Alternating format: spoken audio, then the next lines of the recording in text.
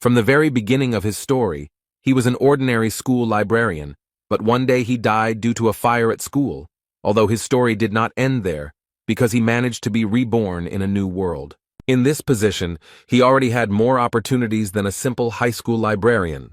He felt he could do whatever he wanted simply because he called himself the most popular professor in college. Although not everyone thought of him that way, especially the students he pestered, they always felt that Lu Xun was the most capable teacher. This new world was similar to the world described in the most popular novels. In this world, what was important was the power that he thought he possessed in full measure.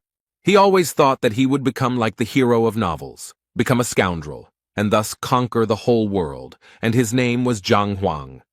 But he soon realized how wrong he was, because it was clear that everything would be different. Anyone who knew his name immediately abandoned him because they considered him a scoundrel and a liar, as well as the worst in terms of coolness. Zhang always thought that working in a library was the worst thing that could happen, but he never thought that he would one day become such a loser. He was a teacher, but unfortunately there was not a single student in his class, because no one wanted to come to a loser. This guy is just unbearable, and in the end he became such a loser that the students felt sorry for him, but still did not go to him. And if there are no students, then everyone hates him.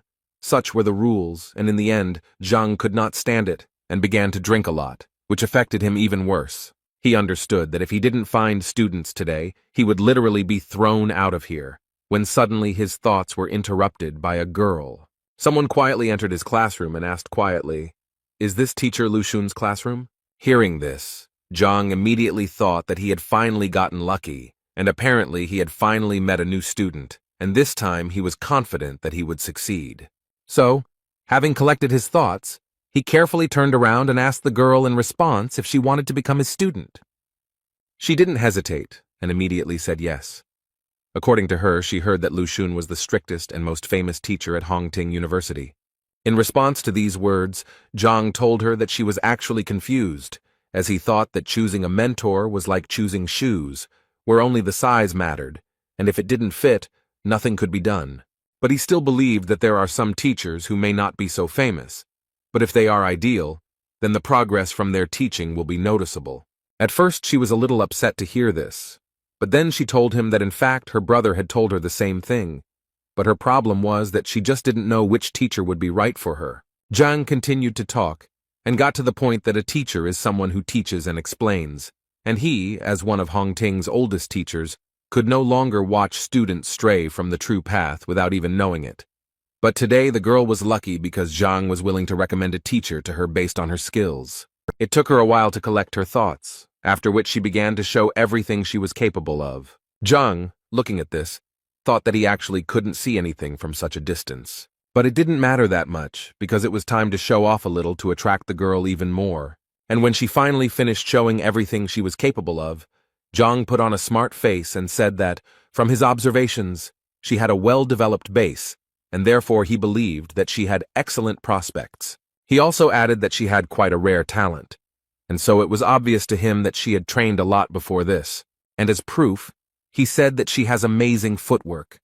Every movement is like a tiger's jump, and her support is trained, and you can be completely confident in it. And this is the most important thing, because trained legs are the key to success. But the girl didn't quite agree with him, because if you believe her words, her leg was injured, and the doctor gave her a diagnosis that meant that she had no chance of full rehabilitation, which Zhang clearly didn't expect to hear. He tried to turn the situation around and said that the fact that he couldn't see the obvious only proved once again that she had a clear advantage, despite her leg injury. The girl listened to his praise for a long time, but at some point she wanted to know what advantage he was talking about. In response, Zhang stood up and said that the most important thing is that she has hope, which made the girl very happy, because she didn't even suspect that her legs still had a chance. However, Zhang immediately told her that in the entire university, there were only 3 teachers, including him, who could help her, and the other 2, as far as he knew, had long since stopped accepting students.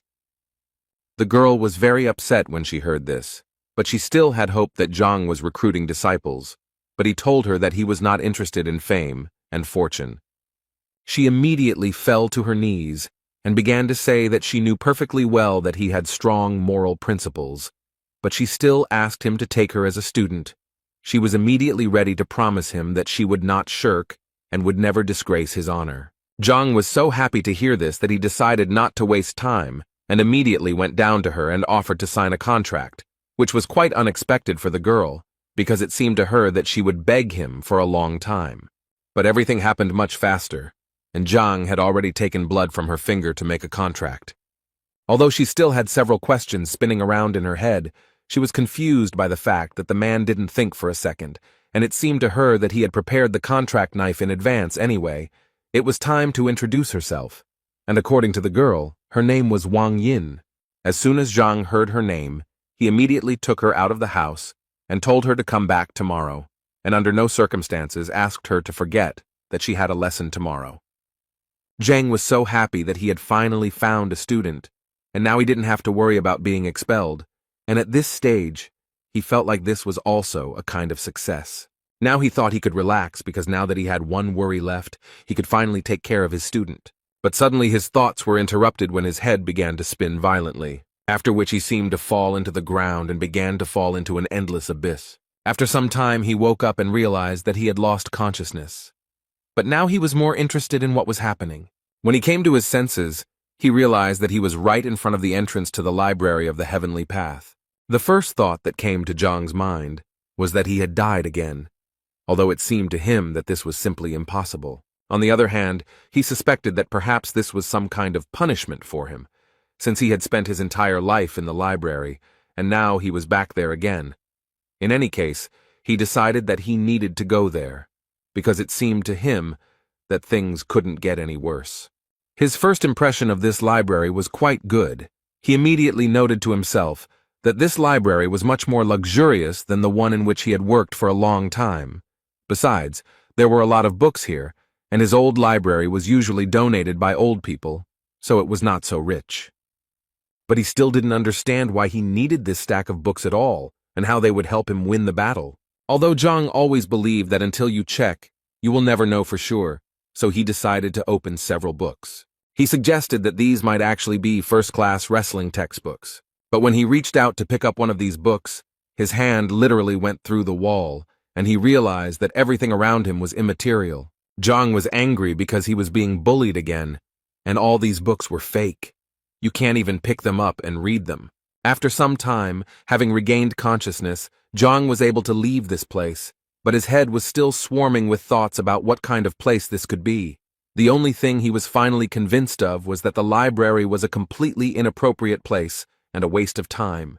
In any case, he decided that it was useless to think now, and decided to first have a snack, and then return to searching for new students. Suddenly his thoughts were interrupted by someone's shout, clearly calling for Zhang.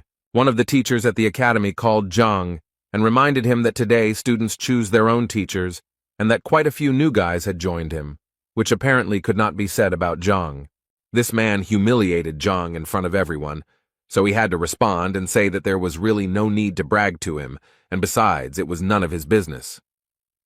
But this man did not stop mocking, and at some point even started shouting that this was teacher Zhang, the only one of all the university teachers who received 0 points in the teacher rating. It was very awkward because the students started to look at this person with disdain. 0 points in the rating, it is really very little. Zhang had no intention of standing and talking to them, or even responding to them, so after they finished talking, he made it clear to them that it was time for him to leave. But apparently the second teacher didn't want to let him go just like that, and so he decided to remind Zhang that he was not a respected teacher.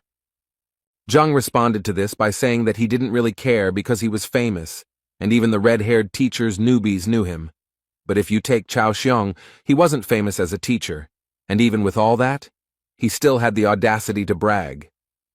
At some point, their dialogue was interrupted by a female voice, which said that teacher Zhang was not really what everyone said. It was Wang Yin who also added that the teacher was very good because he not only accepted her as a student, but also gave her hope for recovery, so she believed that he could easily become number 1.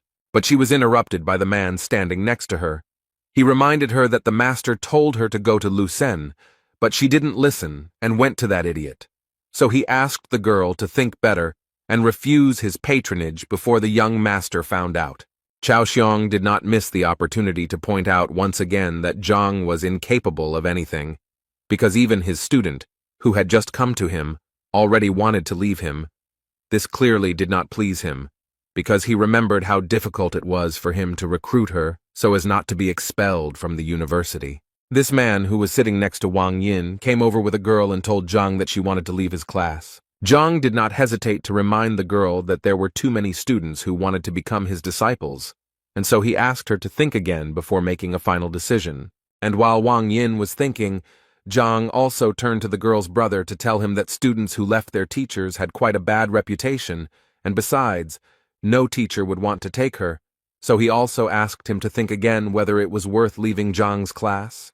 But before the man could answer, Zhang literally pressed him down and began to say that there was nothing to worry about, because he noticed that Wang Yin was very capable, and therefore if he was allowed to train her, then she would achieve a lot together with him, although in his thoughts he was only thinking about how not to let the girl go, because then he would be kicked out. At this point, Cao Xiong decided to intervene and say that if Wang Yin could get out from under Zhang's protection, he would gladly take the girl to himself. Zhang immediately turned around and told him that it was impossible to poach students in broad daylight, and therefore he would be forced to report to the administration, in response to which Cao Xiong suggested that they simply fight and thus arrange an open day. The university charter clearly stipulated such an option. This was an unexpected offer, because Zhang knew that although Cao Xiong had a bad character, he was a much better fighter and teacher, and he would definitely lose here. But on the other hand, if he refused, Wang Yin would definitely abandon him. So he decided that he had to at least try to do this. Otherwise, he would definitely not gather disciples. So he agreed to this proposal. A few minutes later, on the training ground, Cao Xiong introduced the students to the rules of the university. They showed each other students, and then talked about their mistakes and shortcomings, and the one who showed the student the most effective way to progress becomes the winner. The first one will be the young lady Wang Yin, who will first have to demonstrate a series of strikes to them. Wang Yin dealt quite a strong blow, and during this time tried to show her best side. After this blow, Cao Xiong noticed that the girl had a well-developed upper body, but he still felt that her legs were clearly not working, and from what he saw, she clearly had a leg injury. Although Zhang didn't show it, he was shocked that Cao Xiong noticed it right away. By doing this, he once again proved that he was much better than Zhang. After the first series of blows, Cao Xiong walked up to the girl and whispered in her ear that he would tell her what could be done with the leg. While he was telling all this to Wang Yin, Zhang tried to understand what they were talking about. He clearly didn't hear what they were talking about. Cao Xiong advised Wang Yin to imagine that her foot was rooted into the ground, and now she would try to do as Cao Xiong advised her. And as soon as she did this, she immediately noticed that the support in the form of a root clearly helps her accumulate more strength in her hands. Thus, following Cao Xiong's advice, she was able to release almost all of her energy and deliver a strike that was a full 10 units stronger locally. This clearly surprised the other guys, who didn't expect that in 1 minute her striking power would increase by 10 units, but Cao Xiong's disciples weren't surprised by this, because they already knew very well that teacher Cao Xiong was very perceptive and attentive. At this point, Master Cao's instructions were finished, and Master Zhang now entered the battle to give advice to disciple Cao. Zhang immediately stopped Cao's disciple, not allowing him to show what he was capable of. The whole point was that he felt that all this was unfair. He meant that if he lost, he would have to hand over Wang Yin to Cao Xiong, but they hadn't discussed what would happen if he won, so he felt like he was at a disadvantage. Cao Xiong was not at a loss and declared that if Zhang defeated him, Yang would become his disciple. Cao was not at all worried about losing such a disciple because he was sure that Zhang would not be able to defeat him. Apparently, that's how it will be, because as soon as Zhang saw Yang's technique, he knew it was all over, because he didn't even recognize his fighting style, and therefore didn't understand how, in his situation, he could even correct the guy's shortcomings. At that moment, Jan thought that he needed to give it his all, because the last thing he wanted was to be a student of the teacher at the bottom of the list. However, Zhang wasn't going to give up so easily, so he tried to find fault with this guy. Suddenly, his thoughts were interrupted as if he had been hit on the head with a hammer. Zhang was transported back to that huge library. He honestly didn't understand why he was here again, until the inscription "Heavenly Path of Deficiency" appeared in front of him, although this phrase was a mystery to him. A few seconds later, he noticed a book fly off one of the shelves and towards him. He managed to catch her, and it was a big surprise to him that she turned out to be material and he could support her in his arms, because last time this clearly did not happen. The title of this book was quite unusual. It was called Yan Li, just like the name of the guy Jang was currently looking at and trying to find fault with. From the very beginning, the book said that Yang Li was the youngest of the Yuncheng Li family, and it also said that his fighting style was White Lotus, but most importantly, it pointed out his shortcomings, among which were too many unnecessary strikes. This was only the first drawback, so Zhang did not stop and continued to read this book carefully, and at some point, he reached the 12th drawback, which was that his left hand was much more developed, but Yang used his right more often, so the strikes lost their potential. After reading all this information, he finally returned to the training ground, where Yan was able to land 62 punches on the first try. At this time, Zhang finally realized that the library of the Heavenly Path was created specifically to identify and record all the shortcomings. Considering the information he can get, it's a pretty good gift for him to start his new life with. And now Zhang is absolutely ready to finally show everyone around him his true strength. He started by saying that Yang had 12 faults, which made Chao Xiong laugh. The rest of the guys also started laughing, because each of them understood that Yang was using the White Lotus style, which was known to everyone for its power, meaning that it was incredibly difficult to see any flaws in such a fighter, especially in such quantities. He was angry that they didn't want to believe his words, so he said he didn't want to continue competing.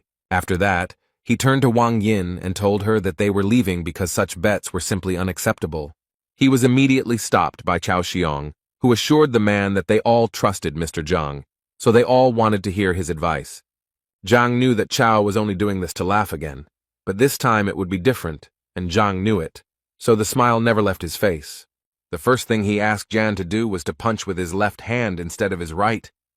This clearly surprised the guy, and the other students started laughing even more because he simply asked the guy to change his hand.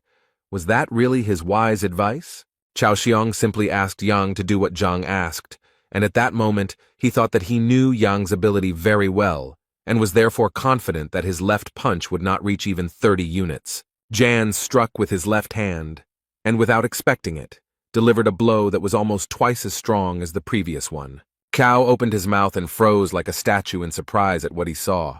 As a result, Yan got the number 123, and this greatly surprised all the children and teachers, including because even teacher Lu Sen had not achieved such a result. Yan himself could not believe that he was capable of delivering such a powerful blow. Zhang was very glad that his advice had worked after all, and now he was once again convinced that the library of the Heavenly Path was given to him for a reason. After thinking these thoughts, he turned to Teacher Cao to inform him that his result was only 20%, but Zhang's advice helped Yang double his strength. This made him say through his pain that Yan Li was now Zhang's disciple, no matter how sad it was for him to say it. At this point, he decided to end his speech and ordered the rest of the students to leave. He thought he was lucky just this once, but he assured himself that he would find a way to get revenge on Zhang. Zhang, meanwhile, threw his stone to Yan so that he would hurry up and check his identity on his stone. At that moment, Yang thought that things couldn't possibly get any worse, and that the other teachers probably wouldn't accept him if he ran away. So despite his disappointment, he bit his finger and signed the contract with Zhang. A few hours later, rumors spread throughout the academy that teacher Cao Xiong had recently competed with teacher Zhang, who was at the bottom of the rankings. At first, it was a source of laughter, but then the laughter turned to surprise when they heard that Zhang had won because he had been able to give advice to Yang, who had doubled his attack. Hearing something like this, the girl became interested and immediately wanted to know how someone could do something that even teacher Lu Sen couldn't do. Her friend believed that it was not just luck, because it increased the impact by 100%. In any case, the girl didn't believe it, and her main reason for coming to this university was because she wanted to get to teacher Lu Sen, and so she didn't understand how they even dared to say that some loser from the bottom of the list was superior to Lu Sen. So she decided to go and teach him a lesson, and Zhang thought that when he saw someone's skills, The library in his head would automatically generate a book with flaws, and now that he had such strength, he was confident that he could become stronger.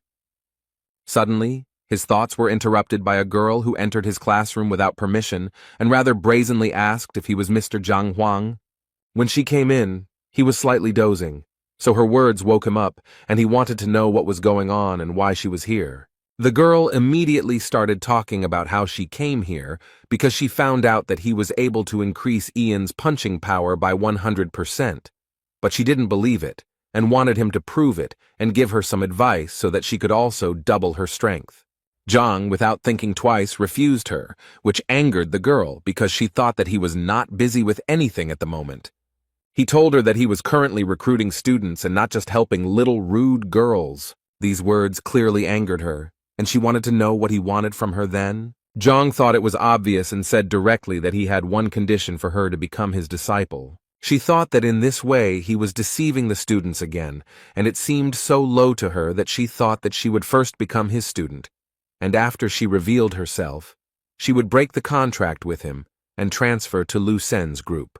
So she agreed with this idea, but immediately told him that if she found out that he was deceiving the students, she would tell everyone about it. Her friends followed their dialogue closely and could not believe that the girl really wanted to become his student, and it seemed to them that it was very terrible. So they immediately got together and ran to tell her family about it. Zhang suddenly said that he had changed his mind and now did not want to take her as a student because she was terribly impatient, and he preferred attentive students. Inside, this made the girl even more angry, and she wanted to expose him more than anything, so she put on a sweet face and asked him not to be angry because she said she sincerely wanted to become his disciple. So she asked him to accept her again.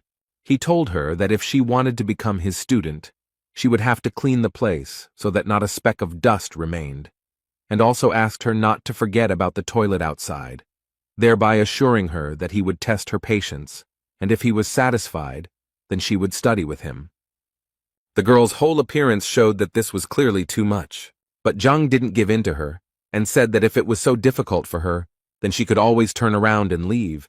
But in his mind, he thought that she clearly couldn't play such games with him. And apparently he was right, because at that very second the girl suddenly changed her mind and took the broom, while assuring Zhang that she would do everything. She started cleaning with the thought that she had never had to back down before, and this time she was ready to do it. She would just wait for the moment and take revenge on him for everything. After some time, she was finally able to clean up as Zhang told her. But that was not all. He also wanted her to confirm her identity, so that he could be sure that she was indeed his student.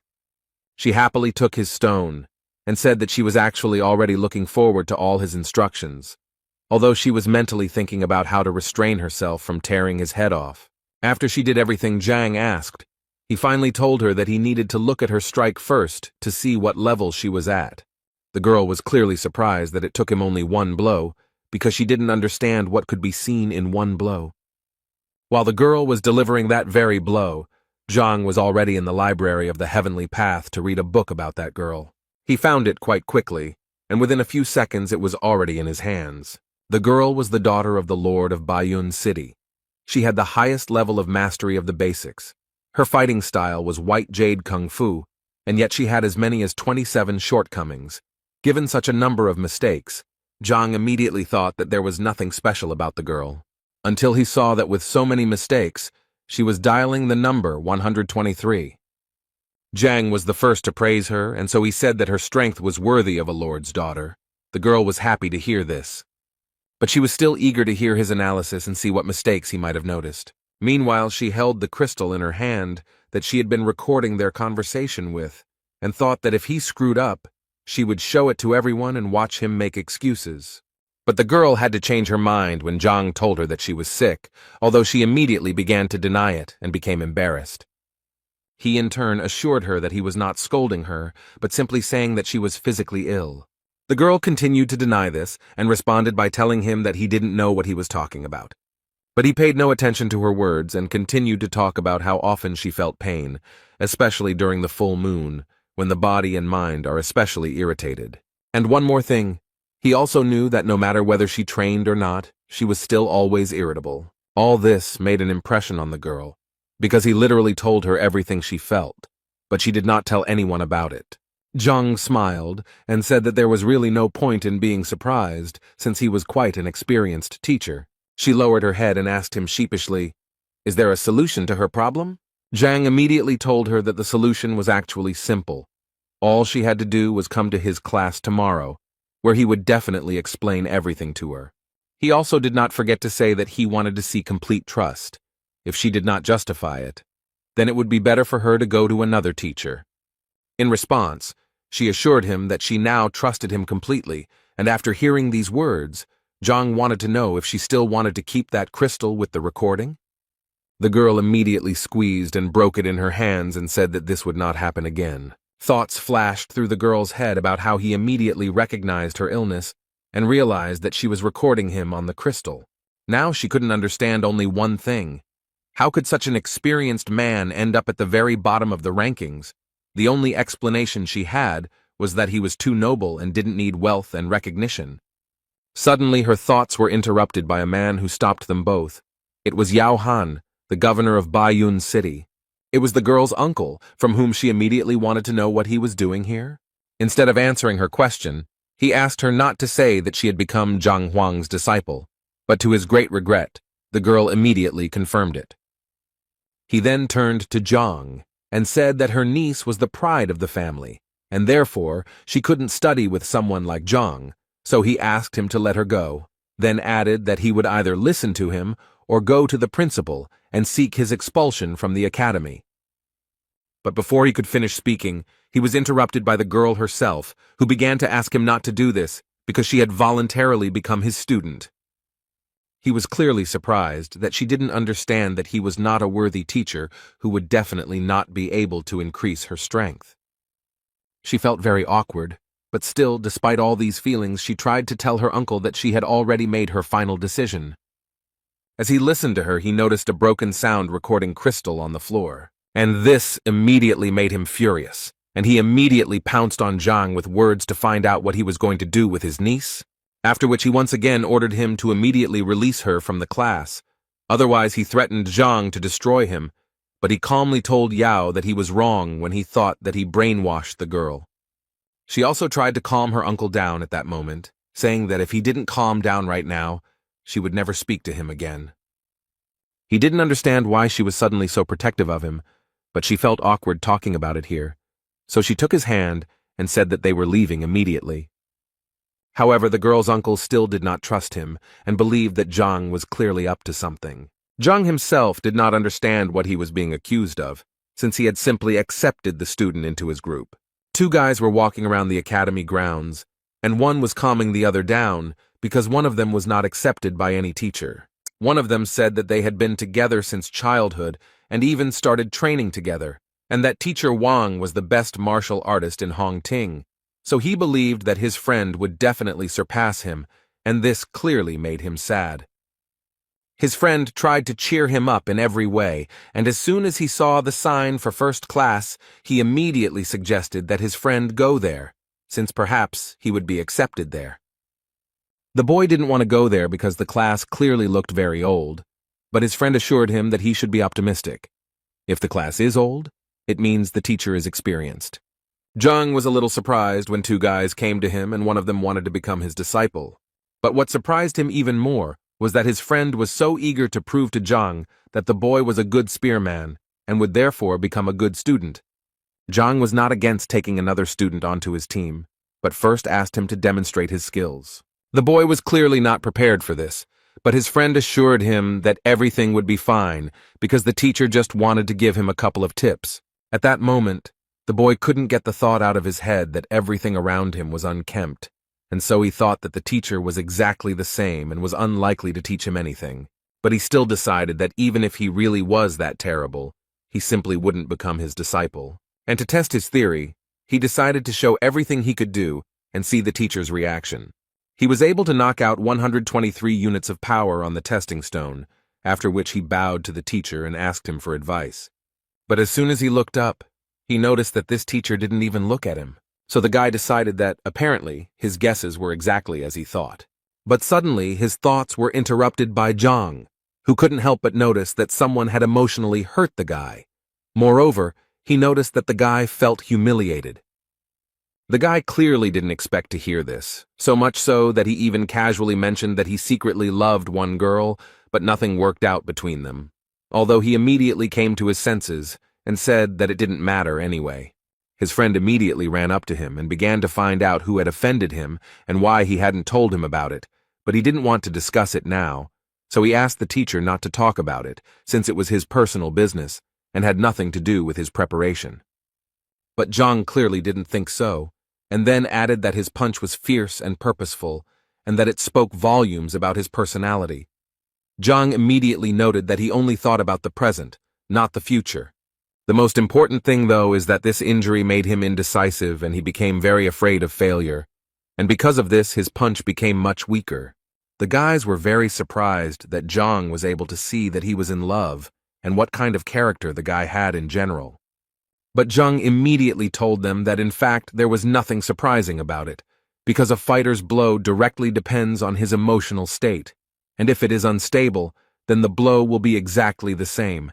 And in his case it was clear at first glance that love was to blame. The boys stood there with their mouths open in surprise, as they saw how quickly Zhang had found his true problem. Even Weapon Master Wang hadn't noticed it.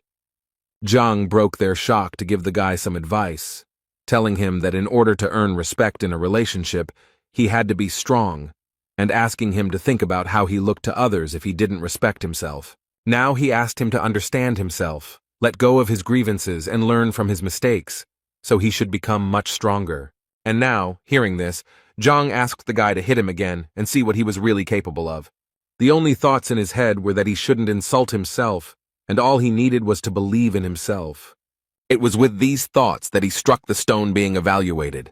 And what was his friend's surprise when the force of the guy's blow increased almost twofold and amounted to as much as 200 units. After that, the guy realized that his teacher must be Zhang, so without thinking twice, he knelt down in front of him and began to ask him about it, and Zhang himself was not against helping the young guy, so the first thing he asked him to do was to verify his identity on the stone.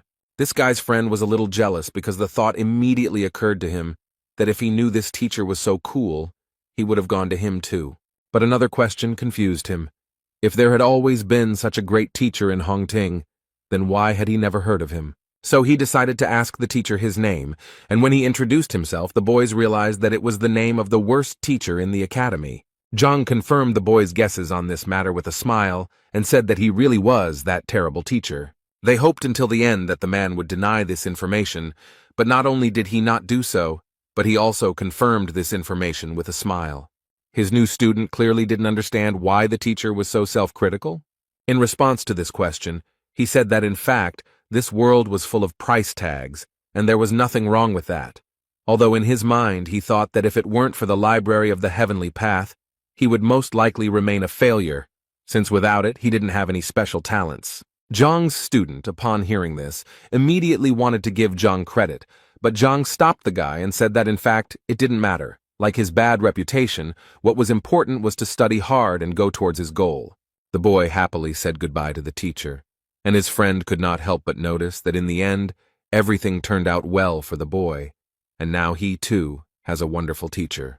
Zhang also smiled happily because he realized that today was also a holiday for him, since he had 4 new students. Moreover, for the first time in his career, his license plate has expired, which he will have to get from the logistics building if he wants to continue recruiting new students.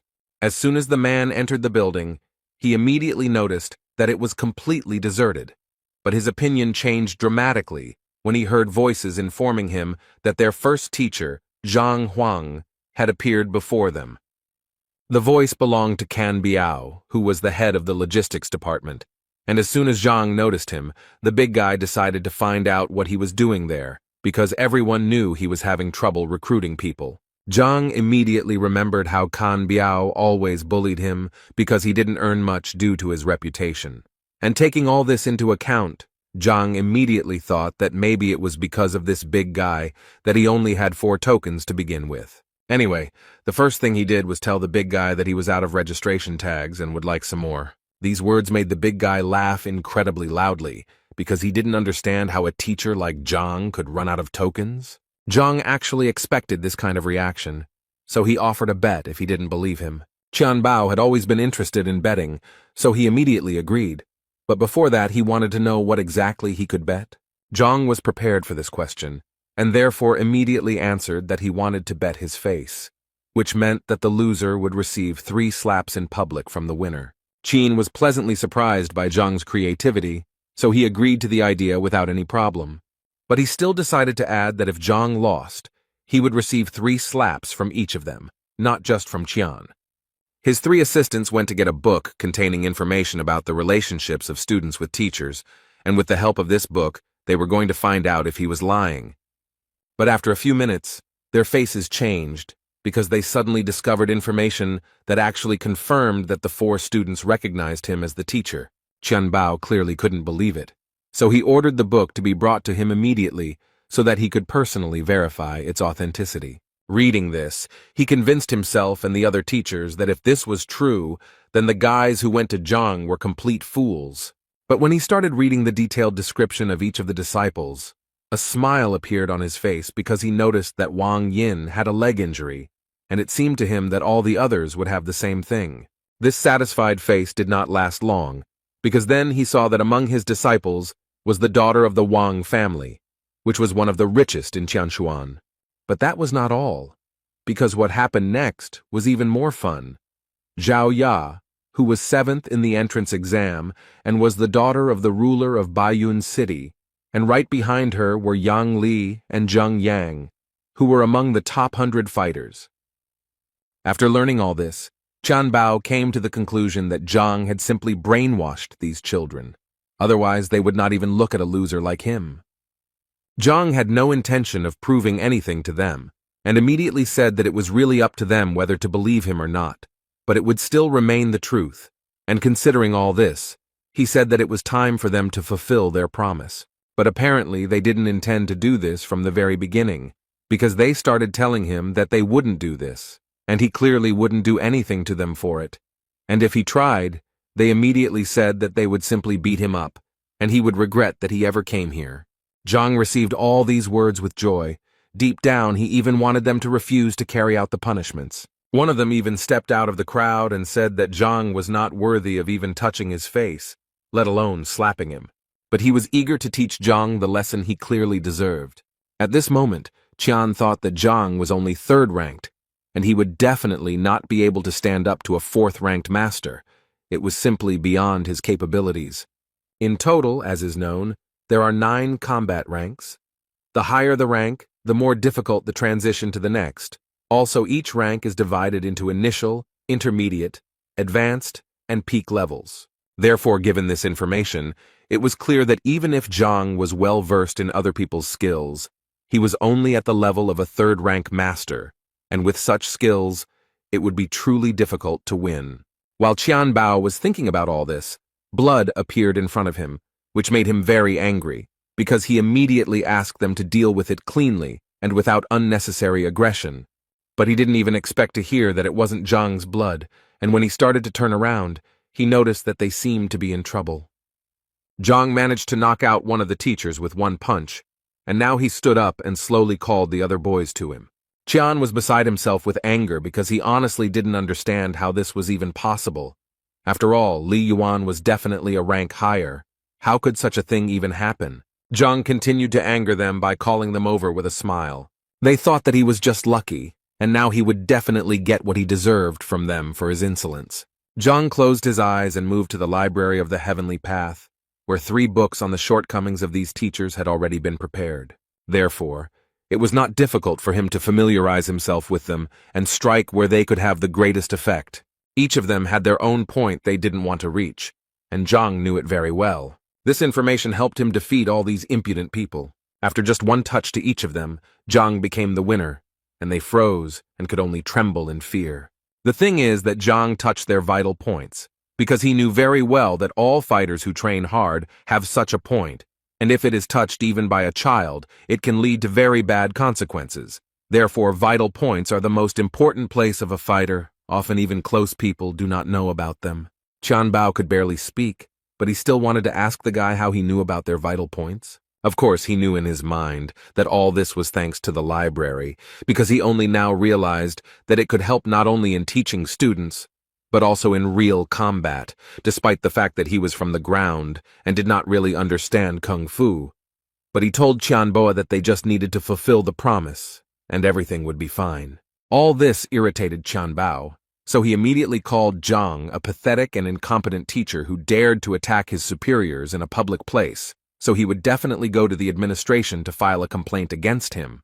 The other teachers agreed with him too. They even told him that he would do better to kneel if he didn't want to get fired. For Zhang, this was so humiliating, because he understood perfectly well that they simply could not win with the power of intelligence, so they decided to use meanness. Then he decided that he too needed to resort to their methods, since that was what they wanted so much. After that, he began to talk about how Master Qian Biao stole Elder Chen Ming's treasures half a year ago. And he did it only to please a woman who ultimately did not stay with him. Next in line was teacher Bai Lin, who had driven the girl to suicide 3 years ago by abusing her, and her spirit often returned to him in his dreams. Teacher Chun deceitfully took away his brother's business by poisoning him and successfully blamed it all on an accident.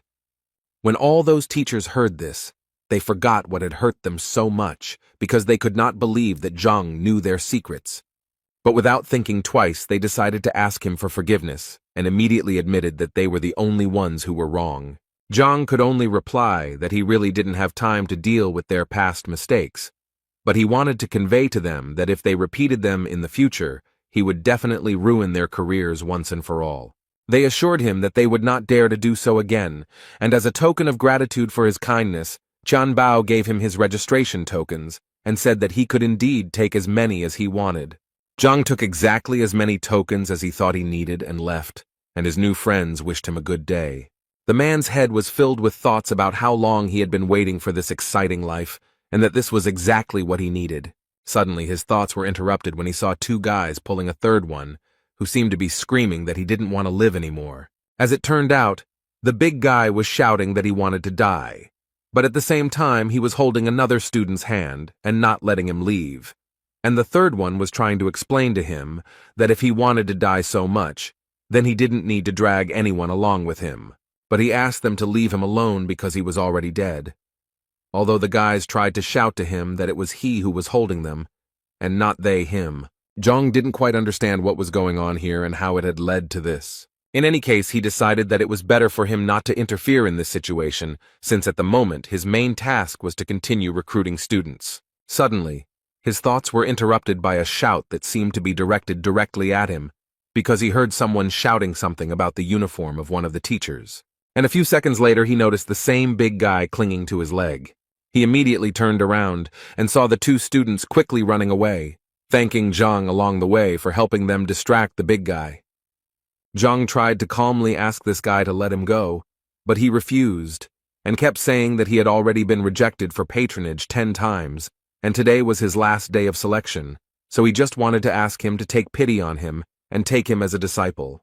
The man came down closer to him and said that if the boy wanted to become his student so much, then first he needed to show him everything he was capable of, and that hanging on his leg was useless.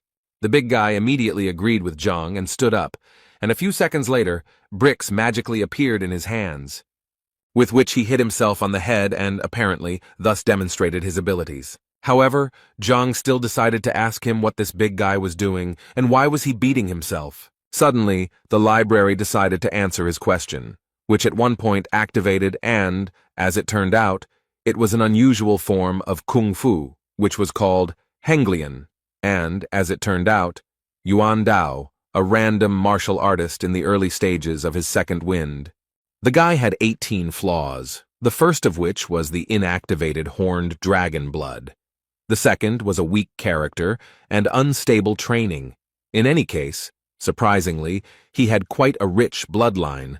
But still, even in this case, he was not a capable guy. Suddenly, Zhang realized what he had just read. Could this guy have something to do with the power of the imperial blood? In this world, the birth data of the body and blood are of great importance, and if a fighter has a heritage, he can improve much more actively than his opponents. Thus, there are several types of bodies: the purest body, the yin body, the yang body, the golden body. Likewise, it can be said that there are several types of blood: ancient blood, new blood, ancestral blood, and variable blood. The blood of the horned dragon is one of the ancient bloods. It is said that when it is used to its full potential, the fighter becomes invulnerable to weapons, and nothing can break him. It could be said that this was one of the best bloodlines in terms of defense, and Zhang could not even imagine that such a big guy would have such a huge potential, although it would be incredibly difficult to unlock. Either way, he knew that this guy definitely needed to be taken into his class. So he immediately gave him his token to make a deal with him, and the big guy was over the moon. He was so happy that he finally had a teacher, but Zhang immediately asked him to stop rejoicing because they had a lot of work ahead of them. Suddenly, their dialogue was interrupted by Shang Bin. He was the grandson of the elder of the Shang Academy, and one of Shenbi's admirers. This guy, as soon as he saw Zhang, immediately told him that the teacher was not very good and was recruiting exactly the same kind of students. The girl standing next to him was called Shenbi Ju. She was one of the top teachers in the academy with a huge number of fans. Moreover, it could be said that Zhang was once a big fan of hers. And now Zhang didn't understand who Shang Bin was talking about and who he called trash. Shang Bin smiled and told Zhang with great confidence that he was talking about him if he didn't understand. Zhang put his hand to his nose and began to say that if Shang Bin was talking about him, then he simply did not understand why it stank so much, and he did not forget to notice that this smell only appeared after Shang Bin appeared. He immediately became enraged by such an insult, and began to shout that he had no right to speak like that at all. But then he noticed that even Shen Bi was laughing at him, so he immediately decided that he needed to be more cool-headed because he definitely couldn't embarrass himself in front of her. So he decided to remind Zhang of his place in the ranking, which absolutely everyone knows, and he also knew the big guy who was standing next to him, and according to Shan's words, this guy's punching power was only 15, and he was only good at defense. He also did not forget to add that the guy was the last in the entrance exams. And finally, he said that it was quite a lucky coincidence that the teacher and the student from the bottom of the list had finally met. As soon as the big man heard Zhang Huang's name, and that he was ranked last, he realized that it was probably in vain that he asked him to be his teacher. Zhang didn't intend to react harshly to all these words, and decided to tell Shan that if he finished speaking, then his personality could leave. Zhang personally let him go. Although this made him angry, he still decided to listen to Zhang. But first he turned to Shenbi and told her that they had better leave here, because communicating with this abomination was dangerous. It could negatively affect her beauty. Before leaving, Shenbi decided to say some nice words to Zhang. So she said that last time, although he was at the bottom of the list, she asked him not to give up and work hard, and then he would definitely succeed. Zhang understood that she thought that since he took this big guy, it meant that he had given up on himself. But he still told her that he was pleased to hear such words from her. But he could still guarantee that this big guy was a diamond in the rough, and if he was trained properly, he would most likely shine. Shenbi didn't argue with him, and said that she would look forward to it, then turned to Shang to tell him that she was already very tired, so she would like to rest for a while without him. Shang again decided that Zhang was the only one to blame for this, so he promised him that the time would come when he would have to answer for everything he had done. While they were talking there, the big guy decided to run away very carefully, but Zhang noticed this and pretended that the big guy was just confused and went the wrong way, because in fact his class was in a completely different direction. The boy was trying to say that he was too weak, and therefore didn't want to ruin teacher Zhang's reputation, and therefore he wouldn't mind if the man suddenly decided to let him go. Zhang came close to him and said that these were meaningless words because he had already dripped blood onto the token, and therefore from this second on, he would live as his disciple, and then die as his disciple. After this conversation, Zhang went to his room to think about the fact that today was his last day of recruiting disciples, and it looked like his limit would stop at 5. But in reality, everything was fine, so he decided that he needed to sort out all the materials first so that he would be ready for his first lesson tomorrow. He believed that he had previously trained according to the principle of the 9 paths of Hongting, and each level corresponded to the essence of the 9 ranks. Many in Hongting train according to this system. And it looks like he's the last one of all the teachers left at rank 3.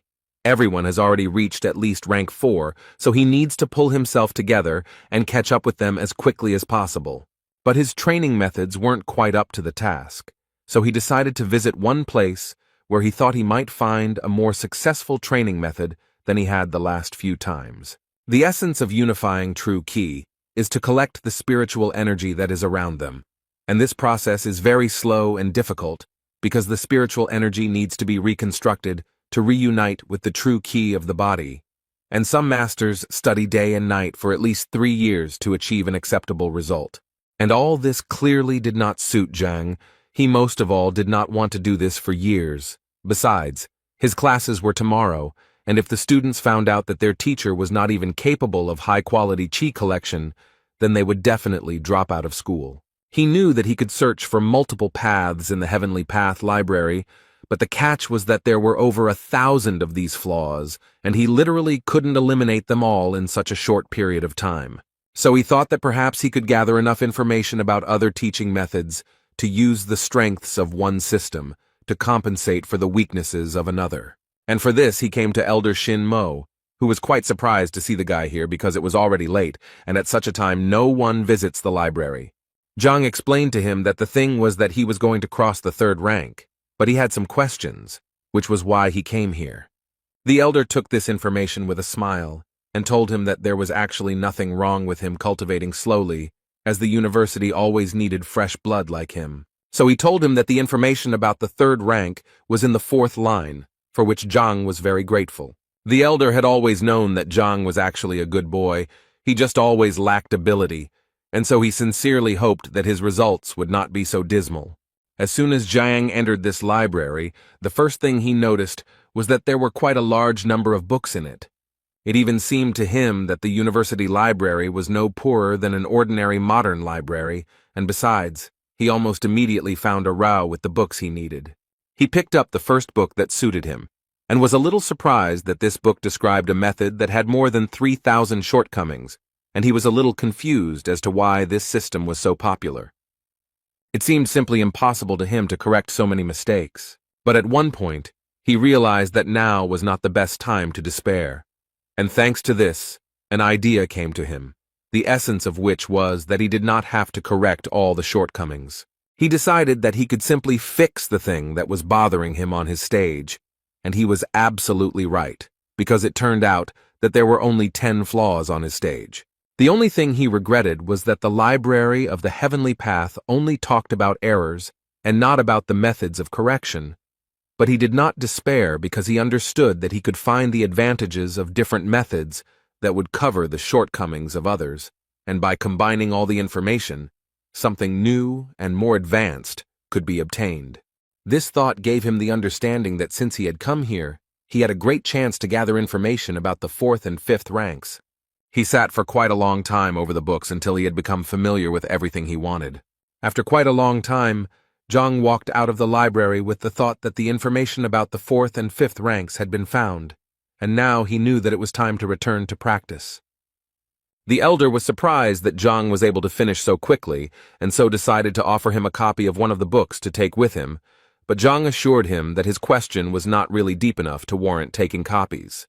After which, he thanked the elder for his kindness and left.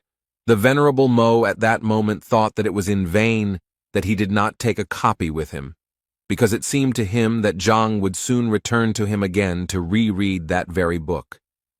That evening, Zhang, sitting in his room, thought about how he had finally managed to collect everything he needed with the help of the library of the Heavenly Path.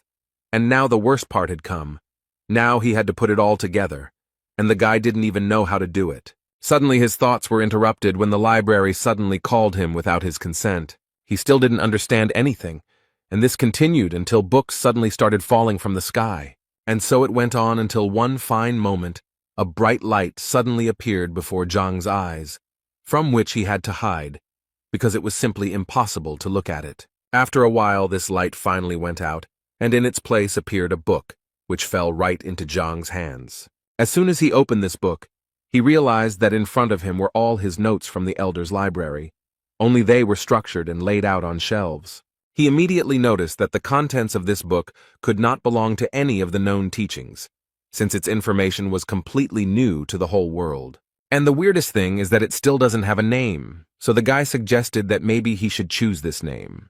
Zhang decided that since this was created by the Heavenly Path Library, it would be better to call it the Heavenly Path Technique. And as soon as he said it out loud, the title itself appeared on the book, which even scared the guy a little. After some time, he began to study this book and did it gradually, as the library of the Heavenly Path recommended to him. And at some point, his understanding and knowledge of this book reached its maximum. Zhang immediately realized that this was some kind of breakthrough, but he was surprised by the fact that it happened so quickly, because he knew that other people who had advanced to the rank of skin and bone purification fasted for a long time, constantly meditated, and all this in order to achieve even a small success. It only took him half a night to reach the 5th rank of Qi vessel. He also couldn't help but notice that his training had increased the strength of his Qi, but he always felt that it required sacred or divine purification. But it seemed like the Heavenly Path Library had done all the work for him. He realized that apparently when he used Hongting's 9 paths, he had made too many mistakes, but now he seemed to have finally been able to gather the highest quality Qi. After such a breakthrough, he immediately became curious about whether he could use the Heavenly Breakthrough Library to learn a sacred or even divine purification method. There are 3 types of Qi energy: high, medium, and low, and accordingly, the higher its quality, the stronger the fighter. Zhang was confident that he was now using the highest quality Qi, and that this practice had improved his body and his energy. So taking all these points into account, he decided that he immediately needed to test what he was now capable of. The first thing he decided to do was to go to the measuring plate that his students were hitting. It seemed to him that it made sense to start with this. He gathered more energy in his hand and was about to deliver his first blow after meditating. And as soon as he struck this blow, the number 8 appeared in front of his face, followed by the word ding, which was roughly equivalent to a blow of 8,000 units. Zhang initially thought that this plate was simply defective, since according to the measuring stone, its strength was equal to that of a 6th-rank sage. In a way, he looked at his hands and thought that this was quite frightening to him. Moreover, he managed to reach the 5th rank in just one night, so he decided it was better to keep this news a secret. Suddenly, his thoughts were interrupted by a strange sound. Zhang thought that it was too late for guests, so he decided to check who had come to see him. When he saw this person, he immediately realized that whoever he was, this person was clearly heading towards his room. But more importantly, he did not notice Zhang. This unexpected guest at that moment thought that Zhang himself was to blame for what would happen, because he should not have taken everyone as a disciple. Zhang knew that if this man was sneaking up on his teacher in the middle of the night, he certainly wasn't bringing joy, so he decided to take off his teacher's uniform first for better camouflage. And just as he thought about it, the man turned around and shouted in his direction to find out who was hiding around the corner. Zhang knew very well that this man only came here to destroy him, so he decided to say that he had the same plan because he thought that it would clearly confuse him. And as soon as Zhang said that he was here to destroy the failed teacher, the unwanted guest calmed down and said that he would cover for him later. Zhang continued to play the role of a criminal, but before that he was surprised that this unwanted guest did not object, because it seemed to him that he himself would like to destroy him. After that, the man said that he was not actually here to destroy Teacher Zhang, but only to scare him a little. He was going to cut off his tender organ and thus prevent the reproduction of people like him, and all this because he was so unfair to his niece. For the first time in his life, Zhang did not regret going to training instead of going to bed, because if he had fallen asleep, the consequences would have been very dire. In any case, this strange man decided that it was time to end the conversation and get down to business, and Zhang decided to offer him to start first, because if he simply destroyed him, there would be no point in castrating him. The man at this moment thought that it was such an incredible coincidence that they both came that night to finish off Zhang, so while thinking about it, he suggested to his unexpected partner that they go on this mission together. First of all, the criminal asked him to focus on his energy in order to better feel his body and deliver the most powerful blow. Zhang was transported to the library of the Heavenly Path at this moment, because he realized that he had heard this man's voice before, and the book itself fell into his hands. This man's name was Yao Han, and he was a servant of the Baiyun house, a 6th-rank fighter who had opened the 8 chakra points. Zhang immediately understood that Yao was Zhao Yao's direct assistant, but he didn't understand what he had done, that this mercenary had come to destroy him. In any case, he decided to ignore the fact that he was already 6th in rank, and that he had beaten 12 dings on the evaluation stone, because if he didn't teach him a lesson, then he wouldn't be able to be called Zhang Huang.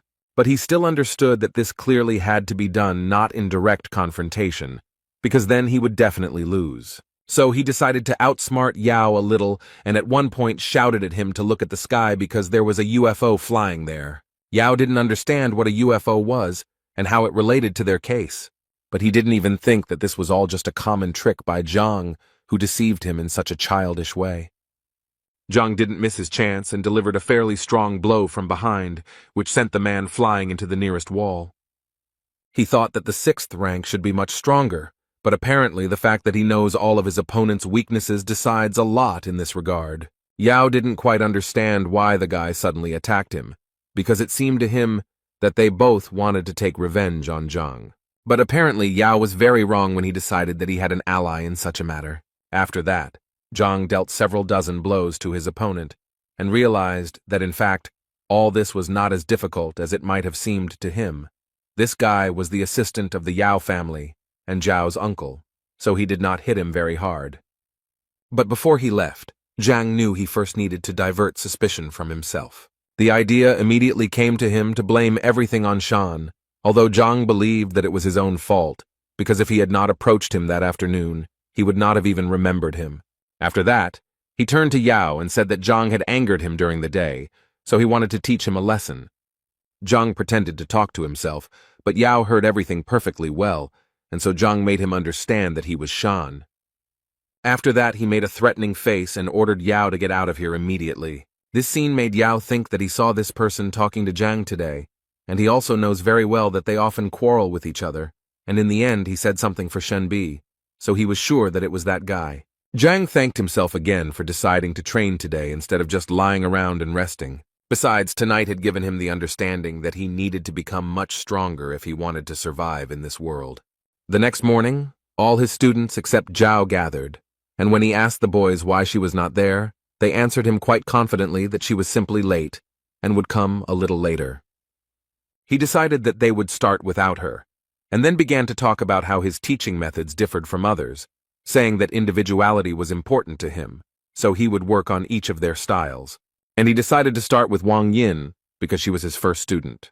Although the girl agreed with him, at this moment she thought about how yesterday, when she returned home, she found out that teacher Zhang was actually a liar. So she mentally didn't want to have anything to do with him, although she couldn't tell him about it yet. At this point, Zhang asked her to come closer to him and show her strike again, as he needed to examine it more closely. Wang Yin felt that there was too little space for this, but Zhang assured her that it did not matter. The thing is, when he first looked at her strength, he didn't have the Heaven's Path library yet, and so he didn't quite understand what shortcomings the girl had. So she had to give another blow, which was quite strong, and Zhang immediately decided to praise her.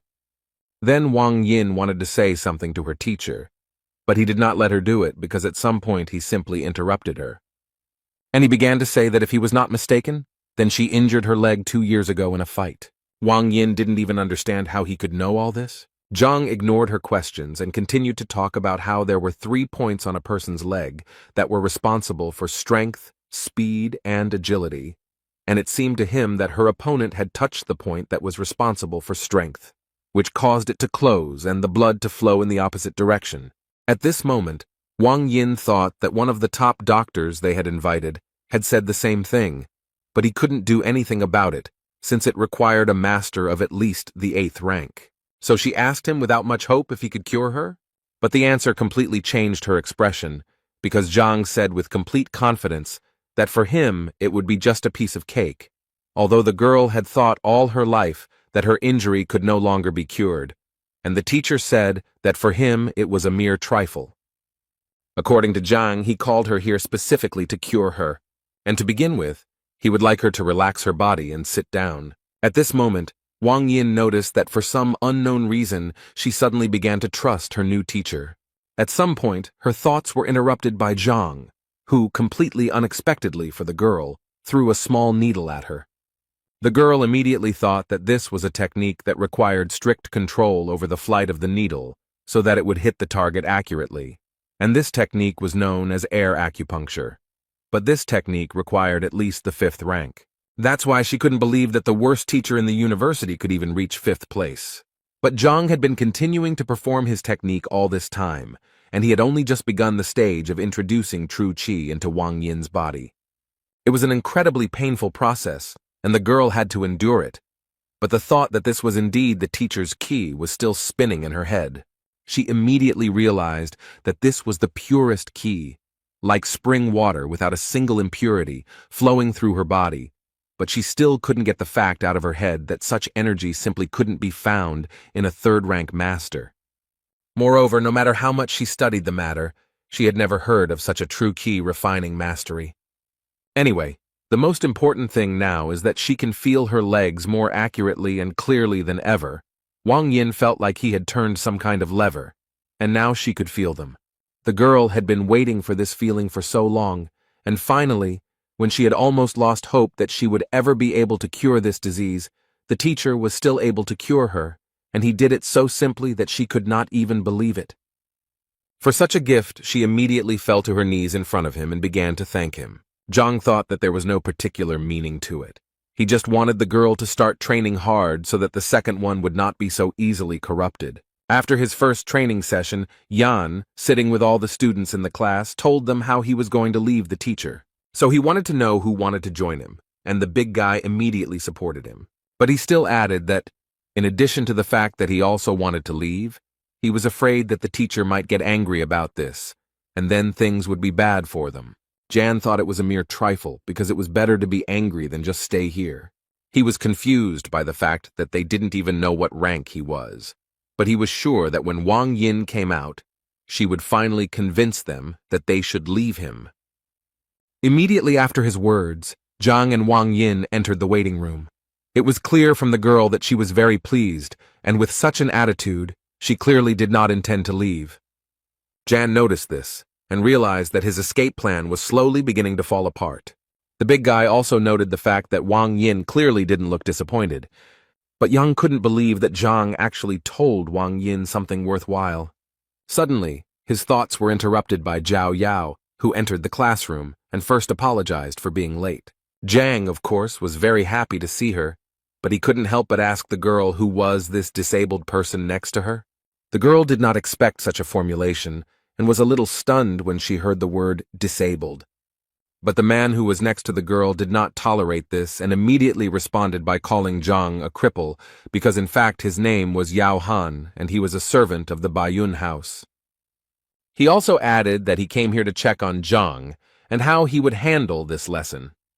Zhao tried her best to calm him down, but it seemed to be quite difficult to do. Zhang, in turn, decided to add fuel to the fire and said that he actually needed absolute silence in the classroom in order to teach, and besides, he believed that it was not a public place where anyone could enter. Zhang gently hinted that he should leave here, which made Uncle Zhao even more angry, and so he immediately began to threaten Zhang, saying that he could slap him right now. The teacher did not argue with him and asked Zhao to deal with her relative herself. Zhao immediately sent Han out of the classroom and told him that he was disturbing her while she was studying. A few seconds later, the doors closed in front of the man, and he apparently would not be able to watch his niece's occupation.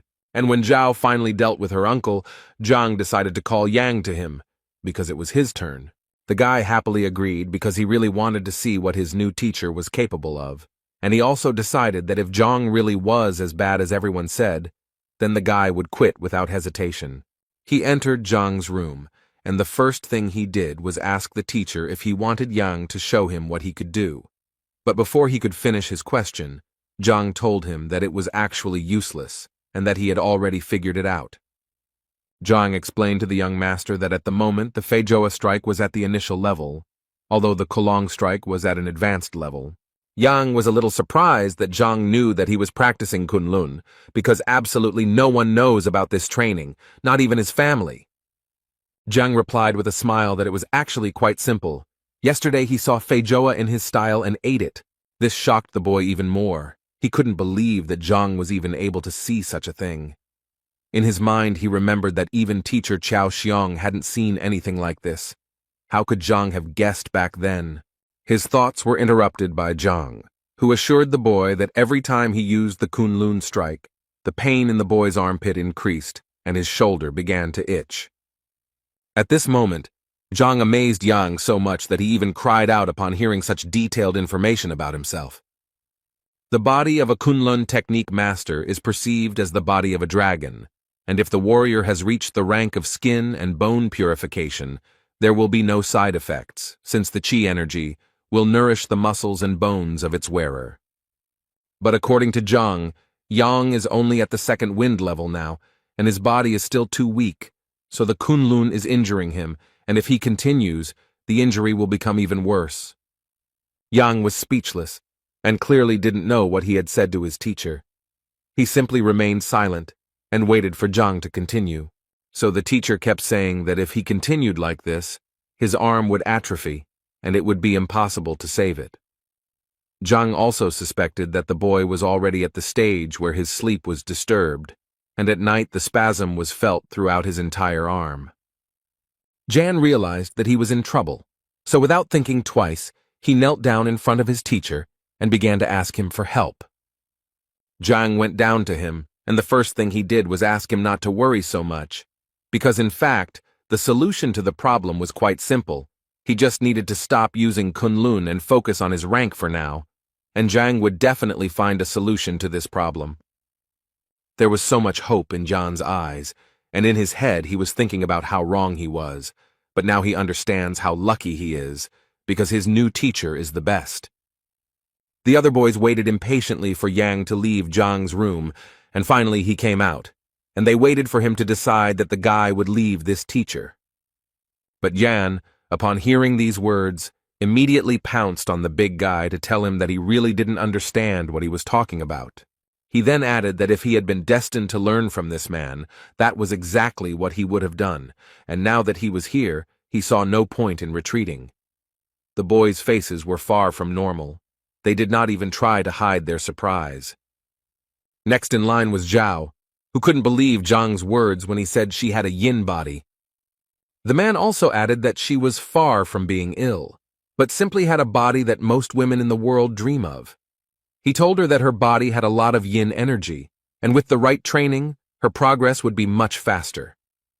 The only thing Zhang regretted was that no one had noticed this before, and she had been practicing white jade kung fu all this time, and considering that she was adding yin energy to her own, this could only mean one thing. She was on a direct path to illness. He believed that the only way to get rid of the pain was to change his training method to one that suited it better. Zhao began to worry, because she didn't know any other teaching methods except her own. Zhang reassured her, saying that there was really no problem with it. Tomorrow he would go to the library and try to find something for her. Next in line was a big guy who came out of the office just as pleased and grateful to Zhang for his help.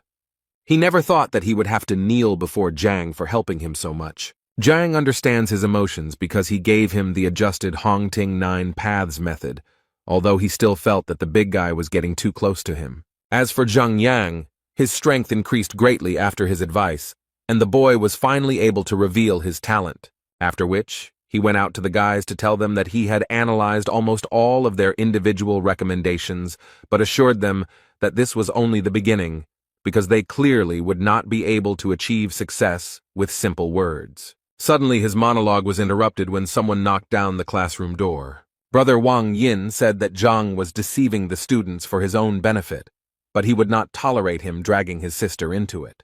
This guy's name was Wang Tao, and he said that he wanted Zhang to stop being Wang Yin and Zhao Yao's teacher and let them go immediately. Otherwise, he immediately warned him that he would not pay attention to his title as a teacher and that he would be to blame for his injuries, to which Zhang only replied that this guy was disrupting the lesson. Wang Tao smiled because he didn't understand what Zhang could teach his students since his skills were laughable, and he didn't forget to add that Zhang was lucky that he was well-mannered and called him a teacher, but this would continue if Zhang continued to fool around. Zhang got tired of this and created a huge fire tiger, which scared Wang Tao quite a bit. He immediately noticed that this aura was the same as that of an elder. He didn't believe that a third-rank guy could be so strong, so he thought that it would be disgusting if they thought that he was afraid of such a weakling. So without thinking twice, he decided to attack Zhang and punish him for all the words and actions he had committed. But no matter how much force Wang Tao used, Zhang was still able to easily stop the guy's attack with just 2 fingers. Wang Tao couldn't even imagine how this was even possible. How could a third-rank fighter stop his attack and so easily? He decided that it was just a coincidence, and nothing more, so he demanded that Zhang let go of the sword so that they could fight in a fair fight. Zhang didn't listen to him, but continued to just stand there and wait for Wang Tao to simply leave and not interfere with his lesson. At that moment, the guy's head was spinning with only thoughts about how this was simply impossible, because the last time they tested Zhang's strength, it was at the level of the 3rd rank.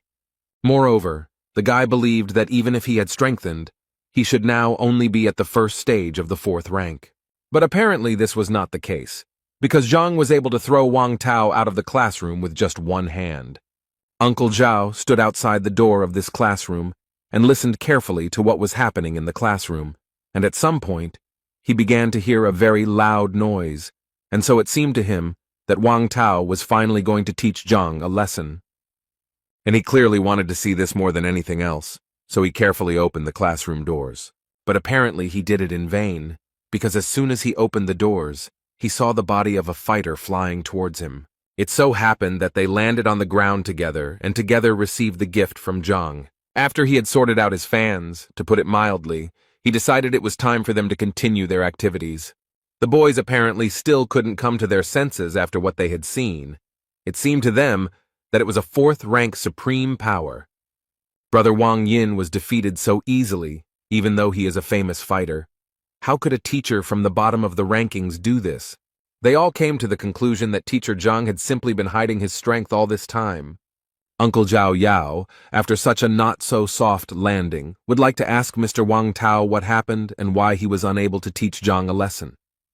Wang Tao couldn't think of anything better to say than that he had just used a new technique and was just lucky because he hadn't fully mastered it yet. So today, he said, luck was on Zhang's side. His interlocutor thought that something was clearly wrong here, and even with the new technique, Wang Tao should have won.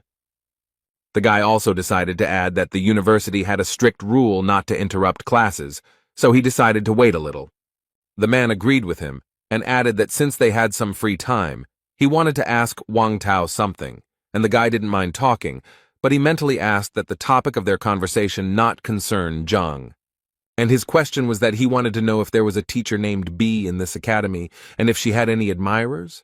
Wang Tao was the first to notice that the name had the word B in it, so he immediately assumed that it was Shenbi Zhu, who was the local ideal of beauty, and therefore had many admirers, the most obvious of which was Shang Bing. But he also did not forget to mention that Zhang was also chasing after her. Hearing this, the man thought that now all he had to do was find out whether they really had a conflict back then. Shang Bing sat in his office and listened to Qiao's stories, who told him that Zhang had deceived his disciple, and so he decided to turn to the grandson of the academy elder. Shang Bing slammed his palm on the table and immediately told him to forget about it, because he was going to solve this problem himself. In his words, he had always wanted to teach this Zhang a lesson, but deep down he knew that if he attacked him there, it would lower him in the eyes of the precious Shenbi Zhu. But now he had a good reason. And now he is ready to do everything for this. And as an assistant, he decided to take Qiao with him because he was going to make a cripple out of him. When they arrived at Zhang's classroom, they saw Wang Tao standing there, and next to him was an unknown man. The first thing Shang Bing wanted to ask Wang Tao was why he was here and not training. Wang Tao decided that there was nothing to hide, so he told them that his sister had been tricked into going to see the teacher, and that he had come here to sort it out. Shang Bing was quite surprised that Zhang dared to lie even to Madame Wang, and now he was more than sure that this guy needed to be put in his place.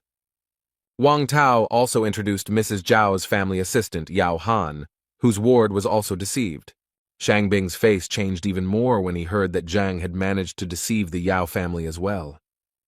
In that case, he decided that they needed to go together and teach this scoundrel a lesson for everything he had done. Meanwhile, Zhang told his students that the nine paths system of Hongting, although basic, still had many shortcomings.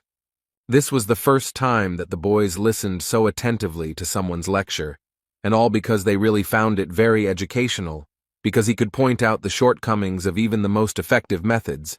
Some of the boys even thought that even his father could not compare to Teacher Zhang in teaching. Suddenly he was interrupted again by the same people, but now Shang Bing was with them, taking Chao with him. Zhang didn't understand what they were doing here, but he guessed that since they came here so happy, it meant that they clearly weren't going to praise him. Shang Bing spoke first, saying that he didn't expect Zhang to stoop to deceit, and he still couldn't believe that he had deceived Miss Wang Yin and Miss Zhao Yao.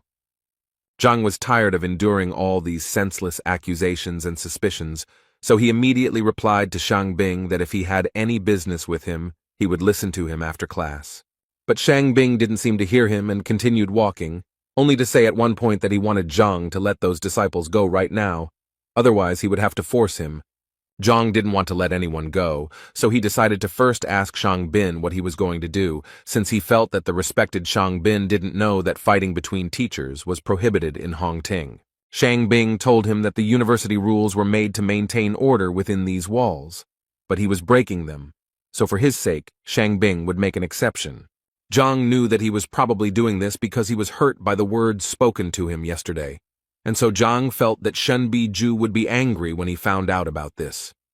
Shang Bin was surprised that he wanted to catch him doing this. In any case, he had already decided to teach him a lesson, so he didn't care about such nonsense. Uncle Zhao was shocked by what he saw, because he realized that this was the same Shang Bing, Shen Biju's admirer, and he was the one who had a conflict with Zhang yesterday. So after connecting all these facts, the man guessed that this was the person who hit him last night. Therefore, without thinking twice, he decided to take revenge on this scoundrel who attacked him from behind. Shang Bin clearly didn't understand what was going on and immediately asked Han to calm down, as he had no idea why he had just been hit. Han didn't understand why he was even asking him about this, as if he didn't understand that he deserved it. Shang Bin really didn't understand what was going on, but he still told Han that if he hit him again, he would hit him back. But before he could finish speaking, Khan immediately pounced on him and began to literally beat him for what he had to endure yesterday. Chao and Wang Tao also didn't understand what was going on and why Han suddenly went berserk and started beating Shang Bin. Zhang stood aside at that moment and enjoyed the fact that his plan worked as it should have, and the fight began exactly when he needed it to. Wang Tao decided to stop Han so that he would finally tell what happened, to which the man suddenly decided to attack Shang Bin, but Han continued to break free from his hands. He said that he was not finished yet. Shang Bin's face was too swollen. It was obvious that he was in a lot of pain, but even in this state, he threatened to take revenge on Han for everything he had done to him. At one point in the argument, Zhang intervened and told them that if they had any disagreements, they could resolve them outside his classroom, and that they should leave his classroom immediately, or he would be forced to contact the education department. Shang Bing knew that his condition was too bad, and he really needed to leave because it would be embarrassing if anyone found out about it. He agreed to leave, but still did not forget to add that they would still get theirs, so he asked them not to rejoice. After the lesson ended, the children finally walked out of the classroom in a great mood, because they found today's lesson exciting. They especially liked the part with the teacher and the servant of the Yao family, and Teacher Zhang's strength was a real revelation to them. Zhao couldn't even imagine what could have happened to Uncle Han and why he wore a bandage, and it was quite difficult for the man to explain all of this to her. As soon as Wang Ying walked out of the classroom, her brother grabbed her hand and immediately ordered her to go home with him. She didn't quite understand why she needed to go anywhere if she was now living at the school, but he wasn't going to explain it to her because it wasn't up for discussion, so he repeated to her again that they were going home immediately. Meanwhile, Shang Bing was walking down the academy's corridor, almost screaming about how he was beaten for literally nothing. Chao guessed that perhaps Zhang was in cahoots with Han. He agreed with him because Shang Bing hadn't actually done anything to be punished for, so he was sure that he had attacked him, because he wanted to teach Zhang a lesson. After which, he suddenly wanted to ask Chao again if Zhang was really forcibly teaching Yang, because it was impossible to tell from the guy that he was sitting there forcibly. Chow once again assured Mr. Shangbing, having no doubt that it was true. Shangbing was happy to hear this, so since Chow was so confident, he suggested that he immediately apply for the will detector. He also asked Chow to remember to increase the penalty to the maximum, as he believed that this was the best way to put Zhang in his place. In the Wang family mansion, the girl was yelled at very loudly because her father thought that she didn't even understand what she had done. He wanted to hear her opinion about his teacher. He wanted to know if she knew that he was the worst teacher in the entire academy. The girl immediately tried to assure her father that teacher Zhang was not as bad as everyone thought, and that he was actually very talented. Her father didn't believe her, but the girl confirmed it with a smile. So he had to turn around and start yelling at her again, because he thought Zhang was only capable of raising trash like himself, and so his father didn't understand why she even thought he was fit to be her teacher. Moreover, he didn't even think that such problems could arise with her. He asked the girl again with all his anger if she knew what place her teacher occupied in the ranking. The elders of the family who were behind all this advised the girl to listen to the chief. They believed that he would definitely not say anything bad, and as an example, they decided to give her Wang Yang, who studied with Lu Sen. According to them, the guy's strength increased by 40% in just one lesson. Wang Yin, overcoming her fear and embarrassment, decided to say that with teacher Zhang, her strength had increased by more than 100%, and he was also able to heal her legs. One of the elders refused to believe this, because he believed that if their most famous doctor, invited from distant lands, could not cure the girl, then this scoundrel would not be able to do the same. The other elder also laughed when he heard that she had increased her strength by 100%, and the healing of his legs captivated him even more, after which they asked her not to lie, if only to cover up for this liar. At some point, she decided to shut them up and started shouting about how they could even talk like that about teacher Zhang if they had never even seen him, and she had already firmly decided that she refused to leave his class. But this made the old men laugh even more. They assumed that the girl had some other reasons for protecting this guy. The girl's father also thought that he was talking complete nonsense and ordered her to leave classes that very day.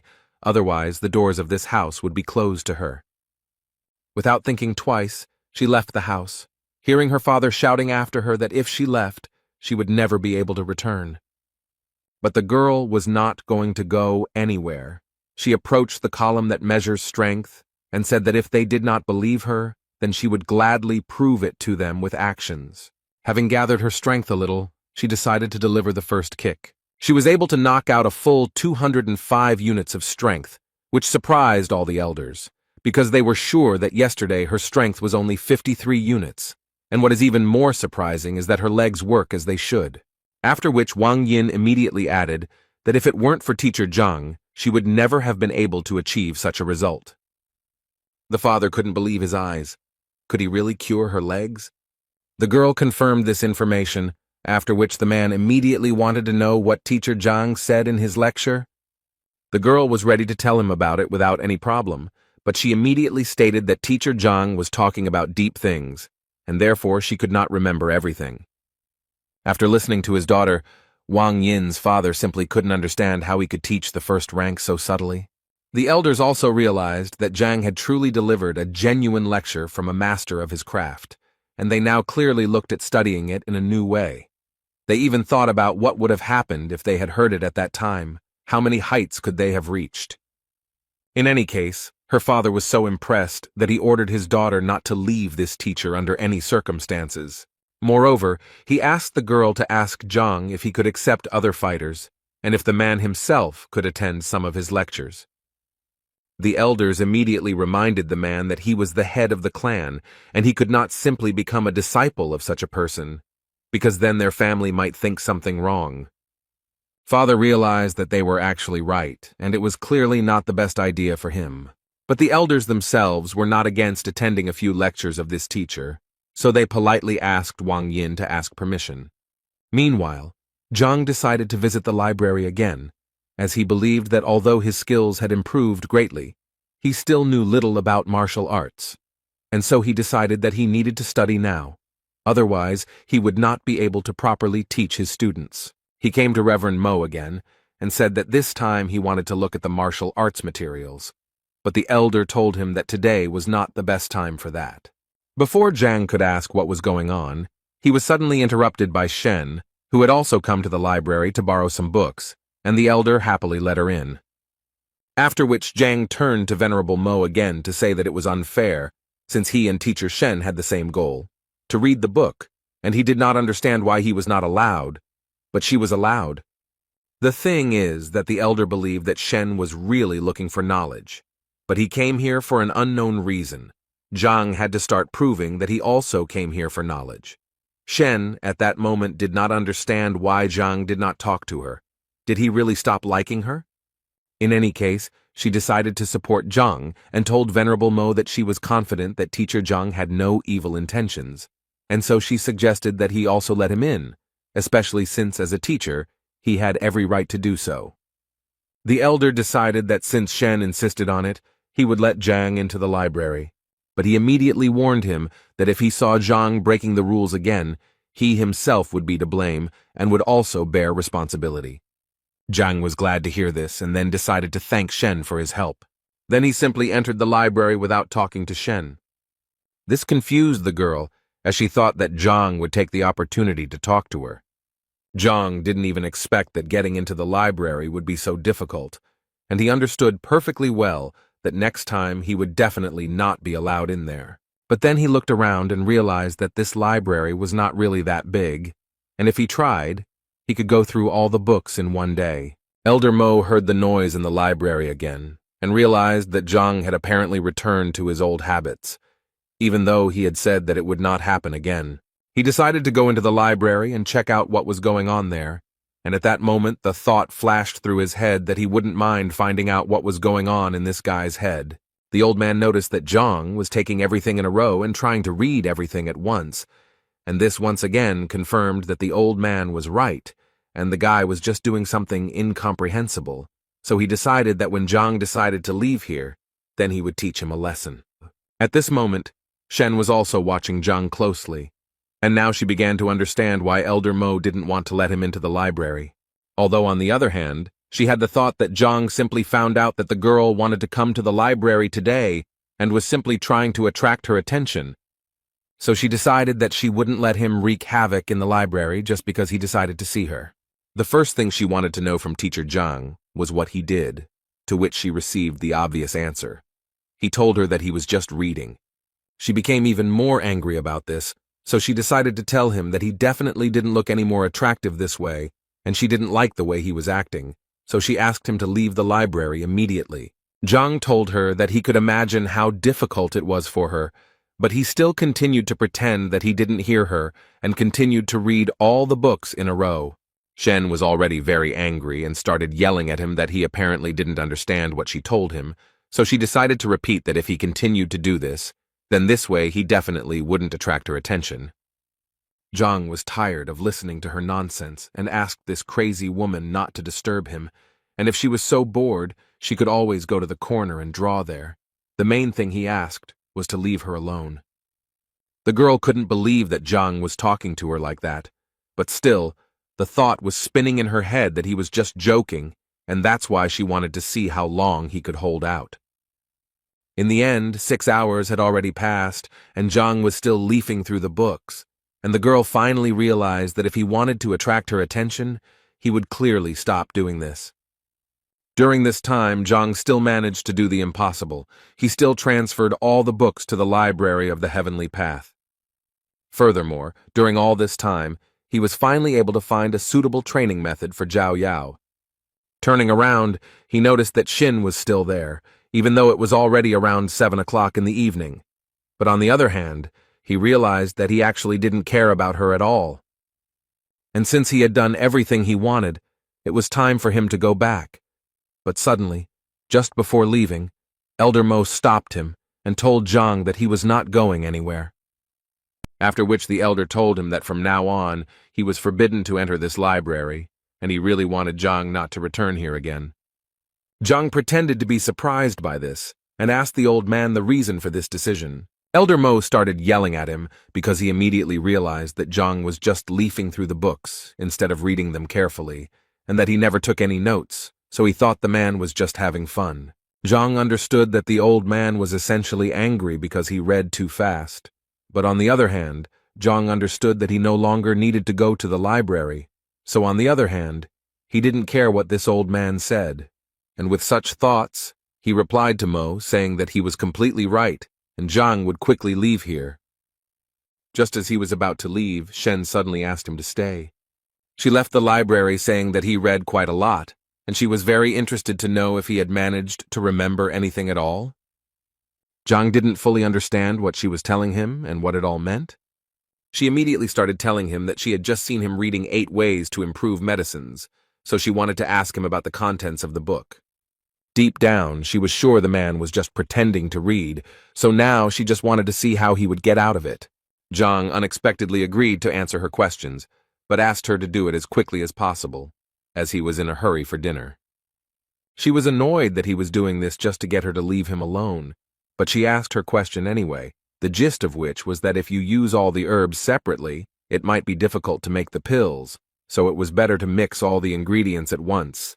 And the question was that she didn't understand the meaning of this phrase.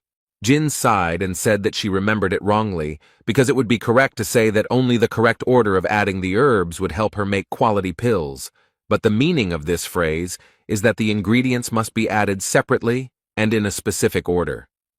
The girl was surprised by his answer, because in fact, she initially made a mistake in the phrase in order to expose him, but she did not even suspect that he would be able to give her the correct answer.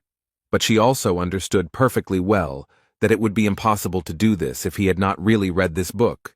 She didn't know what to say until Elder Mo intervened and asked a question about the book. He wanted to know how Zhang understood the phrase, "Qi travels through the body, the mind travels through the world." The old man knew very well that the 8 ways to improve medicines were a foundation that had been mastered by more than one generation of doctors, and even if he had not studied this material, it could easily be heard from other sources. Zhang, in turn, was surprised that such an old man did not understand such a simple expression, because it was so simple. He then explained that this meant that as qi travels and fills the body, so the mind cognizes the world, filling it with knowledge and subordinating it to skills. According to Zhang, this phrase is from the treatise Qi and Blood, the author of which is Pak Ming. In this book, it can be found in the 27th row on the 69th page. Elder Mo's surprise was obvious. The whole thing was that one elder asked him about this, but he couldn't answer.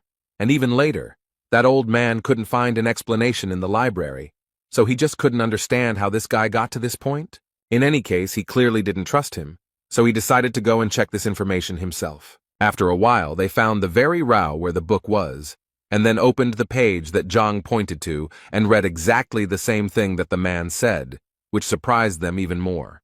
Mo mentally repeated that the old man had not found the answer, turning the entire library upside down. He could not find this book and the answer to the question. But Zhang not only managed to find it, but also read it, and most importantly, understood what was written here. While they were looking for this book, Zhang decided that he didn't have time to just look at them, and he needed to leave quickly, because at this rate he might not make it in time for dinner. But Shen decided to stop him again. Elder Mo almost passed out from the realization of what he had learned. Questions were spinning in his head about why this guy was the worst teacher back then, because with such abilities he could clearly be the best of the best.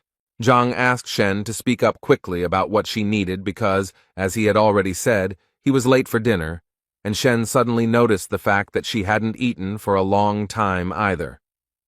Zhang mentally asked her not to say that she had just asked him this question only to propose having dinner together later, so he decided to answer her that if she was so hungry, then what did she want from him?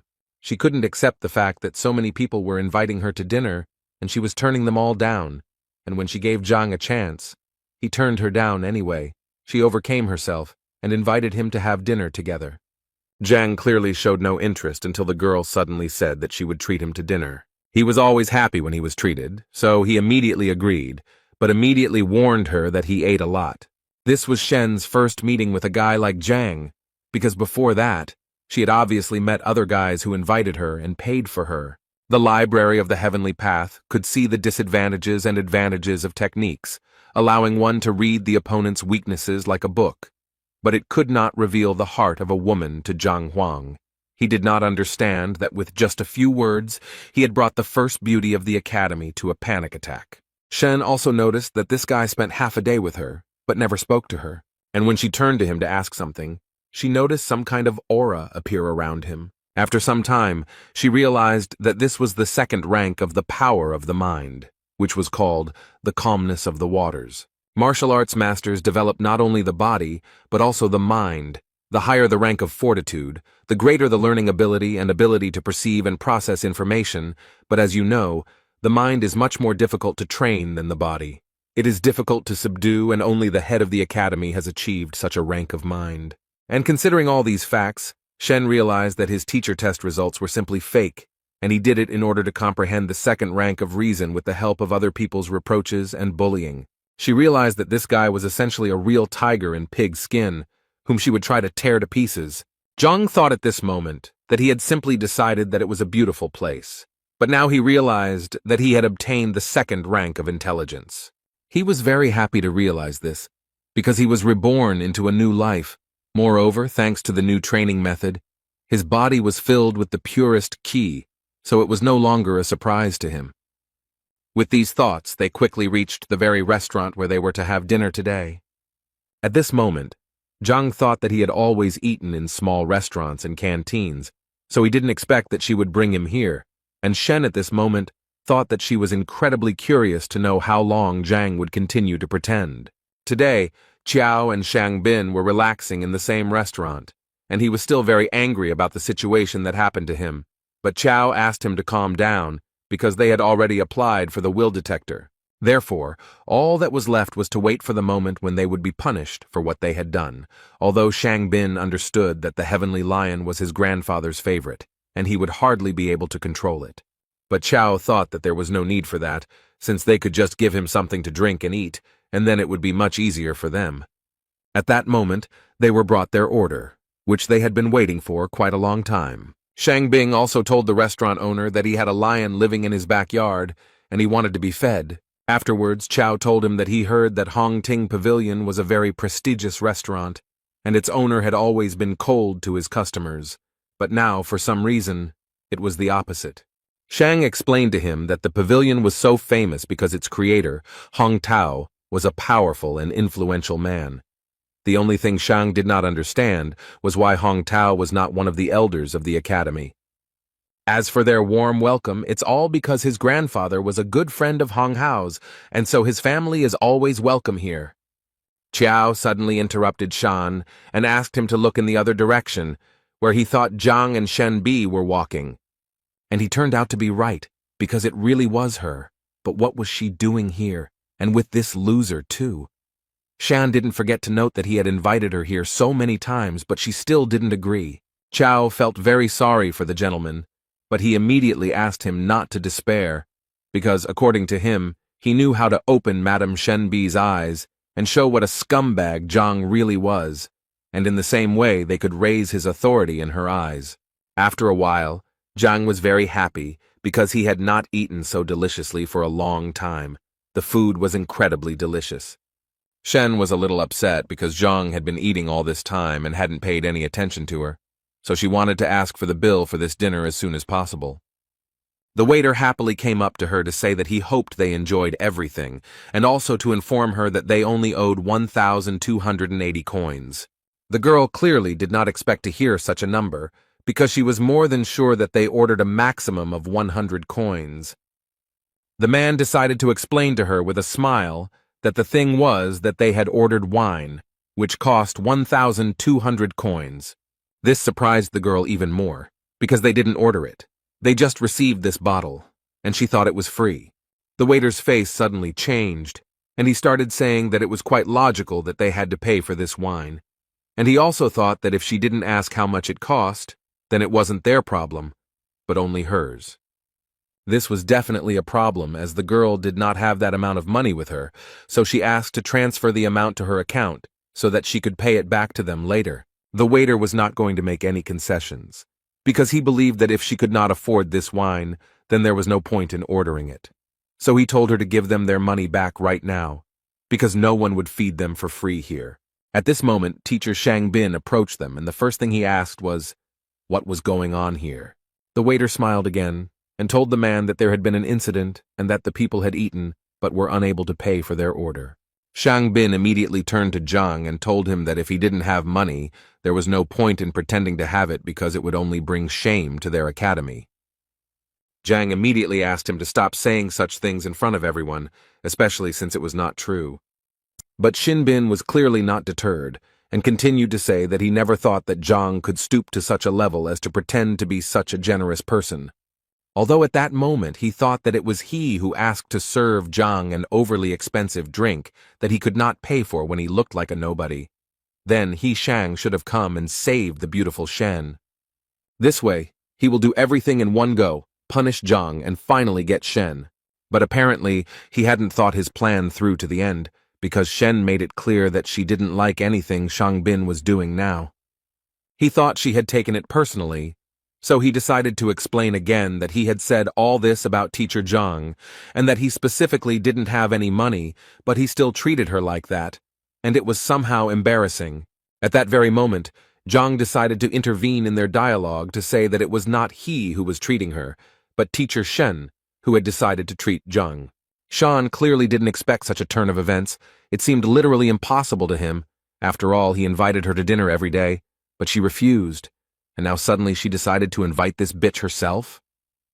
In any case, he would have to make things right somehow, because Shen was clearly very angry that Shang told her that she was pretending to be magnanimous and that it was a disgrace to the teacher.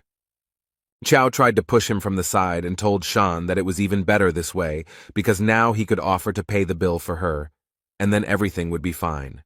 Without thinking twice, he decided to listen to his friend's advice, immediately put a bag of coins on the table and told the waiter that he would pay Miss Shen's bill. At that moment, he immediately thought that this would definitely calm Shen Bi down. Moreover, he even thought that she liked him, but apparently his thoughts were too premature, because at some point Shen simply took off the necklace and said that she didn't need it and was ready to pay herself, so as not to pretend to be generous. She took off what turned out to be a jade pendant worth about 5,000 coins, and offered it to the waiter as payment. Although later she changed her mind and said that she would leave it only as collateral, so that she could buy it back later. Shang Bing immediately turned to Qiao to ask him what to do next, because things were clearly not going according to plan.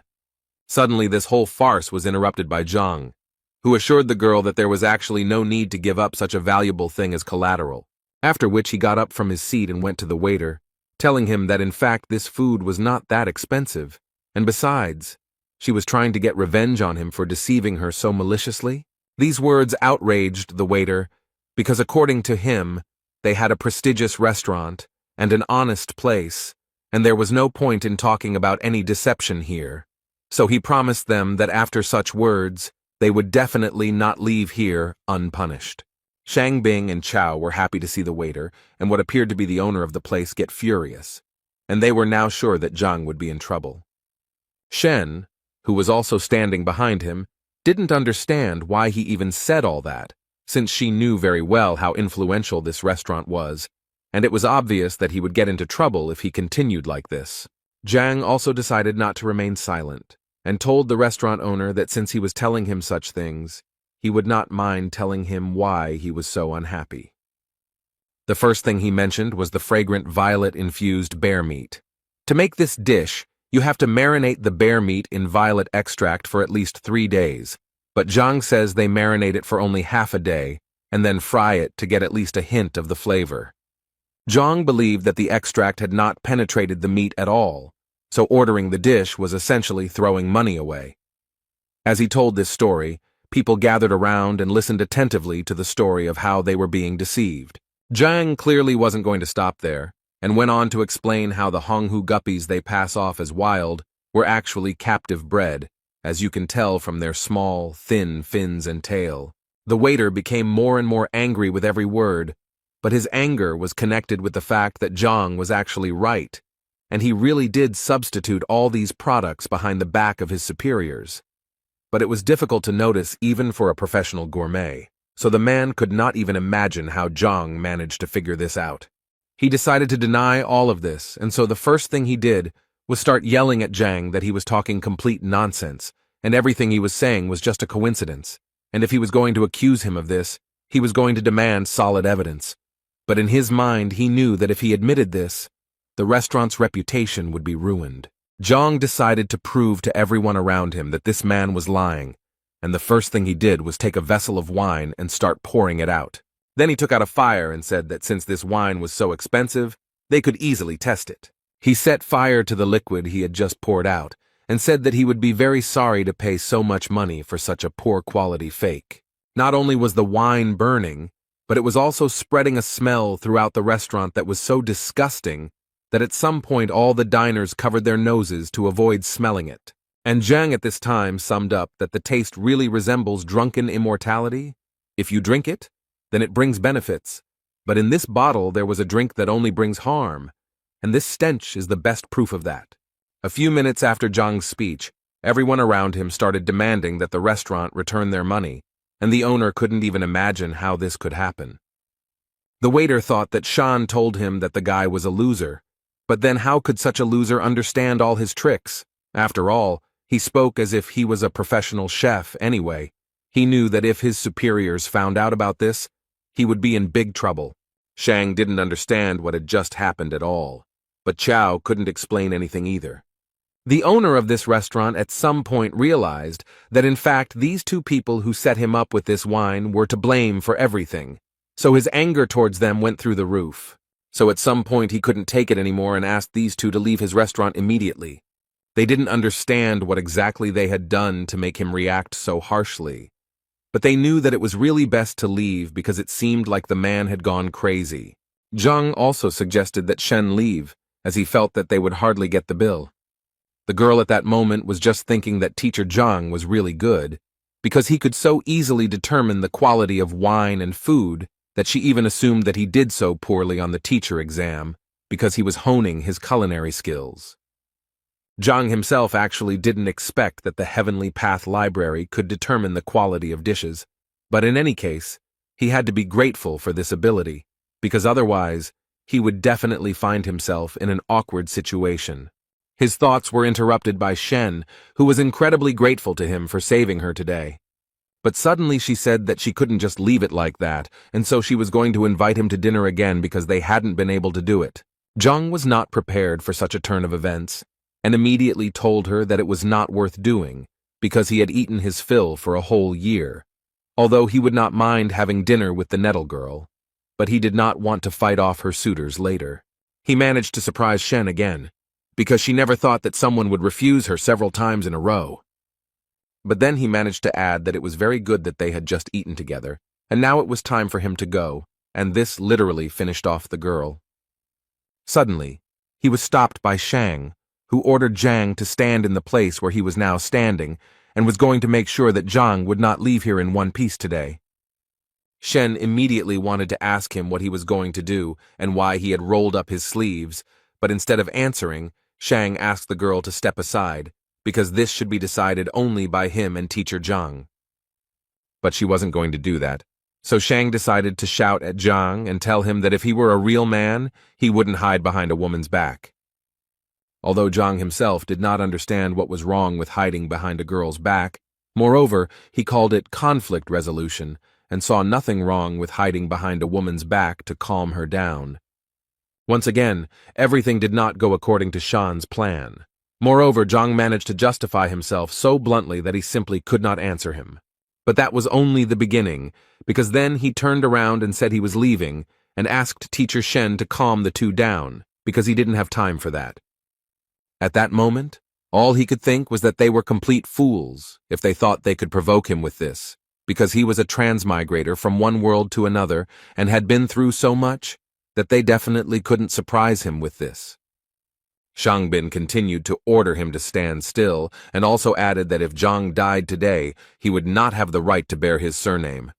Zhang wasn't going to listen to this madman, so without thinking, Shang summoned the heavenly lion, and then he ordered this animal to destroy Zhang, and if he did so, then Shang promised to feed him every day.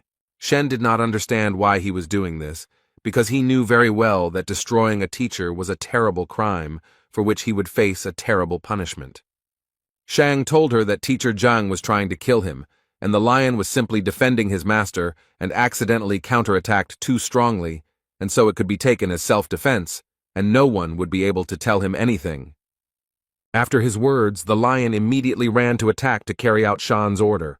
Shen understood what consequences this could lead to, so she obviously began to worry about Zhang. The girl fell to her knees in anxiety because she began to understand that she was to blame for all of this. Shang Bin interrupted her thoughts by yelling at the girl that Zhang was definitely already dead and that there was no way to fix it, and all of this made him incredibly happy. But suddenly his euphoria was interrupted by Qiao, who noticed that something was clearly wrong here, and it was probably too early to rejoice. Shang started yelling at him because he was sure that this time everything was going according to plan, and there was no point in panicking, but Qiao asked him to just look over there, and everything would become clear at once. But when Shang finally looked in that direction, he realized that Qiao was indeed right, because Zhang had literally tamed the huge heavenly lion, which was definitely not going to eat him now. Shang couldn't believe his eyes, because he always thought that the celestial lion was his grandfather's pet. This animal was very proud and would get angry even when it was touched, let alone stroked on the head. So he didn't understand why this powerful animal was groveling before Zhang like a loyal dog. He decided to try his luck again, and ordered the heavenly lion to immediately gather and carry out the order, namely, to destroy Zhang. But the lion did not hear a single word of Shan. He enjoyed the presence of Zhang, who was scratching him. Teacher Zhang got tired of listening to this madman's screams, so he politely asked his new friend to shut him up. The Sky Lion was ready to destroy Xin without any problem, and therefore immediately attacked him. Qiao immediately ran to Shang Bin to ask how he was and if everything was okay with him. Shan literally cried because he didn't understand what was happening here, because this lion was his grandfather's pet, who always obeyed him, and now Zhang was like his master. The lion continued to flatter his new master, and Zhang himself was not averse to praising him and saying that he was a good boy. Shen was also very interested to ask Zhang how he managed to do this. According to Zhang, it was all quite simple. He thought that this heavenly lion was very accommodating, although he did not deny that Zhang simply seemed handsome to him, so he did not continue to attack him. Although Shen knew very well that he was a heavenly lion, and if he were to respect anyone of his own free will, it would be another male heavenly lion. Anyway, Zhang thought it was time for him to go home and say goodbye. He also told the lion to go home, and that they would definitely see him again. Zhang continued to be amazed in his mind at the capabilities of the heavenly library. He couldn't even imagine that it worked on animals, and as it turned out, this lion had many shortcomings, so it was easy to tame. Shen asked him not to leave so quickly, because he still hadn't explained to her why the lion listened to him. Zhang was tired of being followed by so many troubles, so he asked her to leave him alone as he really wanted to live a long life. At first she yelled at him because he spoke to her so rudely, but then she calmed down and said that she was not holding him back, and that he could go about his business. The same man from the restaurant was called in by management to be scolded and punished for siphoning off food for his own gain, and the man agreed with it, but still felt it important to add that the other guy was much worse because he said it in front of everyone, without hiding it, as if he had no respect for the real owners of the restaurant at all. His boss slammed the table and ordered him to shut up immediately, as he considered that this in no way justified his theft, which sooner or later someone would notice, and now he was giving him exactly 5 days to restore the good name of his establishment, and then he would forgive him for the deception, otherwise he would die. After which he still wanted to know who this guy was, and who gave him the right to publicly insult the Kuntian restaurant? The frightened waiter overcame his fear and said that the man was the last-ranked teacher and his name was Zhang Huang. The restaurant owner was very annoyed that this Zhang Huang dared to disgrace the reputation of his restaurant. Zhang was just walking around thinking at that moment that he never thought that one dinner could bring so much trouble anyway. He knew that he needed to forget about it as soon as possible, because he had other important things to do. For example, he needed to figure out how to advance to the 6th rank.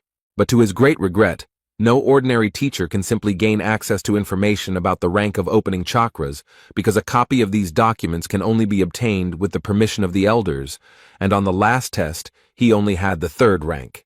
And if he now makes such a request, he will simply become a guinea pig. Although, if he remembered correctly, there were many useful things sold in Tianquan City, including cultivation manuals, and if he could look through them, it would indeed solve many of his problems. So he decided to go immediately and check if his guesses were correct. He arrived at the Tianquan shopping district and was a little surprised that it was so lively, and it was probably because he didn't remember anything about the place. He was thinking that this guy was just a regular teacher with a small salary, so it was no surprise that he had never come here, even though they sold a lot of stuff here, but he honestly didn't remember what it was for. But for this, he now has a library, which he also decided to test on these products. As soon as he came closer to the product, the seller immediately turned to him and offered his help, and also did not forget to say that his product was of high quality, and he would definitely like it. He was literally ready to vouch for it. Zhang decided to take a look at one of the goods, and according to the seller, this bell was made by a real master, so it has an unusual effect and costs only 50 coins. The library also worked on the items, so Zhang found information that this bell actually causes dizziness when exposed for a long time and is effective against first-rank fighters. It was also said that it was made in Qing Yun's workshop. Zhang remained silent, so the seller decided to say that he could actually sell him the bell at a discount and thus give it to him for 20 coins. Zhang thought at this moment that he was actually lucky, because with the Heavenly Path library, he really didn't have to worry about buying a fake. Instead of buying the bell, Zhang decided to ask the seller if he had any ice grass for tanning. In response, the seller told him that Zhang was very lucky today because, according to him, he was the only one in the entire market who was selling this herb. And now he has 2 boxes with 5 plants in each. He charges 100 gold per plant. Zhang said he would first like to look at the product the man was offering him, and then perhaps buy it. After taking a closer look, the librarian made it clear to Zhang that this was indeed the same herb, and the seller had not lied to him. This herb grows on the tops of mountains. It loves sunlight very much, so it contains a lot of spiritual energy. He believed that the combination of hot and cold yin and yang was the perfect medicine for Zhao Yao's blocked points, but he was confused by one important point about this plant. One of the stems was dried out. Zhang first looked at the box and assumed that the seller had kept the plants in improper conditions. The guy assured him that the dried-out stem was normal, because he said he had made a career out of the herb and therefore knew how to handle it. And besides, the stem had always been like that, even when he had collected it. But he still told Zhang that if it bothered him so much, he could give him the flower for half price. Zhang continued to study these herbs at this time, and at some point he discovered the ancestral stem, which was known to produce medicine twice as effective as the regular stem. The most unpleasant thing is that if the seller had understood this, he would most likely have increased the price. But he still asked to pack this stem. At that moment, Zhang thought that with this herb the problem would be solved much faster, and he would not need any other ingredients. The seller carefully wrapped 1 stem of this flower and said that Zhang would give him 50 coins. But when it came to paying, Zhang realized that with this library he had completely forgotten about money. He didn't even have 10 coins in his pocket, let alone 50. Although he still decided to ask the seller to sell him this stem for 8 coins. Apparently, this really angered the seller, who considered Zhang to be an ordinary impudent fellow who had no respect for men's work, since he had actually risked his life to get the stem of this plant. After which the seller also added that although these flowers are not of the best quality, they are in any case medicinal, and their price is no less than 30 to 50 coins, and if he does not buy anything, then the seller is already going to call security. Zhang immediately stopped him and said that there was no need to call security because he was really interested in buying it. He just didn't have any money, but he wasn't a thief either. Zhang even suggested resolving the conflict in another way, where the seller would give him the flower for free. The guy couldn't believe that his new client was so impudent. Not only did he come here without money, but he also expected gifts. The seller decided to play a game and said that he would give him the flower for free only if Zhang made him believe that he was a sage. Zhang immediately told him that there was no need to call him that. He simply suggested hitting him. The seller had already begun to get noticeably angry, because it seemed to him that Zhang considered him a fool and a weakling, although the guy himself was sure that he could very easily crush Zhang. But the teacher very easily stopped his aggression, saying that if he was not mistaken, then the seller was from Pingyi. The guy was very surprised, because Pingyi is a small settlement near Tianquan City. And so he was sure that Zhang simply could not guess this, and he wanted to know how Zhang guessed that he was from there. Zhang immediately told him that he thought it didn't really matter how he knew. What was more important was that he had been bitten by a cold bamboo snake in Tianshuan forest half a year ago. The guy eventually managed to survive, but due to the bite he was almost completely disfigured, and in addition to this, unfortunately, he became impotent. The salesman turned noticeably pale because 6 months ago in Tianshuan forest, he had indeed been bitten by a cold bamboo snake.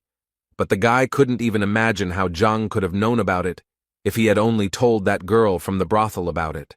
Zhang looked at the guy with a smile, and at some point finally decided to say that if he lied, he would just turn around and leave. But then Zhang assured him that he would definitely never be able to feel like a man again, and also he would not have the right to later say that Zhang did not warn him. The salesman immediately perked up and asked Zhang if he really knew how to help him with his problem. Zhang smiled, and the guy started asking him for more help. If he knew the cure, then he literally started begging Zhang to give it to him, and then he could take everything he had on the shelves for free.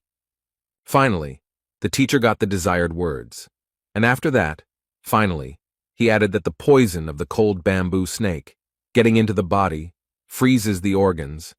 And this is a fact. Medicines are powerless here. For this reason, people often amputate their limbs. Even the most skilled alchemists can do nothing. But here's what's strange. Despite the chilling properties of this snake's body, its bile has a warming effect, so it's enough to absorb it, and it will completely cleanse the body of foreign cold, and it will be able to become human again. The guy couldn't believe that all he had to do was eat the bile of a bamboo snake. Was it really that simple? Zhang confirmed this information and also decided to say that he saw these snakes in one kiosk, and if he did not believe him, then he could go and buy this snake right now and try it. But the seller thought that he had a better option, as it turned out. He had one of these snakes lying around in a distant drawer. He opened the box, which indeed contained one of these bamboo snakes, and the first thing he had to do was cut it open. And as soon as he managed to get the gall sac out of the snake's body, the guy immediately brought it to his mouth to swallow. Imagine his surprise when he felt that the effect came literally within a few seconds. He immediately knelt down in front of Zhang and began to thank him for this, because he could finally feel like a man again, and as a token of gratitude, he would like to give him all this icy sungrass. Zhang laughed at him and said that as he said, the seller would give him the herb for free. The salesman felt a little ashamed that he had not immediately recognized Zhang as a talented person, when suddenly their conversation was interrupted by the shouts of other people who were very loudly discussing the fact that Master Mo Yang was finally here. They believed that they had the opportunity to receive his invaluable advice, and if they were lucky, they would definitely become his students. Zhang didn't quite understand what was going on, so the shopkeeper explained to him that it seemed that Master Mo Yang had come to the village again. According to the guy, he is simply an excellent appraiser, and as far as Zhang understood, this is a rather specific profession, like a gourmet, and they are valued approximately the same. But whether to follow the appraiser's advice or not is like gambling. You never know until the end whether you will be lucky or not. Betting on treasures is like betting on precious stones in his world. Someone will get a fake, and someone will get a valuable artifact. But with the library of the heavenly path, he doesn't need luck at all. He just needs to touch the object, and he will understand everything immediately. And considering all this, he realized that at the moment, this is the best way to get rich. So Zhang decided not to stand still for long and take action. He asked the guy to pick up the grass later, after which he said goodbye to him. When he arrived at the scene, the first thing he saw was how people were literally going crazy over this Master Mo Yang. Each of them wanted to hear his advice. This master replied to all these people that he would leave here tonight, but he still wanted to thank them for the hospitality they had shown him, and so he was willing to give advice to the 5 people. He also assured them that they also did not need to quarrel, because if they were destined to receive help, then so it would be. Zhang, meanwhile, continued to look at the exhibits displayed in this market, and at some point he reached a table where there was a vase that, although it looked impressive, still assured him that it was just junk. Now he was 100% sure that, as he thought, with one touch he would be able to find out detailed information about everything, and he also immediately realized that the prices here were terribly inflated. People were clearly upset when they heard that Master Mo was leaving that evening, and so they began to suggest that he stay for at least one more day. He immediately assured them that it was simply impossible, as he had things he couldn't cancel, so it was out of the question, but he still decided that he would add 5 more, because as they knew, searching for treasure among trash was a difficult task that required concentration, and therefore 10 was his limit. People started shouting that they were ready to pay him for help, if only he would give them advice, but he immediately answered them that they were telling him complete nonsense, because he had been doing his craft for a very long time, and if he wanted to make money on it, he would have done it without them. He could have bought the treasures and sold them for a higher price. According to him, he helps them for their gratitude and bright emotions, because money for him is water, which has no value. And he immediately warned that if anyone spoke about money again, he would not help them. After these words, they began to respect him even more, and also asked him for forgiveness for their stupidity. He also wanted to tell them that the appraiser could actually only increase the chances that they would not get a fake, but they still could not get a complete guarantee of success.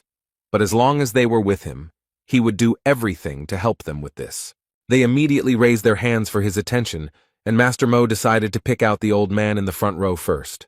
He explained to them that he would now use his special technique to understand which of them deserved their attention and which did not. After analyzing, he pointed out to the old man the vase that Zhang had recently looked at. Master Mo thought that the old man could safely buy this vase because it was actually very valuable. After all, it was created at the end of the Kobun period. The old man got his money without any problem and was going to buy this vase because Master Mo himself advised him to buy it. Zhang watched this process, when suddenly he realized that he had just been looking at this vase, and if he was not mistaken, then this was a normal phase from Qing Yun's workshop. As a token of gratitude, the old man immediately brought Master Mo a few coins, which he happily took, and Zhang began to understand that he had definitely not made a mistake with this vase. Suddenly his body moved back to the library, which Zhang didn't understand because Master Mo didn't seem to have landed any combat moves on him. But the book about that person was still flying towards him. In this book, it was written that Master Mo was originally an appraiser's appraiser, worked as an informant in the Liuju kingdom, and eventually made his way into the appraisers of artifacts with his generalizing voice that clouded people's minds with words, convincing them of the master's greatness. Zhang took another look and noticed that this man really looked refined and highly moral, so much so that he even managed to deceive him. But now he realized that if there are scammers, then there are also their victims, and apparently, most of this crowd are victims. Zhang decided that everything was so good that he didn't need any help, and he got ready to leave. Suddenly, he was stopped by the same Master Mo, who had chosen the guy as the next lucky one to whom he would give advice. This obviously surprised Zhang. After all, there were a sea of crazy fans of this Master Mo around, so why did he decide to choose Zhang? Zhang decided to immediately answer him that he certainly appreciated his kindness, but he did not need his help, although the old man did not think so, because he saw that the boy did not know what to choose, and he really did not want the boy to become a beggar at such a young age, so he asked the boy to think again. Zhang knew very well that if he listened to this master, he would definitely be left without money, so he assured Master Mo that he definitely did not need his help. But the old man still continued to insist, because he believed that it was not easy for a young man to quickly accumulate capital, and he was now giving him such an opportunity, and his kind heart could not allow him to spend a lot of money on scrap metal or other junk. His fans began to admire him even more after these words.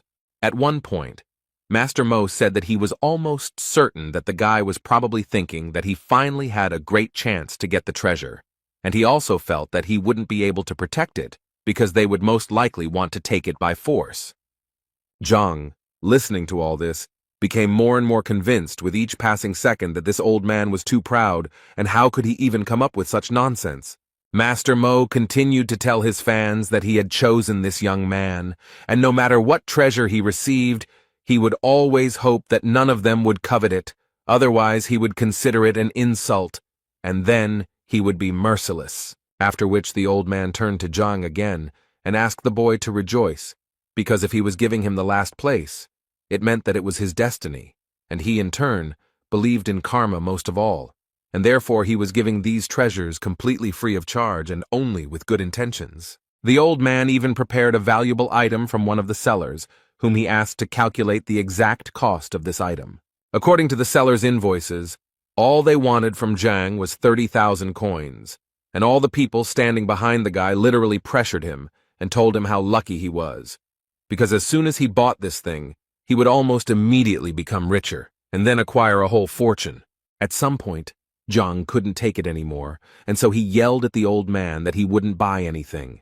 And if he wanted to deceive people, then the old man was unlucky today because he chose the wrong person, because Zhang didn't trust him at all. Master Mo couldn't believe that this guy would tell him such a thing, and the people standing behind him also stared for a long time and didn't understand what was going on here. The old man's face immediately changed, and he said that, apparently, they simply did not understand each other. Zhang couldn't hold back any longer, and said outright that the old man was just pretending not to understand what Zhang was telling him, because it was completely obvious to the boy that he was just deceiving ordinary people. But what irritated him most was that the old man acted as if he was better than him.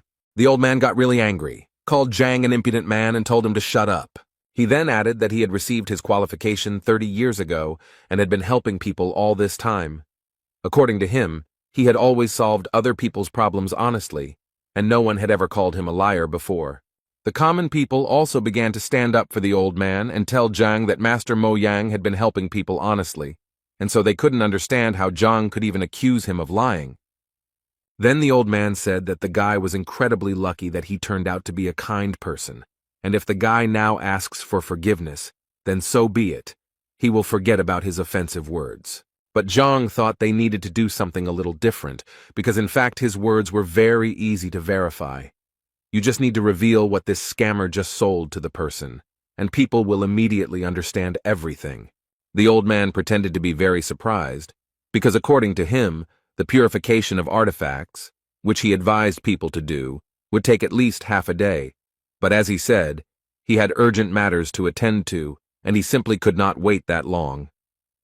But from Zhang's face, he could tell that the guy was literally holding back from saying that he was using his busyness as an excuse to leave early because he would be ashamed of his actions. At that moment, Zhang thought that he was quite a professional liar because he had already thought of an escape route in advance and said so. Suddenly, their conversation was interrupted by one person from the crowd who suggested that since this guy claimed that the master was a fraud, then he himself apparently had knowledge of this craft, and if this was really the case, then he had better demonstrate it.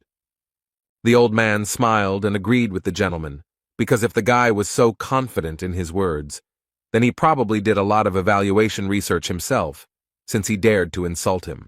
Master Mo Yan decided that he would give this guy a chance, but for this, Zhang needed to choose one artifact, and if it was of value, then it would be possible to continue the dialogue with him. Zhang agreed to this condition without hesitation, as he understood that with the library of the heavenly path, he would be able to easily name a truly valuable thing. But before that, he decided to ask the seller if he would be able to pay for the artifact after polishing, when its true price would become clear. The seller immediately refused him because, according to him, it was necessary to pay in advance. This rule was introduced to prevent liars who refused to pay if the cost of the goods did not cover its original cost. But suddenly this salesman was interrupted by Master Mo, who asked him that this guy pay in a way that was more convenient for him, and if this young man won, then he would pay for him, and if not, then he would just apologize, as he said. Zhang was more than satisfied with these conditions, so he waved to the teacher and said that he would definitely not refuse help, and thanked the old man in advance. Master Mo thought that he had never seen such rude people. After this, Zhang began to look at the items, and the first thing he did was approach the item he had already looked at, and if it weren't for the lack of money, he would have bought it. But since the old man was paying, he saw no point in refusing. Without any doubt, he took the stone in his hands, threw it into the hands of the seller, and said that he had chosen exactly this thing. After which he immediately asked to be cleared here, in front of all the people, so that no one could accuse him of lying. The salesman stood there in a stupor for a while, not knowing what to do next, until old man Mo asked him to clean the goods, as he was sure that Zhang knew nothing about them, and had obviously chosen the goods at random. The man who was cleaning that stone thought at that moment that he really wanted to look at that guy's face when they were cleaning that stone and found nothing there. And in his head he had thoughts that he gave him small stones because they were ordinary roadside stones. But apparently he was very wrong, because when he cleared away what he thought was an ordinary roadside stone, he discovered a ling long stone. It was the main material for making ghost armor, and each of them was worth a fortune, since it was extremely rare. They began to discuss among themselves that this stone was so large and apparently without impurities, which meant that it could be worth about 100,000 coins, which could not help but please Zhang. The old man, without thinking twice, began to make excuses and say that the guy was just lucky, and that in any case it didn't mean anything, after which he turned around and said that he urgently needed to leave, as he had important things to do. But Zhang noted that in their case, there was no need to rush, and besides, he had one more question for the old man. He drew people's attention to the old man who bought the vase for 80,000 coins, and Zhang did this in order to tell the man the truth, that this vase was made in Qingyun, and therefore it was an ordinary decorative vase, which, on top of everything else, was cracked. And considering all this, Zhang was almost certain that in a few days it would fall to pieces, which was hard for this man to believe, since he believed to the end that it was an expensive vase because Master Mo Yang advised him to buy it. Zhang didn't want to argue with the man and just told him that if he didn't believe him, it was very easy to check by simply pressing on the thinnest part of the vase. The teacher also added that there was nothing to worry about, because if it was a truly valuable artifact, it would not be damaged, and the trash would immediately break. The man simply pressed lightly on the neck of the bottle, and it immediately fell to the floor. People couldn't believe that this was actually true, and that Master Mo had advised this man to buy trash. Zhang suggested asking this question to Mo Yang himself, who replied that it was a precious vase that would make a poor man rich. But without waiting for an answer from the old man, Zhang himself decided to tell that if he was right, then he and the kiosk seller were in cahoots and were selling their goods with the help of false popularity under the guise of free advice, and buying junk for huge amounts of money. And now all that remains is to check with Master Mo, whether he said everything correctly, or perhaps he missed something. Two guys from the crowd suddenly started talking about how, come to think of it, they had once heard of a certain swindler named Mo from Liuju. But those who had already bought something on the advice of this scammer began to worry the most, because it finally dawned on them that it was most likely a fake. Old man Mo was still trying to justify himself, and so he told people not to listen to this guy because he was most likely not an experienced appraiser, and he, in turn, only made one mistake. It happens to everyone. But people no longer heard him. They began to break ordinary stones one after another and realized that they had paid about 60,000 for ordinary stones. It was a waste of money and he was cheating them all along. Old man Mo asked them not to worry because he could explain everything, although it might be better if he did it a little later, since he had urgent matters to attend to. But no one wanted to believe this swindler that he had any business, and since he did not want to tell them the truth, they decided to extract information from him in a bad way.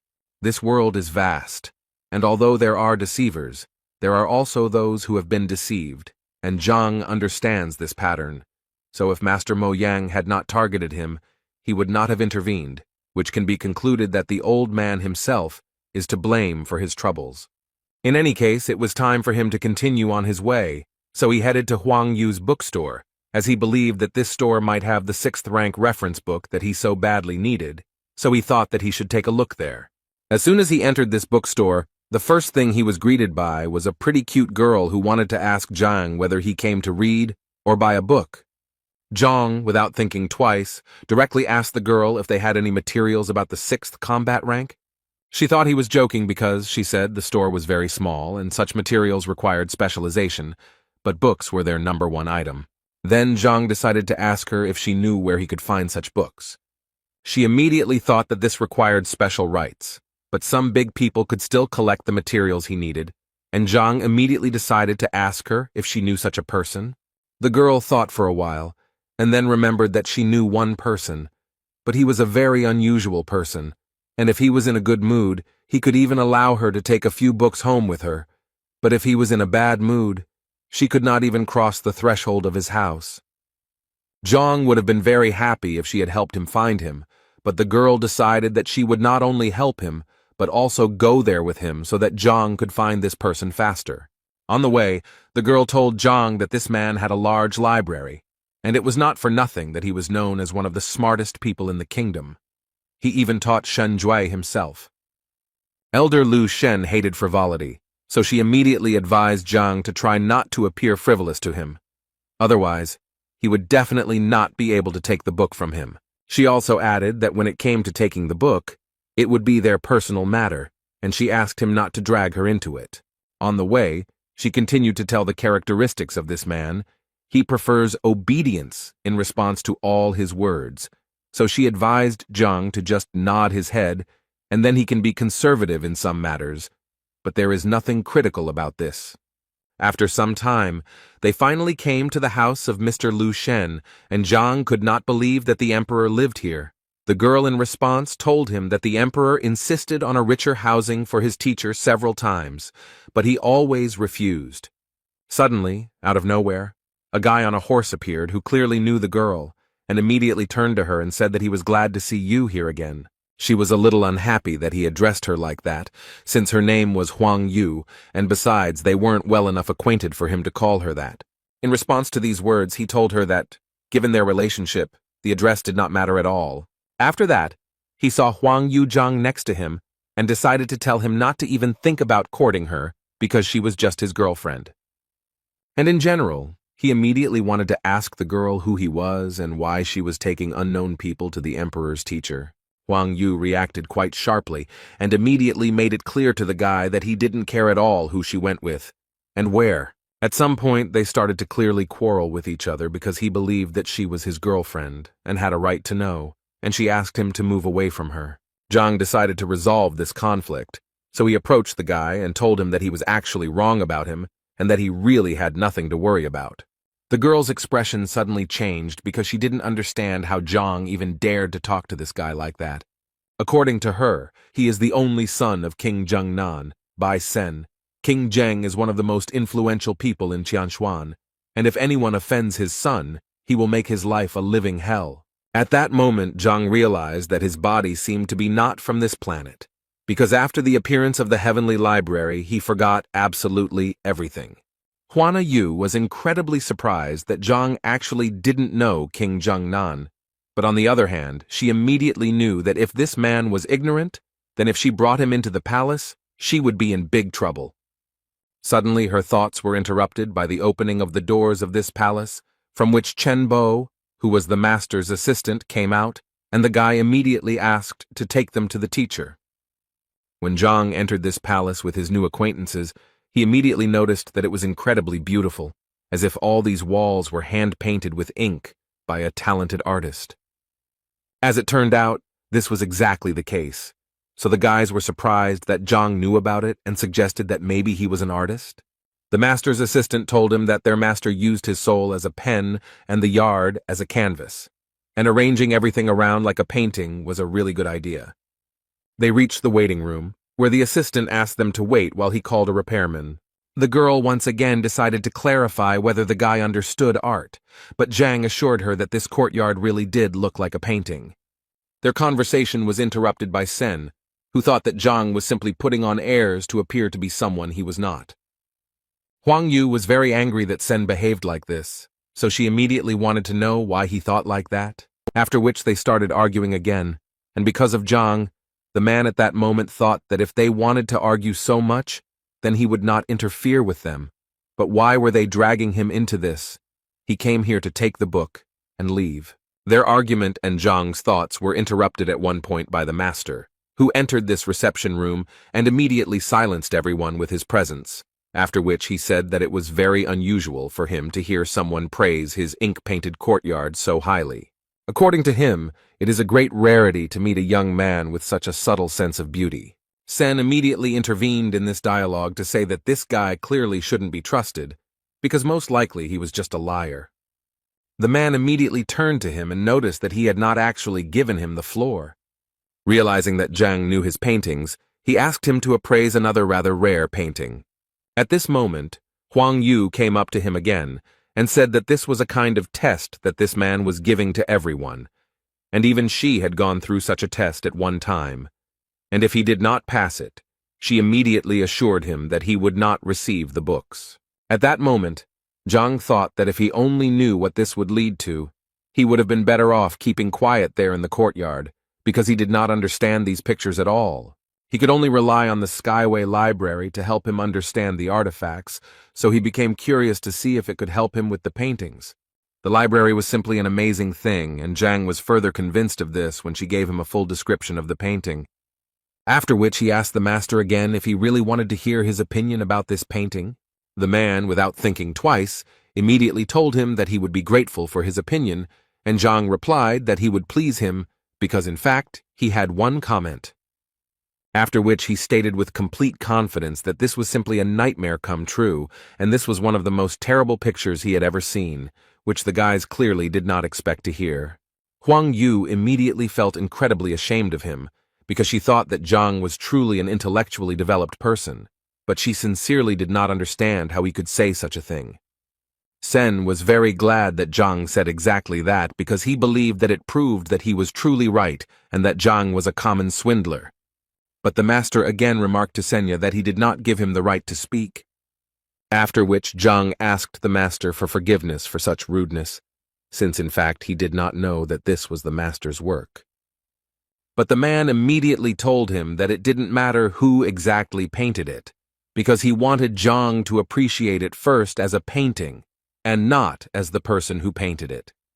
Zhang was happy to hear this, so he went on to say that any roadside artist could indeed paint such a picture, but on the other hand, he also believed that if you look at this picture from another angle, you will notice that it reveals itself in a completely different way. The owner didn't expect the guy to add something like that, so he immediately wanted to know what he meant. Zhang stated that it was actually simple, and so if the master did not mind, Zhang would like to ask him for permission to reveal the secret of this painting.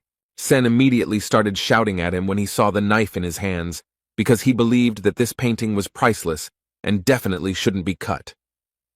But Zhang didn't listen to him, so without thinking, he did what he wanted.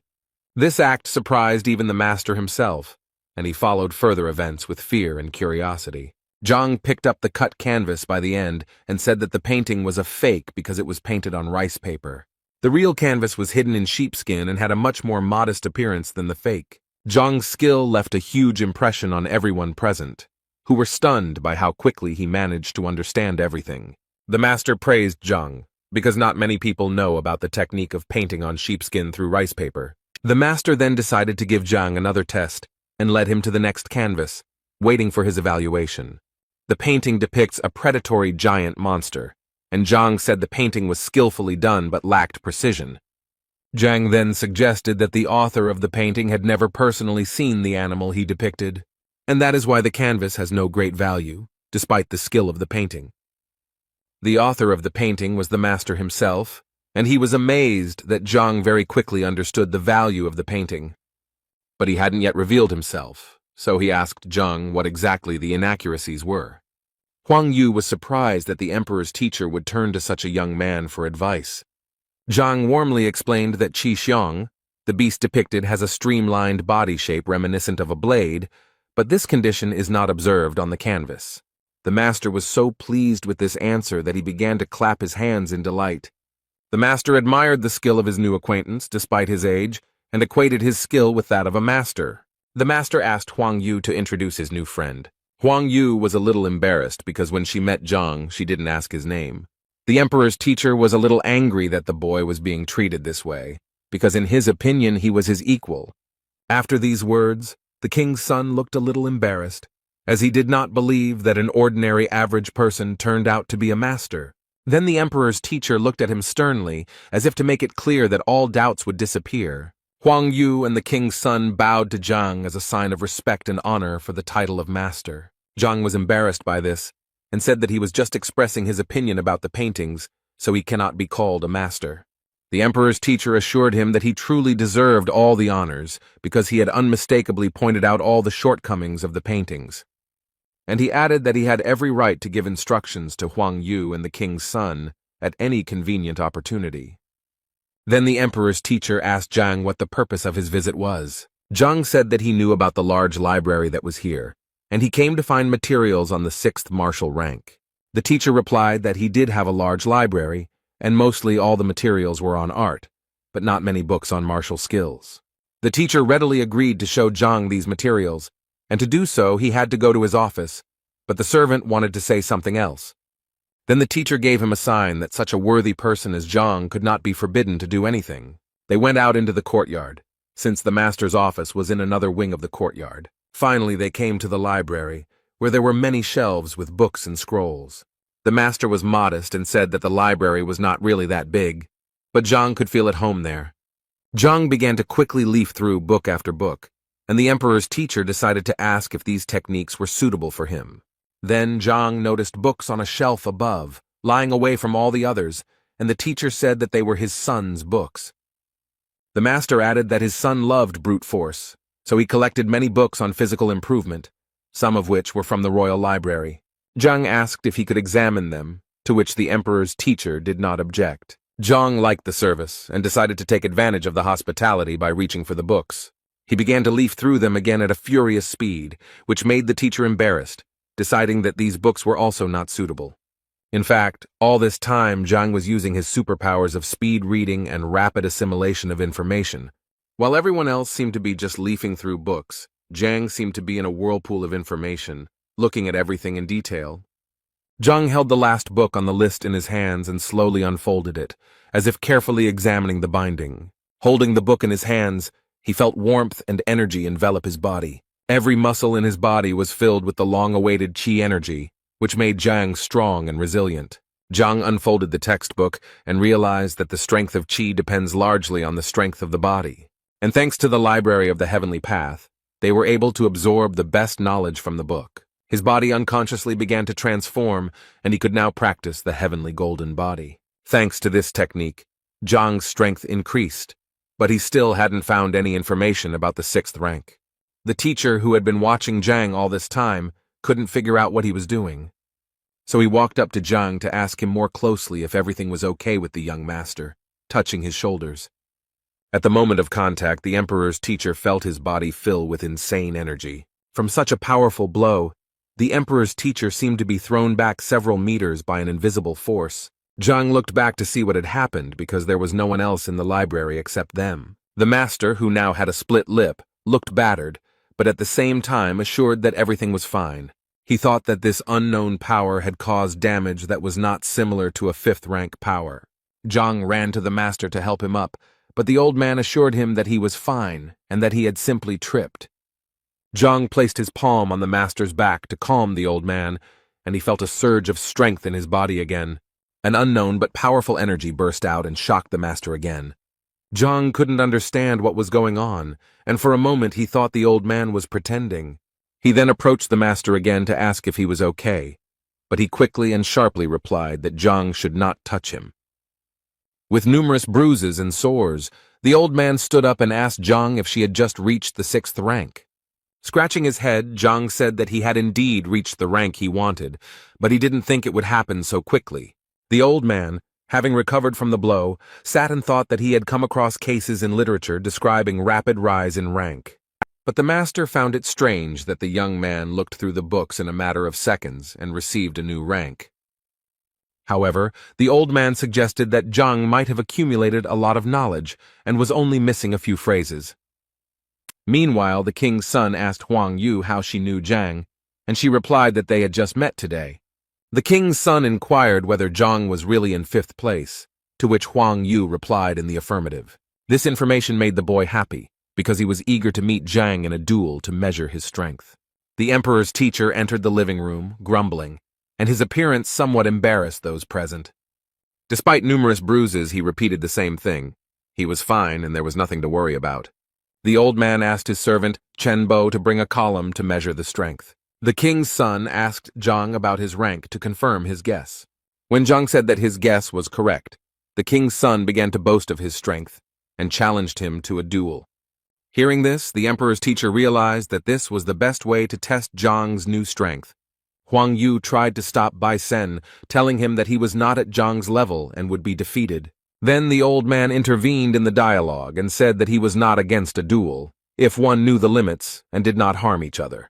Bai Sen smiled and assured the emperor's teacher that the duel would be conducted according to all the rules. So, Zhang and Bai Sen stood in their stance, preparing for a duel that would show the boy's true strength and skill.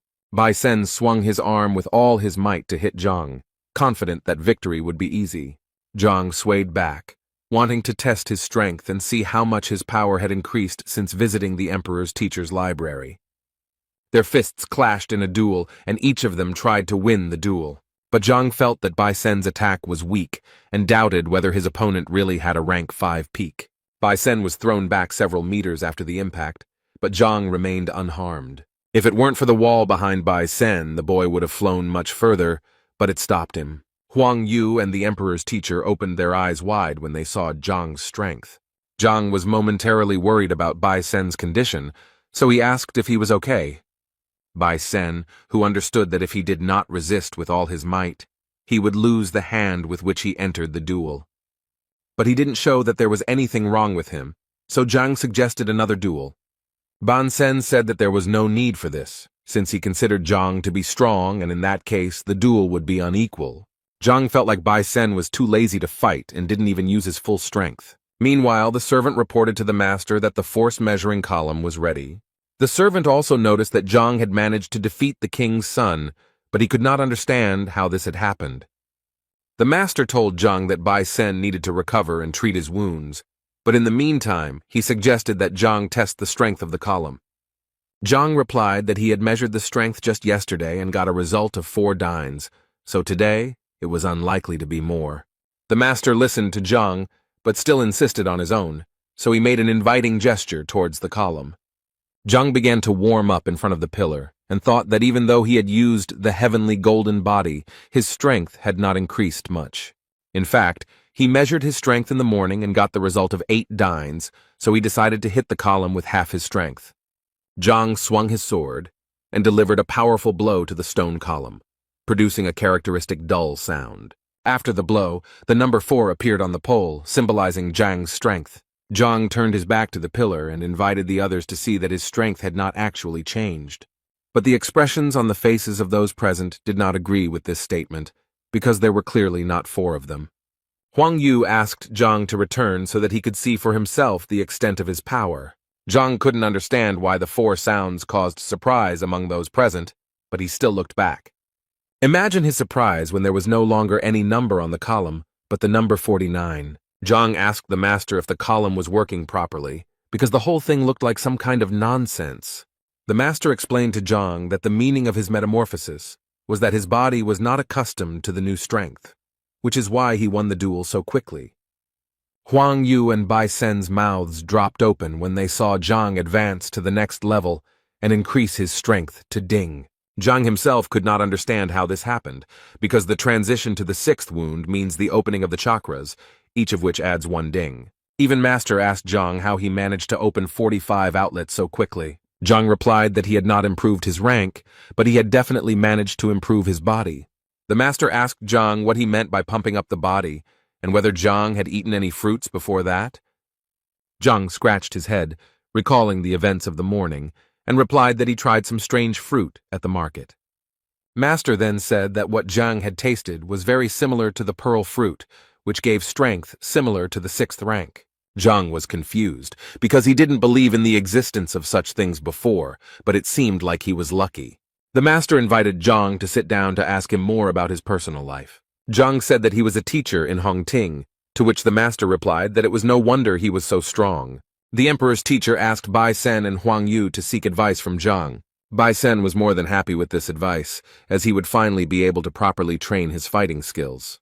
Zhang thanked the emperor's teacher for his hospitality and apologized for staying so long.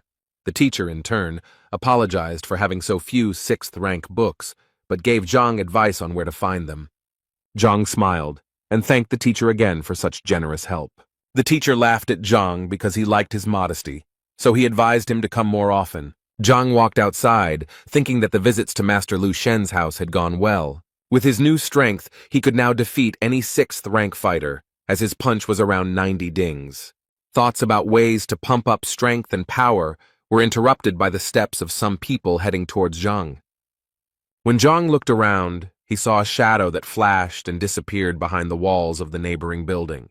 Zhang exclaimed that he had noticed a stranger, so he could show himself without hesitation. It turned out to be the appraiser and his gang.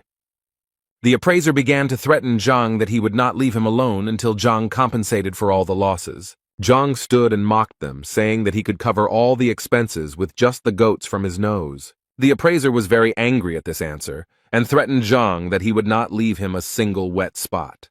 Zhang stressed that he does not lack confidence to make such statements as he has just undergone a metamorphosis. But the appraiser didn't care, so he ordered his henchman grandfather Zhang to have sex with Zhang immediately. Fat Grandpa Zhang, who was twice Zhang's size, asked if Zhang had anything to say one last time. The salesman with the short mustache pointed out that if Zhang died at the hands of Zhang's grandfather, he would not be able to compensate for the damage. But this did not bother the appraiser. Even if he died, it could be considered a worthy revenge. Grandfather Zhang prepared to deliver a powerful blow, but Zhang didn't even blink at that moment. He grabbed the fat man's hands and pressed his thumbs on certain pain points. Grandpa Jin was so upset by this reception that he could hardly hold back his tears of pain, but a moment later he gave in and roared at the top of his lungs from the pain that twisted his arms. Zhang thought that this was a great chance to practice and get used to the new abilities, which turned out to be extremely powerful. While Grandpa John was recovering from his previous attack, John launched another one, right under his nose, and the fat man was thrown hundreds of meters by an invisible, powerful force. It seemed as if smoke was coming out of Zhang's hand after such an attack, and the teacher himself still did not believe in his strength. The appraiser's face showed deep surprise at this attack, and he realized that he had underestimated Zhang. He then yelled at his salesman to resolve the issue immediately, as the appraiser himself was in no hurry to fight. The merchant began to accumulate strength and prepared to demonstrate his 6th combat rank. Zhang watched this phenomenon carefully, and realized that this boy would become a respected person in Hongting. The appraiser had already made his Pazapak attack, and hoped that after this, he would not have any more problems. The salesman, who had accumulated mana, was ready to deal Zhang a fatal blow. He straightened his shoulders and prepared to jump, reminiscent of the flight of a falcon.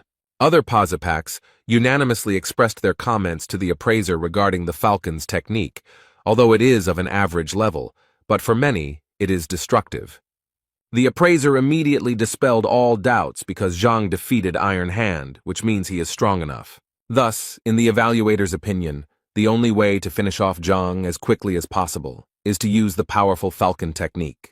Zhang, who was watching this scene closely, was a little disappointed as he had hoped that it would be a decent match. Posapaka with a short mustache rushed at Zhang, preparing to deliver an incredible blow. However, to Zhang, this attack was like swatting a fly, causing the appraiser and others to gape. Zhang raised his leg and kicked it straight into the groin of the so-called falcon, causing him to writhe in agony. He immediately fell to the ground and curled up into a ball, whining because everything hurt. The appraiser was furious and ordered his last 2 henchmen to finish off Zhang immediately. They immediately rushed into battle, waving sticks and using various combat techniques. Zhang advised the attackers to turn around, as they thought the owner had just scratched them. Looking around, they realized that there was no one in the place where the appraiser had stood a second ago. The man ran away, shouting phrases about unity and promising that he would return soon. Zhang and the other 2 guys who were watching this scene couldn't understand where this man got such courage from. But Zhang didn't have time to think, so he smiled evilly and advised the 2 boys to run away too. However, they did not listen to his advice and were defeated by Zhang in the blink of an eye. The appraiser, running away from the fight, could only vaguely hear his followers screaming and begging for help. Zhang was smart, so he caught up with the appraiser in an instant and asked him where he was going in such a hurry. Zhang added that he had a serious and urgent matter to attend to with such an experienced appraiser, and raising his leg above himself, he leaned on the appraiser's head so that he would know who he was dealing with. The impact caused the man to flip over several times in the air, resembling a spinning cartwheel. Zhang approached the appraiser and told him that he must have expected such a reaction when he dared to attack. The appraiser, holding a blood-soaked handkerchief to his mouth, begged Zhang for mercy. He offered Zhang some money, and Zhang wondered how many coins the appraiser had valued his life at. The appraiser reached out and took off his thumb a green ring that could make Zhang rich. Zhang initially wondered how such a small and inconspicuous ring could have any value. Zhang carefully examined the ring, inside which there was a space of 3 square meters. Zhang decided to activate it to see what riches this ring contained inside. The ring vibrated and rose into the air, creating vortices that pulled it inward. Zhang actually found himself in a small room with golden walls and coins and other treasures scattered across the floor. The appraiser watched with concern as Zhang examined the ring, hoping that he would accept it. But it seemed Zhang was in no hurry to accept the gift, as he had a slightly better plan for the appraiser. He offered the appraiser mercy in exchange for what he was hiding under his clothes. The appraiser did not expect such a development of events, because Zhang easily exposed him, and now he had to give up all the money. Zhang raised his fist at the appraiser, mocking him viciously. The clothes the appraiser was wearing began to tear into pieces and fly around. Now the appraiser, beaten, sat on the ground completely naked, covered only by a cloak. Zhang held a pile of money in his hands, counted it, and could not believe his eyes that he was now rich. The appraiser hoped that Zhang would now let him go, since he had taken everything he could from him and stripped him bare. Zhang ridiculed the pathetic Mo Yan, who was a professional liar who often pretended to be a famous appraiser. All Mo Yan was interested in was how Zhang knew so much about his life and who the hell this Zhang was. The appraiser realized that it was not unusual for Zhang to know his name, but how he knew otherwise was unclear. Zhang said that it doesn't really matter where he learned all this. What's more important is that Zhang learned about the meaning of his life. Zhang couldn't get rid of the appraiser, but he could make sure that this charlatan wouldn't deceive anyone again. Zhang stepped on the appraiser and punched him in the gut with all his might to make him realize the consequences of his actions. The appraiser was thrown against the wall by the blow, and there was a sound of crashing and crunching bones. Zhang stood over the appraiser and told him that he could go and not deceive people. The appraiser lay on the ground, creaking, writhing in pain, covered in bruises and sores. Meanwhile, Shan was kneeling before his grandfather and begging him for a favor. He complained to his grandfather that he had assured him that Lev would be obedient, but everything turned out to be the opposite. After all, during the fight with Zhang, Lev was supposed to attack Zhang, but instead he harmed Shang.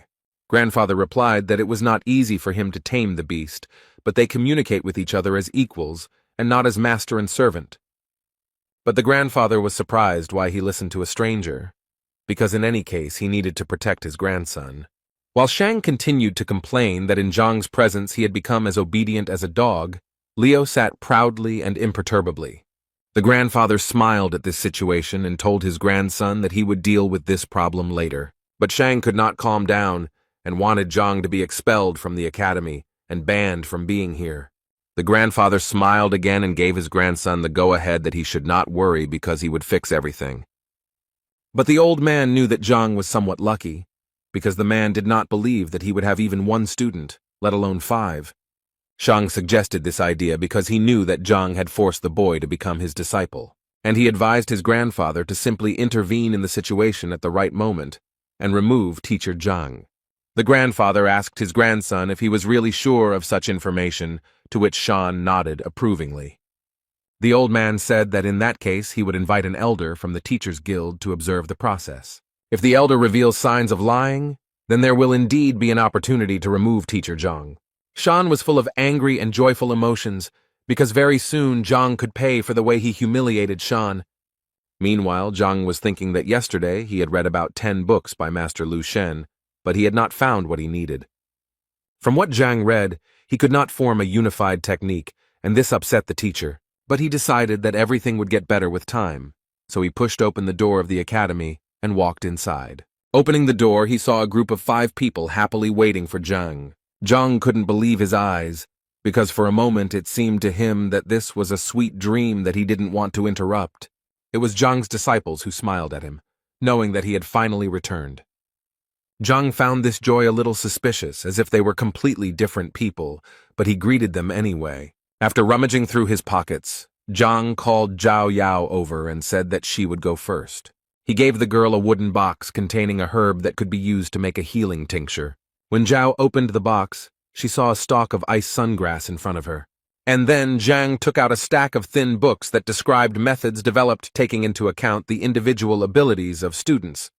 He handed out a book to everyone and wished them success in mastering the sometimes difficult techniques. Each of the students began to read the book, and was surprised that they were hearing about such things for the first time.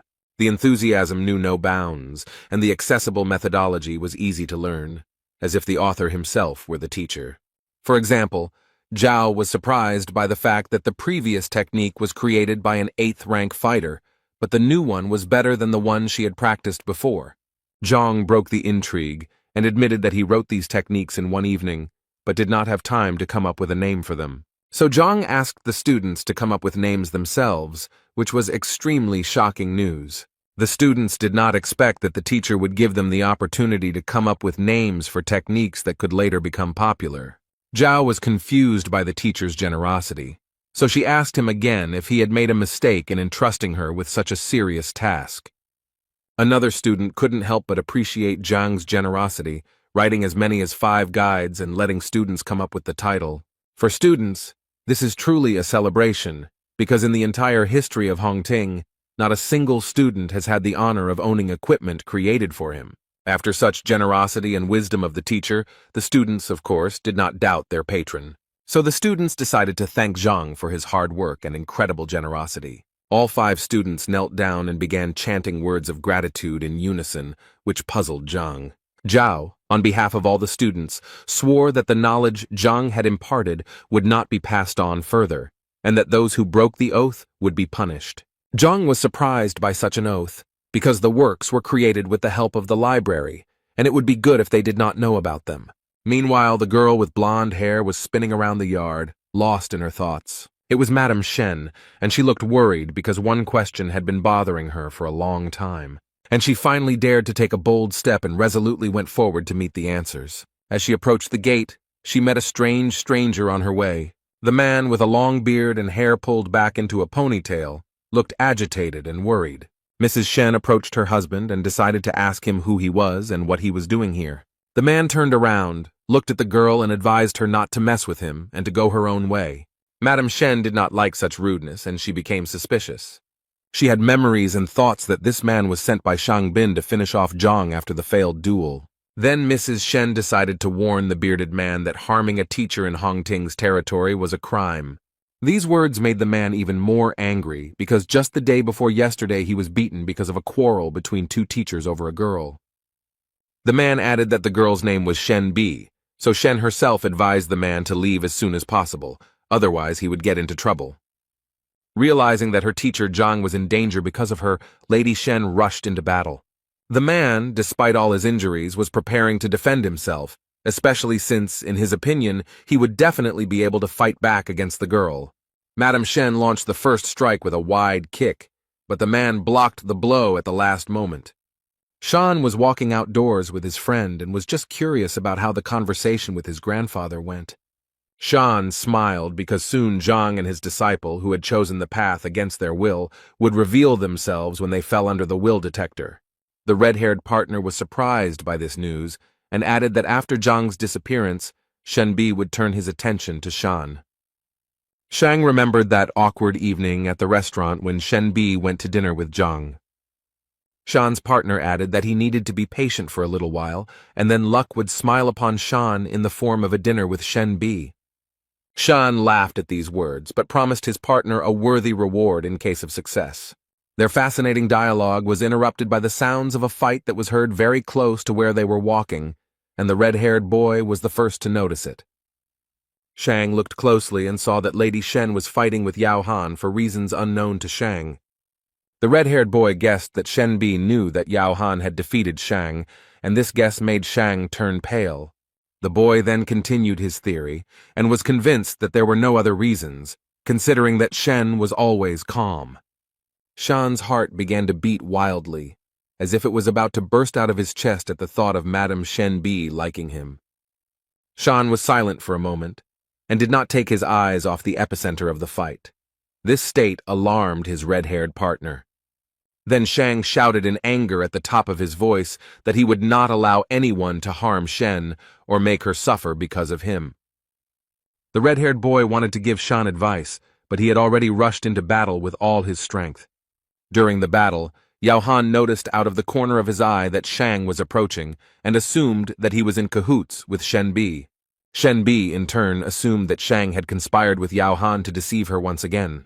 After breaking into the fight, Shang threw Shenbi and Yao Han in different directions, but did not harm anyone. Shenbi, catching her breath, thought about how Shan had acted out a scene where he was in the role of a savior. Yao Han, who was already in a bad mood, now looked even angrier. Shan raised his fist and shouted at Yao Han, how dare he raise his hand and hurt his beloved girl. Yao Han grabbed the monster by the collar and blocked every blow, causing Shan to lose strength. When Shang exhaled, Yao Han beat him beyond recognition. Shang's face resembled a blowfish. The red-haired boy begged Lady Shen to intervene and help Shan, otherwise he would die. Mrs. Shen asked the boy why she should help Shan if it was a well-planned scene. The boy denied everything and said that they were not setting anything up, so Mrs. Shen hesitated a little, but decided to help. Yao Han realized that it was time to surrender because he had been fighting with Lady Shen when he was injured, and now the advantage was not on his side. He threw the battered and disfigured Shan towards Lady Shen and said that he was retreating. But before he left, he swore that he would take full revenge on Shan and Shenbi. While the red-haired boy ran up to Shan, trying to help him somehow, Shen stood motionless, looking after Yao. The red-haired boy was panicking because Shan had not regained consciousness, and Shen thought that the performance was delayed. Suddenly the palace door opened and a disgruntled Zhang came out and asked what was going on. At this point, Shang came to his senses and began to mumble something incomprehensible, as if threatening Zhang. The red-haired partner realized that it was difficult for Shan to speak, so he himself told everything that the will detector awaited Zhang tomorrow. After digging around in his head, Zhang began to remember all the information about the will detector, which finds out the true relationship between a student and a teacher. The red-haired boy said that if Zhang refused to take the detector test, he would be breaking school rules. Shen was worried about such events, as she did not understand what Shang wanted to achieve, and advised Zhang to refuse.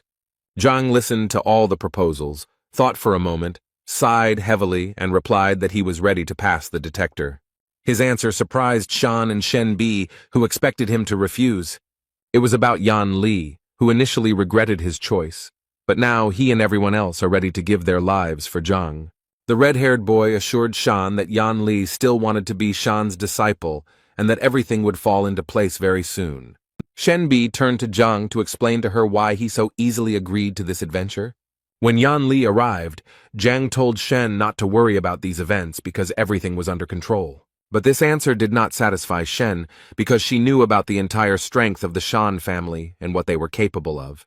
Shenbi blamed herself for everything and could not stay away from this situation. Meanwhile, in the will detector tower, Shan's grandfather was telling the elder about the events related to Zhang. Elder Mo listened carefully to the old man and said that he was always happy to help restore justice. The old man added that Zhang got the lowest score on the teacher exam, but he kept Zhang. Shan's grandfather also said that the complaint against Zhang was filed by teacher Cao Xiong, who exposed the lie. The elder reassured the old man, because daring to use the Vola detector was a bold step, but necessary for the sake of justice. Grandpa Shana smirked to himself, enjoying his well-thought-out plan.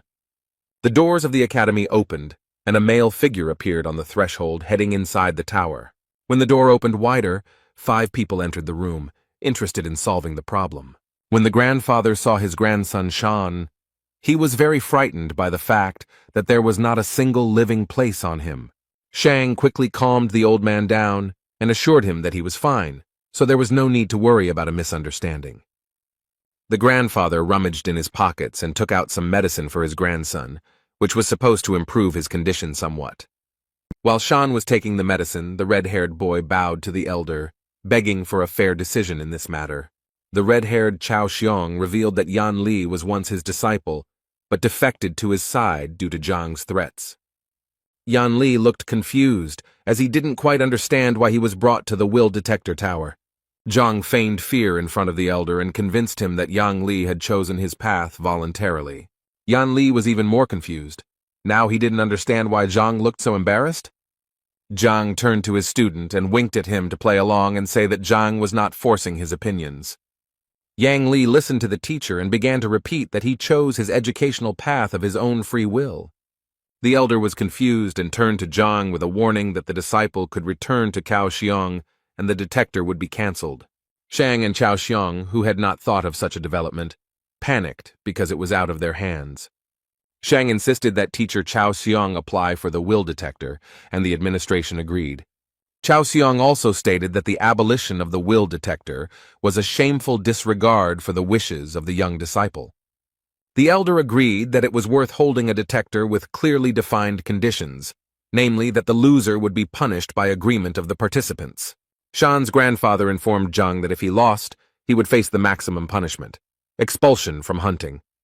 Zhang again played the role of the upset teacher and said that he had no enmity with teacher Cao, so it was cruel to kick him out. And then Zhang proposed another idea, such as canceling the license and adding a punishment of 100 lashes from God. With this statement, Zhang stunned everyone present, because it was he who found himself in a disadvantageous position, and now he was proposing such severe punishments. The elder thought that if the teacher was simply fired, he would be able to work in another institution. But revocation of the license was a different matter. Chao Xiong couldn't understand why Zhang chose such a cruel punishment in the form of God's whip, which leaves a person half dead. Shenbi's eyes were already wet because it was very clear that this was a trap, but Zhang did not try to escape from it. Chao Xiong did not hesitate to agree to the punishment conditions proposed by Zhang. Meanwhile, Yan Li admired the skill and cunning of his teacher, who pretended to be a loser in order to provoke his opponents. The elder announced that if both parties agreed to the terms, there was no point in postponing the event. The elder showed everyone present a ball of heartstone, which Zhang and Chao Xiong had to touch in turn. Based on the results, the winner will be the one who receives the highest level of trust from Yan Li. Chao Xiong was glad that after the procedure was completed, Zhang would not have a single wet spot left. Since teacher Cao had applied, he had the honor of being the first to pass the detector along with Yan Li. The ball shone with a magical warm light that illuminated every corner of the majestic hall. Thus, the Heartstone is able to put people into a state of trance in order to read their inner world. Thanks to this stone, one could find out whether the teacher really listens to the student, otherwise the latter could hate his mentor. Shauna's grandfather explained that the maximum level of trust is 100, and the relationship between a teacher and a student is usually at 30. Meanwhile, Shen insisted and advised Zhang to leave now and never come back. Shan overheard their conversation and said that it was too late to rush because everything would soon fall into place. Shang was convinced that once the results came in, Zhang would regret being born. But Zhang remained calm all this time and was even amused by Shang's self-confidence. Shang continued to mock Zhang because he believed that the level of trust between Cao and Yang would not be lower than 20. But Zhang, according to Shang, could have scored less than 10 units, and then he would have been ashamed of the entire kingdom. Shen was very irritated by Shang's comments, but she was even more irritated by Zhang's excessive calmness. Shauna's grandfather asked the elder how much he thought these two teachers could be trusted. The elder then casually replied that Cao could get a result of 20, but Zhang threatened even a negative value. Shauna's grandfather replied that if the result was negative, then in that case, he would immediately insist on revoking his license. Shan squinted his bruised eyes, making them look even more swollen as he saw the results. Chao was looking forward to the results because very soon he would be able to get rid of the annoying Zhang. A column of bright warm light rose from the ball and gave a result of 10 units. Shan did not expect such a result, and began to spit at everyone around him out of anger.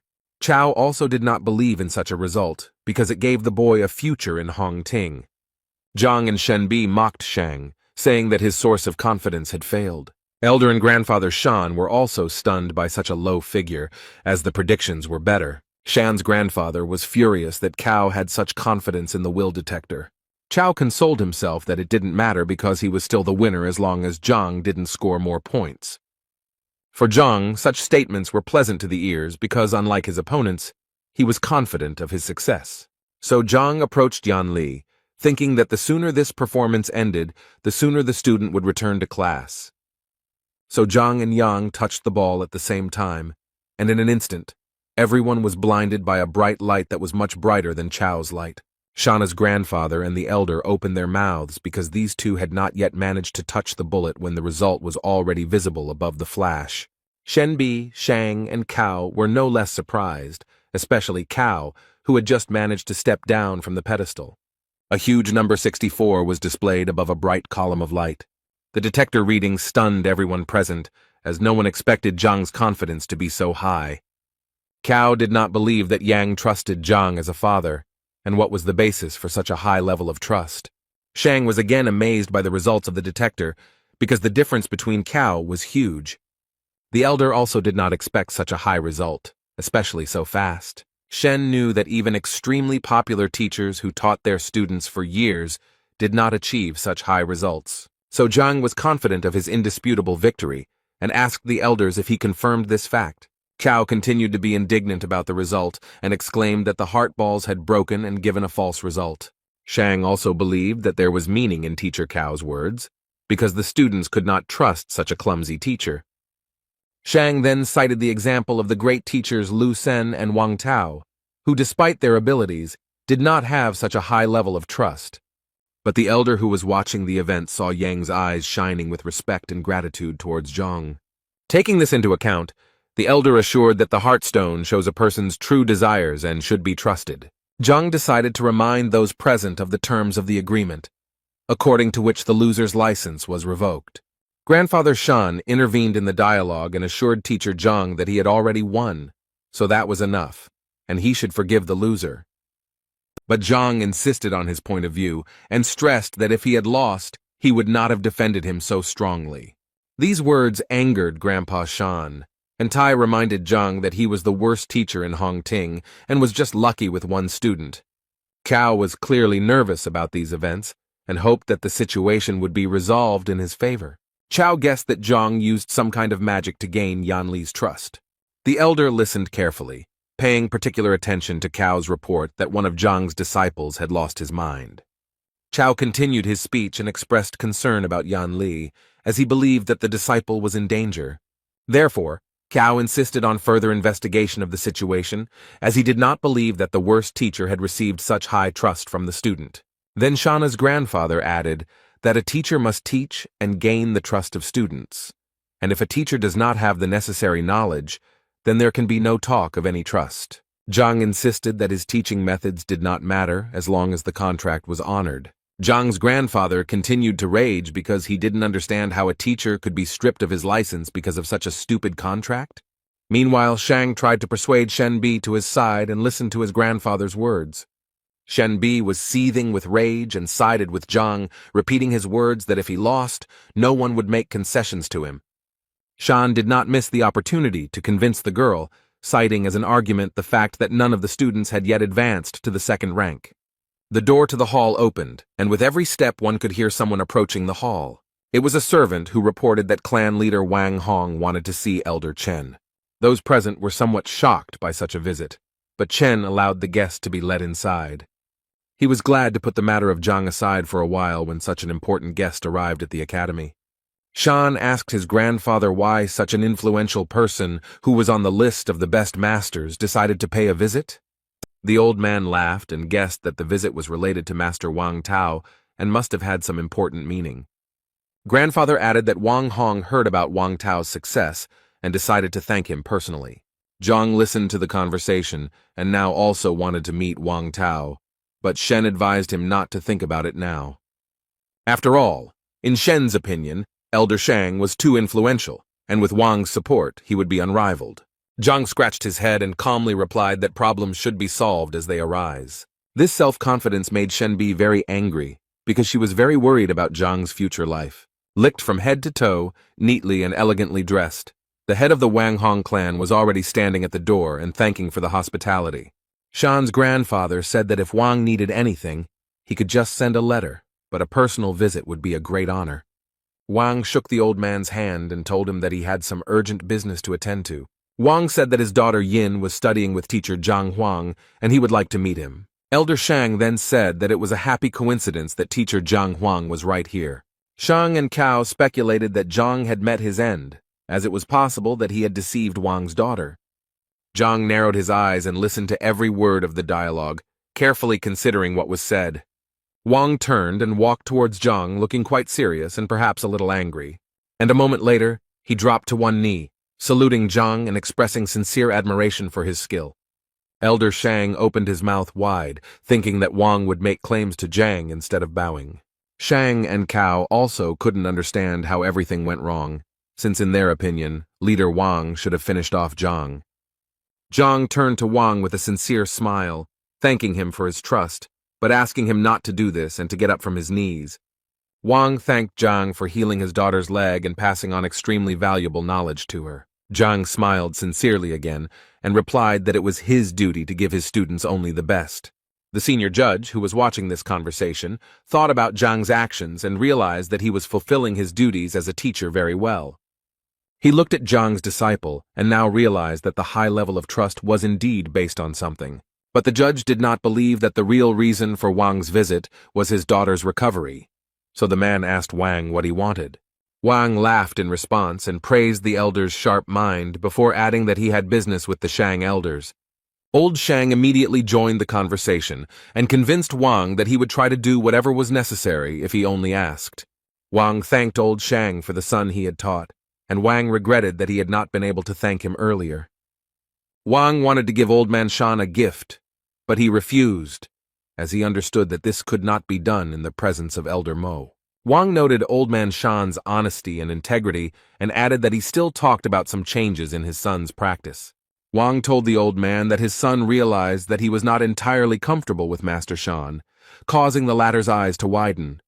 So now Old Man Shan had to let the boy go, but it seemed he wasn't quite ready for that step. But although Wang expressed his request calmly, he was firm in his convictions. Old Man Shang had no choice but to argue with Wang, so he complied with his request. As he returned the pendant to his son, who was now free, Old Shang knew how shameful he would be for doing this. Wang took the pendant from Old Shan, and Tay assured him that it was normal for young people to have difficulty finding suitable teachers. Wang smiled back, then turned to Zhang and asked if he could take his son into his class. This request shocked everyone present in the hall because recently Zhang almost ended up in court, and now one of the best masters is sending his son for training. This request especially hurt the pride of Old Shan, who had lost a student who could have fallen under the care of the worst teacher. Junior Shang was also worried about his grandfather and couldn't understand why Venerable Wang made such a choice. Zhang smiled modestly and replied that he didn't think it was a good idea. After a pause, as if thinking, Zhang replied that he would have to refuse the offer, which shocked everyone present. Shang Jr. thought Zhang was a complete fool because a member of an influential family was asking him for patronage, and Zhang was refusing. Shenbi and Huang calmly asked Zhang if he had thought about this offer, because such generosity could not be refused. Old Shan got the most out of Zhang's answer because he was exchanged for some loser. Elder Mo wanted to change Zhang's mind, but what he created was not in his mind. In fact, Wang himself did not expect to hear such an answer, since the offer seemed tempting to him.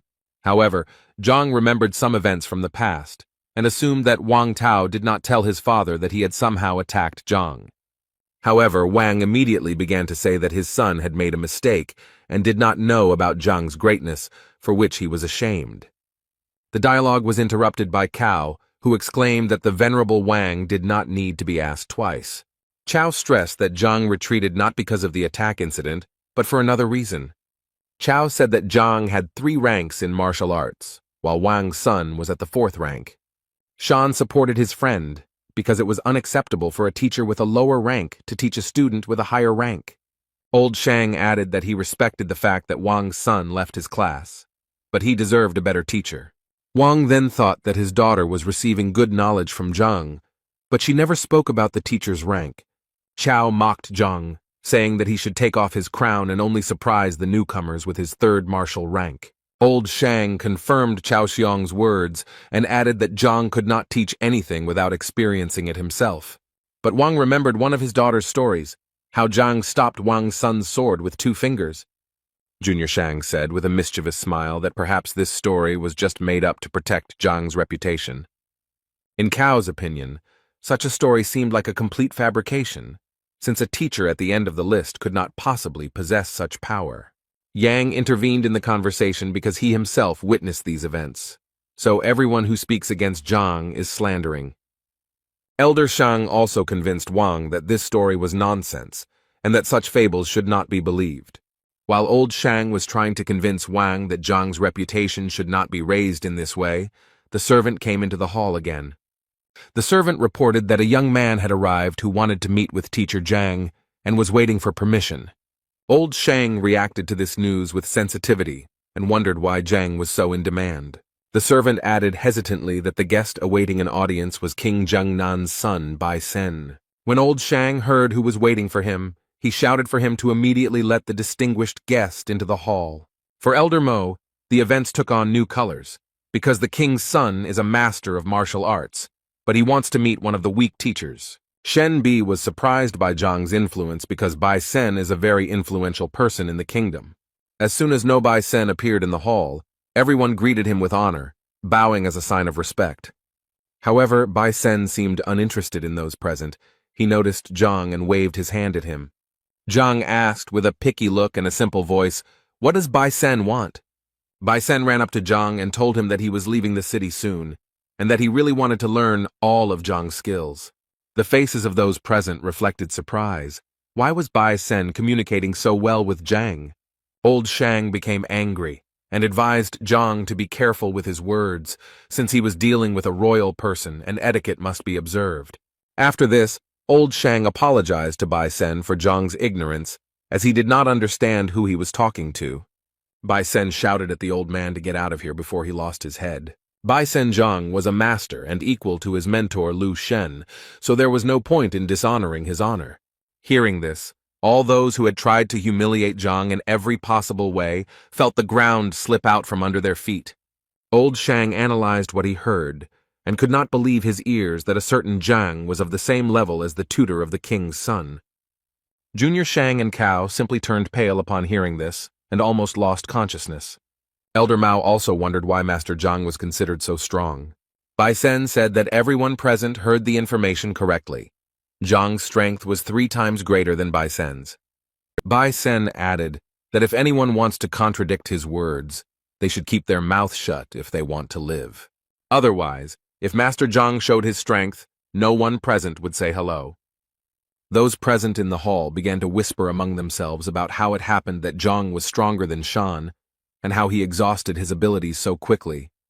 Only Zhang stood modestly in the corner, and was somewhat embarrassed by these dialogues, since he did not really want to demonstrate his strength.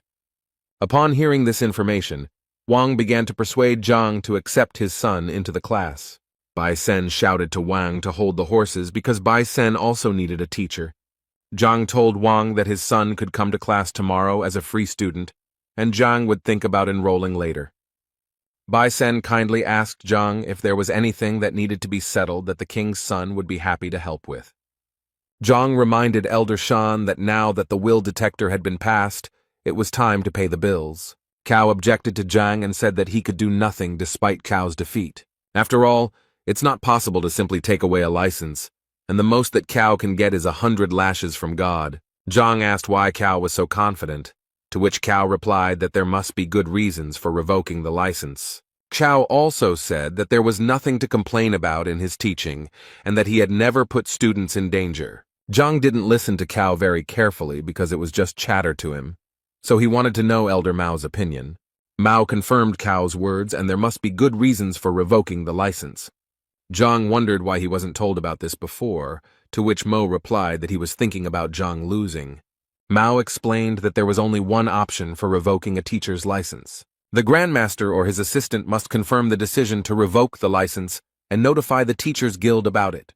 Zhang listened carefully to what Mao was telling him and tried to put the puzzle together in his head. The first thing that interested Zhang was where to look for these people, and even if they were found, how to attract attention to the dispute. The servant entered the hall again and announced that a girl named Huang Yu had come to the tower and wanted to see Zhang. Bai Sen was very happy to hear that his beloved Huang Yu had also come to the castle. Elder Mao gave the go-ahead and ordered that the girl be immediately admitted into the hall. A few minutes later, a fair-haired woman in an elegant robe appeared at the threshold of the hall and thanked for the hospitality. Huang Yu greeted all the elders and was very happy to see them in full health and well-being. Finally, the girl approached Zhang and greeted the master with a low bow. Bai Sen informed Zhang that Huang Yu had just taken over the position of assistant to the Grand Master that had just been discussed. Old Shan, who was watching all this, had tears in his eyes because he could not believe that Zhang was being protected by the son of the king himself.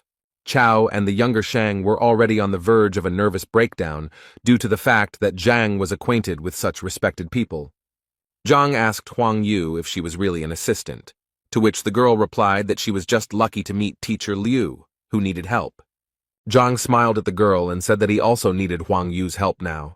Zhang told Huang Yu about this fight, and she was furious that if Chao remained as a teacher, sooner or later he would tarnish Hong Ting's honor. Therefore, Huang Yu decided that Chao was not worthy of a teaching license and should prepare documents to dismiss him.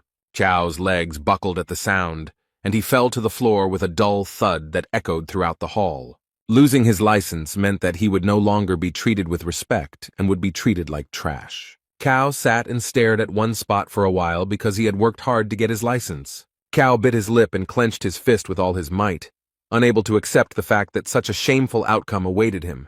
He rose to his feet and shouted that the Teachers Guild would be interested to know how Zhang drove his students crazy. Zhang responded calmly and assured that it no longer mattered, since Cao should be punished according to the terms of the dispute.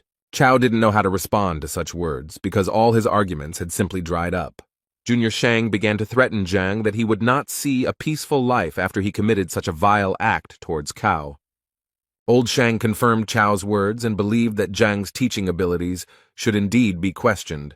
Huang Yu said that if these accusations were true, then the guild needed to check some things. Zhang was a little nervous because he underestimated his opponents, who also know how to use facts to their advantage. Zhang began to think about how he could get out of this situation dry, because now everything was against him.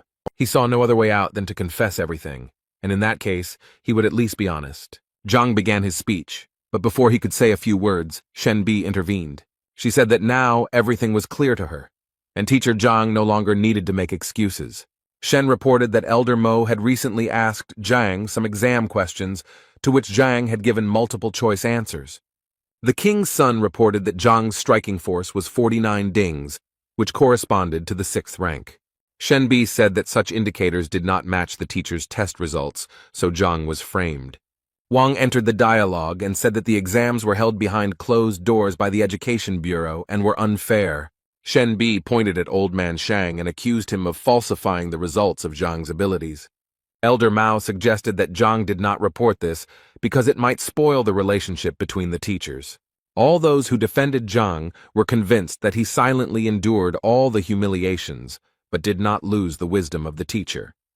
According to the defense, Teacher Zhang suffered for the sake of good relations in the team and bore the burden of ignorance.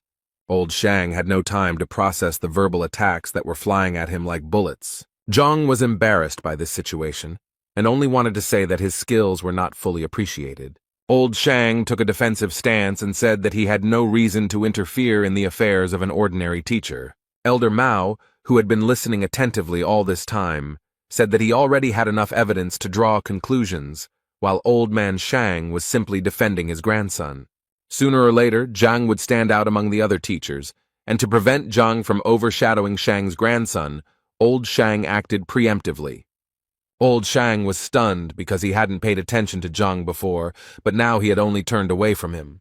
Zhang winced, as if he was extremely ashamed of Old Shang's actions in taking advantage of his power. Old Shang tried to say something else to Zhang, but he couldn't make out anything intelligible except curses. He began to strike on the nerves, and it seemed that he was about to suffocate in his own anger. All those who stood up for Zhang no longer believed Old Shan and considered his attack a deception. Little Shang, no matter how much he wanted to spite Zhang, felt broken because now his grandfather was also in danger. Old Shang stood motionless, his eyes closed and his head raised, coming out of his convulsive state. He seemed to be enjoying his condition, and his body was in nirvana after so many trials. Suddenly, enlightenment came to him. He opened his eyes sharply and looked at Zhang. He said that the charge of falsifying exam results could not be refuted in any way. But how would Zhang explain his student's madness? Old Man Shang pointed his finger at Zhang and waited for him to explain after the accusations. Zhang understood that such accusations were serious, and it would be difficult to turn away from them now, although the student's madness was the merit of old Zhang. Then Old Man Shang asked the servant to call Zhao Yanfeng from Master Lu Sen's class into the hall. Everyone held their breath, waiting for the development of events. After all, Lu Sen was the best teacher in Hongting. From his residual memories, Zhang recalled that this young man did not show up in class after the incident. Old Shang continued to argue that Zhao was going to retire after the incident, but Lu Sen came to the rescue in time. Wang thought that if Lu Sen could so quickly restore the strength of a student who was on the verge, then this spoke volumes about the strength of the teacher. The servant who had followed Zhao returned a few minutes later and reported that the young man had arrived. As soon as Zhao stepped into the hall, he immediately bowed deeply to show respect to everyone present. Old Shang immediately asked him a question, pointing his finger at Zhang. "Does Zhao recognize him?" Zhang watched his student carefully, hoping that he would not say anything that could harm the teacher. It only took Zhao a few seconds to recognize teacher Zhang, who had harmed him in the past. Then old Shang asked the young man if it was true that he had almost lost his mind while studying under Zhang Zhao. Zhao confirmed this information, and old Shang turned to everyone who had so actively defended Zhang, saying, "What a scoundrel." Mao agreed that causing mental harm to a student was a valid reason for firing a teacher. A sad expression appeared on Huang Yu's face because she didn't expect Zhang to be capable of such a thing. Old Shang began to ask Zhang why he was silent and whether he could say anything in his defense. Zhang bowed his head and scratched the back of his neck, saying that he saw no point in saying anything. Old Shang wanted to say that he knew that Zhang would deny everything, but a second later, he realized that Zhang agreed with everything.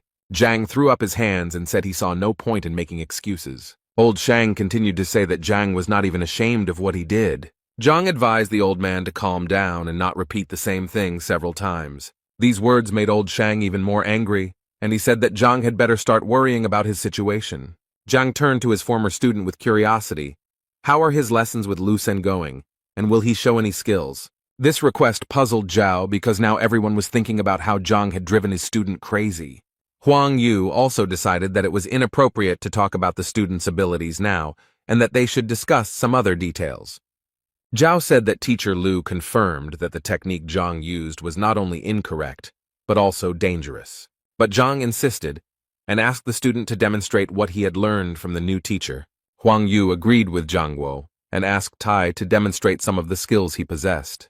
The guy did a warm-up, focused on his breathing, and began to confidently demonstrate elements of various techniques.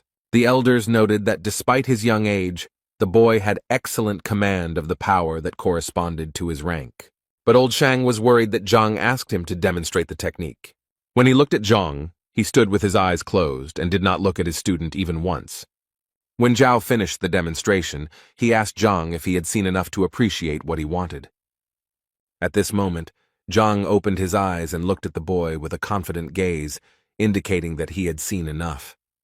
Old Shang insisted that there was no time to waste, since all the evidence in Zhang's confession proved his guilt. Zhang asked the old man to take his time as he needed to explain why he had asked Zhao to show him some pieces of equipment. Before explaining his actions, Zhang told everyone present that he had deliberately driven the boy mad. After such a statement, it seemed to everyone present that the ground was slipping out from under their feet, because no one expected such a development of events. Old Shang decided to use this to his advantage, and began to say that Zhang was not even ashamed of his actions. The old man turned to Huang and Elder Mo, hoping that they had understood everything and drawn their own conclusions. Zhao was seething with anger, clenching his fists. He did not understand what had happened to Zhang, that he had treated him so cruelly. Zhao was just a student, and to him, Zhang's actions looked like he was deliberately teaching the student the wrong techniques. Zhang made a dissatisfied expression, indicating that Zhao had misunderstood. Such actions made Zhao even more angry, and now it seemed to him that Zhang was back to his old ways. Zhang asked Elder Mo and Huang if they noticed anything suspicious when Zhao demonstrated the technique. They shook their heads, and then Zhang explained that Zhao had a congenital stiffness of the gaze. Huang Yu thought about this statement because people with this disorder have narrowed acupuncture point passages and cannot release qi energy. Elder Mo was very surprised by Zhang's proposal because it was a very risky move. Zhao also didn't believe it, as he had not experienced any obstacles during the training process. Zhang advised Zhao not to jump to conclusions and to think about whether the boy had encountered difficulties before he lost his mind. Zhang gave an example of how every time the boy tried to gather energy, his body seemed to be torn apart. The boy was surprised by what he heard. Wang and Shen Bi listened carefully to Zhang, and although his speech seemed stupid at first glance, they still guessed that there was a destiny of truth. Only old Shang was categorically against these judgments, because the hardness of the glasses no longer mattered. The fact was that the boy was injured. Zhang advised Shan to take his time and give him time to complete his judgment, and then asked how to characterize a person who has lost his mind. Old Shang was surprised by the question, but explained that the energy that bursts out cannot be controlled, and the person loses his mind. When the old man realized what Zhang was getting at, he became angry, and did not believe that this was designed to destroy the blocks. Huang Yu and Elder Mo wondered how realistic this tactic was, as it was very risky to use. Zhang then asked Cao if he still felt like his body was being torn apart when the qi was released. Zhao was surprised again, because when the state of madness passed, all the difficulties also went away, but the boy attributed these merits to Lu Sen. Zhang advised not to rush to conclusions and explained that the force in the fool's body is extremely powerful and capable of breaking down barriers. Teacher Zhang said that he had planned further steps that could improve Zhao's body features, but he left without saying goodbye.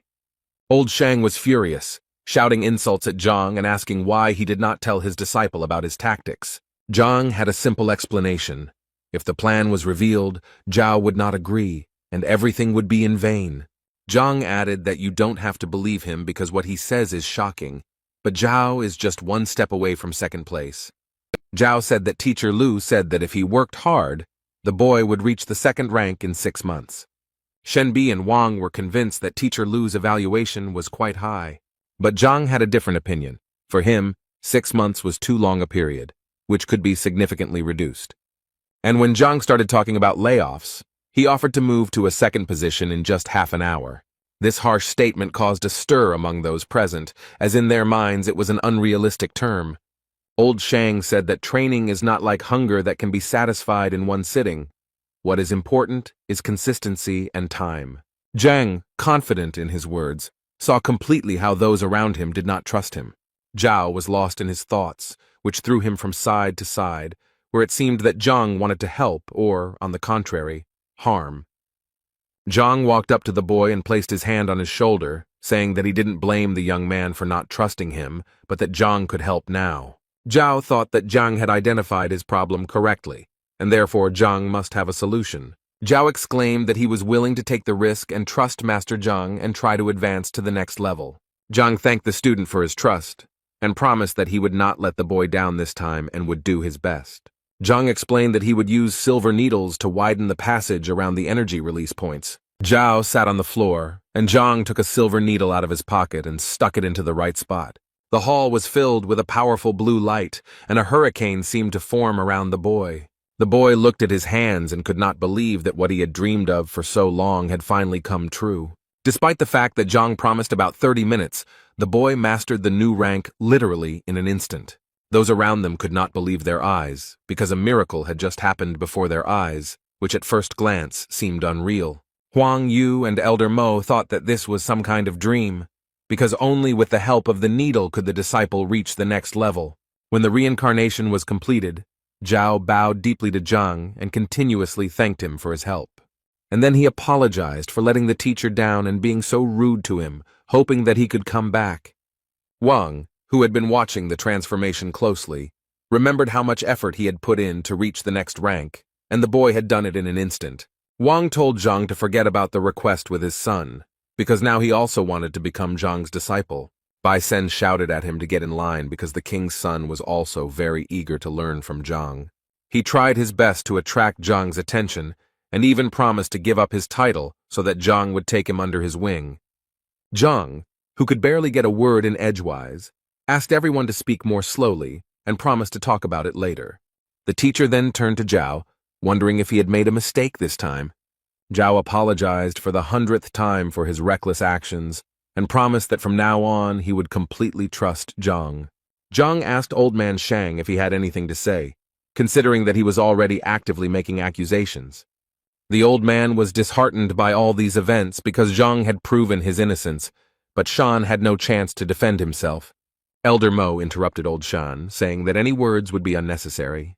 Mo announced his verdict that Shang Bin had attempted to frame his colleague, so he is now suspended from his post pending the outcome of the judicial investigation. Mo also added that Cao Xiong had deliberately defamed Zhang and would now be removed from teaching. Elder Mo reminded Old Man Shan that he had been removed from his position as the school principal for falsifying the exam results. Old Shang fell to his knees and felt completely broken just because he had given in to his grandson's pranks. Mo apologized to Zhang, but promised that in the future, he would no longer be bothered by unworthy people. Zhang assured the elder that everything was fine, adding that difficulties sometimes arose. Elder Mo ended the conversation by saying that after the verdict was given, Zhang would receive a message from the guild. Zhang and his defenders were leaving the tower where they had experienced many turbulent events over the past few hours. Junior Shan and the old man sat on the floor and were literally broken in every sense. Now Zhang has new plans for his life, to become a famous teacher, that is, a grandmaster, but to do this he must first become a student. Zhang returned to Huang Yu and asked the girl how he could become the great master's disciple. The girl said that everything is arranged quite simply. No tests are needed for this, just to catch the eye of the Grand Master. Zhang asked Huang Yu how she managed to run a store and be a student. The girl smiled and replied that she lacked life experience, so she chose a crowded place to observe the world and society. Zhang remembered the requests that Master Lu Shen had made to Zhang from Huang Yu and Bai Sen. Bai Sen explained that Lu Shen had a painting called The Ruler's Canvas, which he would give to the winner of the competition. Zhang mentally analyzed the painting, which was painted by Master Mo Chenzi in an exquisite style. Bai Sen and Huang Yu were very happy to receive this painting as a gift because it really touched their hearts. That's why they turned to Zhang, who they considered a very good artist. Zhang was confused, because he only understood the paintings thanks to the Library of Heavenly Path. Meanwhile, at Hongting Academy, the entrance exam was taking place in teacher Lu Sen's class. The man with long gray hair and beard praised Lu Sen, and emphasized that the students are willing to do anything to get into this class. Although Lu Sen was pleased to hear this, he responded modestly, but the old man continued to flatter the teacher. After receiving several compliments, Lu Sen asked Elder Hong Hao how he could help.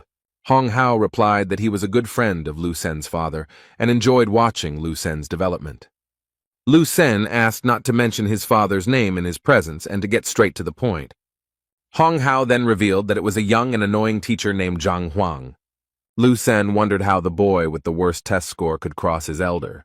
The elder explained that the whole thing was due to the pogrom of the restaurant that Zhang had carried out, after which the business became unprofitable. Lu Sen assured the elder that Zhang was just a loser who would be fired sooner or later. The elder agreed with this statement, and added that he heard the administration give him an ultimatum to fire him if Zhang did not have any disciples. That's why the elder asked Lu Sen to lure all of Zhang's students into his class. After all, it is difficult to teach a teacher who has students, but if Zhang has no students, then everything will be easier. The elder insisted that Lu Sen cast aside his doubts and recalled the incident of poor Zhao, who had almost lost his mind. Lu Sen listened to the elder and replied that he would announce a new recruitment of disciples today. The elder said that he would not be indebted to Lu Sen and would thank him with a delicious meal at the restaurant. The conversation between the two men was interrupted by a fair-haired boy who dodged teacher Lu before making his request. Lu Sen asked what Wang Yan, the grandson of the Wang clan leader, wanted. The boy tried to say something, but it was obvious that he was shy and afraid to voice his desires. Lu Sen convinced the boy that if he had any problems with his studies, he could share them with him. The elder did not miss the opportunity to praise Lu Sen once again, and assured the boy that he would receive an answer to any question. Wang Yang knelt down and announced that he intended to leave teacher Lu Sen's class. Lu Sen didn't expect this development, because people want to get into this class more than anything else. Lu Sen wondered what the reason for this decision was, whether anyone had offended the boy, but Wang Yang insisted on his initiative. Lu Sen tried his best to keep the boy, so he said that if he left this class, no other teacher would accept him. The boy said that if he left this class, he would have the opportunity to listen to teacher Zhang's lectures. This news shocked Lu Sen greatly, and after becoming Zhang's free listener, the boy punched Lu Sen in the nose. The elder was also extremely surprised by this decision, since Zhang's reputation was not the best. Lu Sen asked the boy if he knew of the case of a student who had lost his mind while studying under Zhang. The conversation was interrupted by Zhao Yanfeng, who was told by Lu Sen that Wang Yan wanted to go to Zhang's class. Lu Sen asked Zhao to tell Wang what Zhao had gone through while studying under Zhang. But Zhao also knelt down and asked Lu Sen to let him into teacher Zhang's classroom. Lu Sen now didn't understand what was going on at all, because the disciple who had suffered under Zhang was now also going to Zhang. Zhao explained that Zhang was a good teacher, and now Zhao regretted his mistake. Lu Sen turned pale at this and couldn't understand why Zhang's thoughtless actions turned into good deeds for Zhao. Without thinking twice, Lu Sen agreed to let the boys go, believing that they had thought about their decision. The boys were very happy that they would now be able to listen to lectures from such a talented teacher as Zhang. Before Lu Sen could finish speaking about what the boys looked like, the spirit disappeared as if they had never been kneeling. Now Lu Sen was very angry with Zhang because he had somehow taken away his 2 disciples. The anger burning inside Lu Sen made him act immediately and decisively, so he called Zhang Hong for help. The boy, who looked like the embodiment of evil and hatred, was already standing next to Lu Sen, waiting for instructions in a moment. Lu Sen ordered his disciple to go to Zhang and give him a letter declaring war. The elder was surprised by the decisive step of declaring war on the freshman competition. Lu Sen was extremely angry, and now if Zhang was so impudent, he would have to answer for his actions. Lu Sen was also going to conduct an evaluation of the teachers, and when Zhang lost, Lu would take the students to his place. Before these events, Lu Sen wanted to attract the Grandmaster's attention at the novice competition in order to become his assistant, but his plans changed.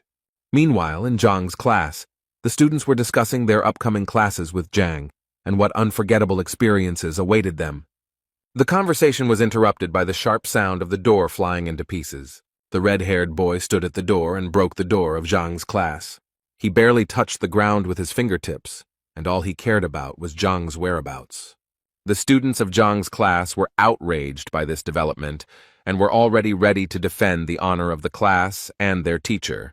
One of the students recognized the red-haired guy as Zhu Hong, who had placed 4th in the entrance exam. Holding the envelope addressed to Zhang, Zhu Hong was glad that he was so popular. He told a student in Zhang's class that the envelope contained a letter from Lu Sen calling for Zhang to be examined by his teachers. Zhu Hong threw the envelope at the feet of the disciples, adding that Lu Sen was angry after the recent events and therefore declared war on Zhang. Zhang's students were confused by this statement, as they believed that Zhang was the best teacher.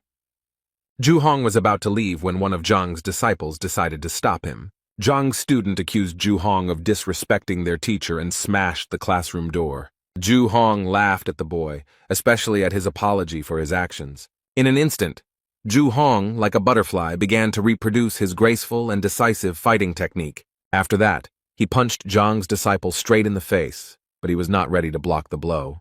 The boy flew several meters at lightning speed, his face touching the grass near the classroom. Zhu Hong, who had not a single scratch on him, stood proudly and declared that Zhang and his disciples deserved no mercy. Such remarks had a strong effect on Zhang's student, and she decided to teach him a lesson in good manners. The girl was the first to attack Zhu Hong, but he immediately blocked her bold strike. And the next step, he counterattacked the girl, and so quickly that the student did not have time to understand anything. Zhu Hong's blow was precise and powerful. He also kissed the girl on the face, and she flew away with a cry of pain. The boy who wanted to help the injured Zhao Yao didn't have time to look back before Zhu Hong was already behind him. He deceived Zhang's disciple and also injured him, leaving him no room for counterattack. A pink-haired girl from Zhang's class ran up to her injured colleagues and tried to help them, but Zhu Hong approached her like a ghost, preparing to cause irreparable damage. A moment later, Zhu would have carried out his plan, but Zhao stood up to defend himself, blocking the aggressor's blow. He tried his best to resist Zhu, but it was not easy because Zhu was quite professional in his technique. Zhu taunted his opponent, adding fuel to the fire by pointing out that Zhao lacked strength and training. Zhao held on with all his might as Zhu Na dealt him blow after blow, sapping his fighting spirit. Each attack was extremely exhausting for Zhao, and he was already at the limit of his capabilities. At one point, Zhu broke through Zhao's defense and delivered a powerful blow that left him unable to stay on his feet. Zhang's students, beaten and mutilated, barely regained consciousness after Zhu dealt with each of them. Zhu emphasized that this was just the first lesson, and if they did not want it to happen again, then Zhang should apologize to Lu Sen. Suddenly, Zhang appeared in the courtyard with Zhang, who had already heard Zhu's threats. Zhu told Zhang that he was just in time because he was talking about the defeat that awaited Zhang. Zhang ran to his disciples to help them, and told Ju to return to Lu Sen with the news that Zhang accepted the challenge. Zhang was momentarily saddened by the fact that he had spoken to Bai Sen and Huang Yu and saw his disciples now suffering. Ju, mocking Zhang and his disciples, was already saying goodbye to them and rejoicing in his victory. One of the injured students told the teacher that Ju had spoken disrespectfully of Zhang and smashed the classroom door. The boy asked Zhang if there was any way to get revenge on Ju for the damage he had caused, when Ju suddenly heard this and stopped abruptly. In Ju Zhang's opinion, he was the worst teacher, and such worthless students would hardly be able to stand up to him again. Zhang, on the other hand, listened carefully to his student, who wanted to take revenge for the harm caused to the class and all those who receive knowledge here. The student wondered if he had a chance to take revenge, and Zhang convinced him that it was possible. Yuan Tao was Zhang's weakest disciple, but very capable, so Zhang wanted to show him the technique of revenge. Zhang, who was helping the injured students after the fight, listened carefully to the teacher and realized that he had made the right choice. The girls were also stunned by Zhang's statement, because just recently they simply did not have the strength to get up, and now Zhang suggests fasting. Ju ridiculed Zhang's belief that he was trying to send such a clumsy student into battle to extort reparations from Ju for the pogrom. But Ju was curious, so he agreed and promised that if he lost, he would not only pay for the repairs, but also throw in 1,000 gold coins. Zhang rose to his feet and asked if he had heard, but Ju assured him that Zhang had heard correctly. In this case, Zhang told Yuan Tao that this was also a chance to make some money, so it was necessary to win. Zhang convinced the student that he would show him 3 simple steps that, if followed, would enable the student to win. Ju could hardly contain his laughter at the sight of Zhang's actions, who was about to give a lesson to his student right before the fight. Zhang called other students to whom he was going to tell about the tactics that would bring victory in the future. Yuan Tao was already beginning to doubt his own strength, and was he too hasty in his desire for revenge? Zhang encouraged his colleague and convinced him that the boy should trust Zhang. Yuan Tao was encouraged by the words of encouragement. He had been beaten before, so it would be okay if he was beaten again, especially since he was thick-skinned. Zhang, who had gathered his students around him, spoke about the winning technique, and all the students listened attentively to his every word. Zhang now decided to demonstrate the technique by standing in a stance and then suddenly throwing his left hand forward and spreading his fingers. The second step in Zhang's technique was to move the left leg to the right, thus creating a secure footing. And the last, third step is a right hand strike. The students were shocked by this move, because there was nothing special about it. Yuan Tao even asked Zhang if he had made a mistake since it was an extremely simple and low strike. Ju, who was watching this, also saw no point in teaching students such terrible blows, even in his presence. Zhang convinced his student that if he could repeat these simple steps correctly, he would easily win. Yuan Tao finally cast aside all doubts, stood up and walked towards Ju, preparing to teach him a lesson. Ju gave the boy one last chance to refuse the fight and run away as far as possible, because after the fight he would hardly be able to walk. Yuan refused, and Ju instantly rose like a hurricane to launch his lightning attack. Yuan was momentarily confused, but then he heard a voice speaking to him, and it was Zhang giving him hints through the qi connection. Zhang asked Tai to change the order of his hands and feet, and towards the end he struck with one finger 3 inches lower. Ju still didn't believe in Zhang's disciple's technique, so he easily dodged the first strike. Meanwhile, Yuan did everything according to Zhang's instructions, moving his right leg to the required position. Yuan was convinced that one must trust the teacher, and only in this case can one win. Ju, who was already celebrating his easy victory, instantly realized that Yuan had not yet landed a single blow. After all, the whole technique consisted of influencing a certain point, which Yuan skillfully used. Ju was racked with indescribable pain because Yuan had hit a vital point where the energy was coming from. Ju winced in pain and barely stayed on his feet, trying to say something to his opponent. Yuan approached Ju, looming over him, creating a threatening and uncomfortable atmosphere. Ju regained consciousness, covered in bruises and sores, and tried to understand how he had been dealt with so quickly. Zhang's other students also admired Yuan's abilities, who had suddenly become so strong. Zhang praised Yuan, but stressed that the blows should be softer, as they would not destroy Ju. Yuan, who was already in a heated mood, stopped at Zhang's request and stopped beating Ju. Ju lay on the ground with a swollen face and whined that he had been knocked down by such a simple blow. Yuan was outraged that Ju was devaluing simplicity, so he threatened to hit him again if he did not calm down. Zhang decided to stop the persistent student and said that Yuan should rest, and the rest should test their strength. Zhang invited Zhang Yang to try his hand while there was still a good opportunity to practice. Ju, who thought he would be released after this match, did not expect to become a punching bag. But Ju was convinced that since Zheng had failed to parry even one blow last time, victory would be easy. Ju was now ready to watch his opponent's strikes closely, but Zhang had only worked out the tactics for one fight. Zheng rushed into battle. Out of nowhere, he heard Zhang's voice giving him battle advice, so he realized it was Chi Ziquo. Ju did not believe that Zhang's disciple was serious, so the duel had to be easy. Therefore, when Zheng dared to strike, Ju forestalled him, as he was already familiar with such tactic. Ju admired himself for not falling into the same trap twice, and so he won a few more victories. But while the narcissistic Ju was rejoicing over something unknown, Zheng delivered a powerful punch to the bully's face. Ju did not expect this development and was very angry that he had miscalculated.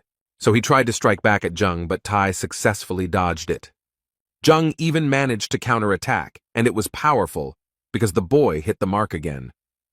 Ju fell to the ground, clutching the spot where the attack had just occurred with his hands. Ju accused Zheng of being mean and of Zheng's student having touched a vital point. Zheng saw nothing mean in his tactics because in battle there was no difference in how to win. But if Ju spoke of meanness, then Zheng decided to act honorably and struck again, but this time with his fist in the face. Ju's face now resembled a chopped steak with a crimson hue and numerous wounds. With such injuries, Ju had no choice but to admit defeat. Zheng prepared to deliver another decisive blow, but upon hearing that Ju was surrendering, he was disappointed. Zhang, who was watching the duel, smiled sarcastically and invited the next student to duel. Ju was barely able to stand when he was soon forced to compete with another of Zhang's students. Zhang asked Wang Ying and Liu Yang to also prepare for the fight after Zhao Yao finished. While all of Zhang's students were practicing their martial arts on Ju, he lay on the ground and barely moved. Yuan approached Ju and reminded him that it was time to pay. Now each student had to pay 1,000. And when Yuan added that the total payment was 10,000, Ju's bloated body could not understand where such a sum came from. Yuan reminded Ju that he included the broken door in the compensation amount, which was not that expensive, only 5,000. Yuan suggested a backup plan that Ju could use in sparring during the entrance exam. Ju was covered in bruises and sores and cried in pain, but he had no choice but to agree to the payments. Meanwhile, in Lu Sen's class, Hong Hao wondered if Zhang would accept Lu Sen's challenge. Lu Sen didn't care anymore because he couldn't just leave the situation like that. Otherwise, he wouldn't be able to succeed. Hong Hao fully agreed with Lu Sen's vision and wanted to add something, but their dialogue was interrupted. Ju appeared in the classroom, and now it was difficult to recognize him due to numerous bruises and a swollen face. Master Lu Sen did not recognize his disciple, who now resembled an aggressive needlefish. Then Ju Hong had to mutter his name, but his swollen lips were unable to do so right away. Lu Sen asked his disciple what could have happened to him when he only had to deliver the letter to Zhang. Looking at his poor disciple, Lu Sen even assumed that Zhang was capable of raising a hand against him. But Ju quickly denied this information and told me that he received it from Zhang's students. Lu Sen didn't expect this development, as it meant that his former students were also involved. Lu Sen was upset that Ju was unable to stand up to such weaklings, as he had paid special attention to Ju. When Lu Sen learned how exactly the students managed to defeat Ju, he said that knowing the point was no guarantee of victory. Combat is a much more complex system, where the speed of reaction and adaptation to the enemy is important, Lu Sen said. Lu Sen understood that this tactic was not invented by the students, but by Zhang, so this teacher was not as simple as he seemed at first glance. Lu Sen promised Ju that he would help him recover, advance to the next level, and quickly increase his vitality. The teacher asked Elder Hong if there was a way to influence Zhang through Elder Shang, who worked at the Education Bureau. The elder explained that it was not so simple, because there had to be good reasons for such a decision. While the elder and the teacher were talking, an unknown man entered the hall and interrupted the conversation. The young man had flowing blue hair and bowed to the elder and teacher as a sign of respect. Lu Sen greeted Teacher Wang and asked him what he was doing here. Wang announced that he had news from the Education Bureau and that the audience might not like it very much. Lu Sen became wary in anticipation and told Wang not to intrigue and to get down to business. Wang reported that from now on, Elder Shang has been released and is under investigation. Lu Sen was now interested in the details of these events, since Elder Shang had held this position for a long time. Wang said he heard that Shan was suspected of falsifying the teacher's test results, and this was discovered during Will's check. Lu Sen became nervous when he heard about the detector because he knew that Cao Xiong was the one who initiated its creation. Lu Sen then asked Wang which of the teachers dared to accuse Elder Shang of such a thing. Elder Hong whispered to Lu Sen that Shang had good connections in the teachers' council, so it would not be easy to get him released. Wang said the decision was influenced by a teacher with poor academic performance, Zhang Huang. Zhu, who had been kneeling silently until now, became furious at the mere memory of Zhang. Lu Sen was also not happy to hear that after his disciples went to Zhang, he was now involved in the liberation of Shang. Elder Hong, who was still on the sidelines of the restaurant's events, was shocked by the news about Director Hong Ting. Lu Sen and the Hong elders now had the impression that Zhang was always one step ahead and mocking them. Meanwhile, in his class, Zhang completed another productive lesson in mastering new techniques. Zhang told his students to go home and practice there because the teacher evaluation was due in 6 months. Zhang told the students that he had no intention of losing, so he hoped the students would help him. After the lesson, the students gathered in the yard to discuss the events that had happened recently. It was said that Zhang had reached the 6th rank, and even Bai Sen himself wanted to become his disciple. Zhang said that it was worth using Lu Sen's challenge to justify Master Zhang's name, and he urged his colleagues to make every effort over the next 6 months to perform with honor. The students were convinced that Zhang was an honest and noble man who had been treated unfairly, and it was time to make amends. After discussing the plan of further action a little more, the students sat in the yard and then went home. Meanwhile, Zhang remained in his office, collecting his thoughts and developing a winning plan before the competition. In his opinion, Zhao Ya and Wang Yin had proven themselves well, and if they followed the instructions, then in half a month their strength would increase. Yan Li and Zheng Yang have good prospects. They are goal-oriented and capable guys that Zhang did not worry about. But Yuan made Zhang uneasy because he had not trained professionally before, and now he had little time. Then Zhang came up with the idea that he should try to activate the blood inheritance of the horned dragon Yuan. However, Zhang struggled because although the idea was good, he did not know how to implement it. A second later, Zhang felt himself falling into a kind of trance, and this feeling was already familiar to him. Zhang headed to the Library of Heavenly Path, where they tried to answer his question. Zhang held a book in his hands that described the method for activating hereditary abilities. The teacher began to study the book carefully and realized that there were 3 different ways to achieve the desired result. The first method involved hard training, the second required taking special drugs to wake up, but the third confused Zhang. This was the most difficult and dangerous task, since it involved wounds, poisoning, and deaths of soldiers. Zhang decided that the second method was best, and now he needed the help of the Pharmacists Guild. Zhang went to the Alchemists Guild, which is usually bustling with activity because many martial artists gather there. Looking around, Zhang noticed a store where he could get the information he needed. A sweet but tired girl stood behind the counter and muttered something under her breath. As Zhang approached, the girl smiled and greeted the teacher. Zhang greeted her back and asked the girl if she sold books that helped to reveal hereditary abilities. The girl was still smiling and replied that if the man was looking for books, he needed to go somewhere else, and she would help him with the route.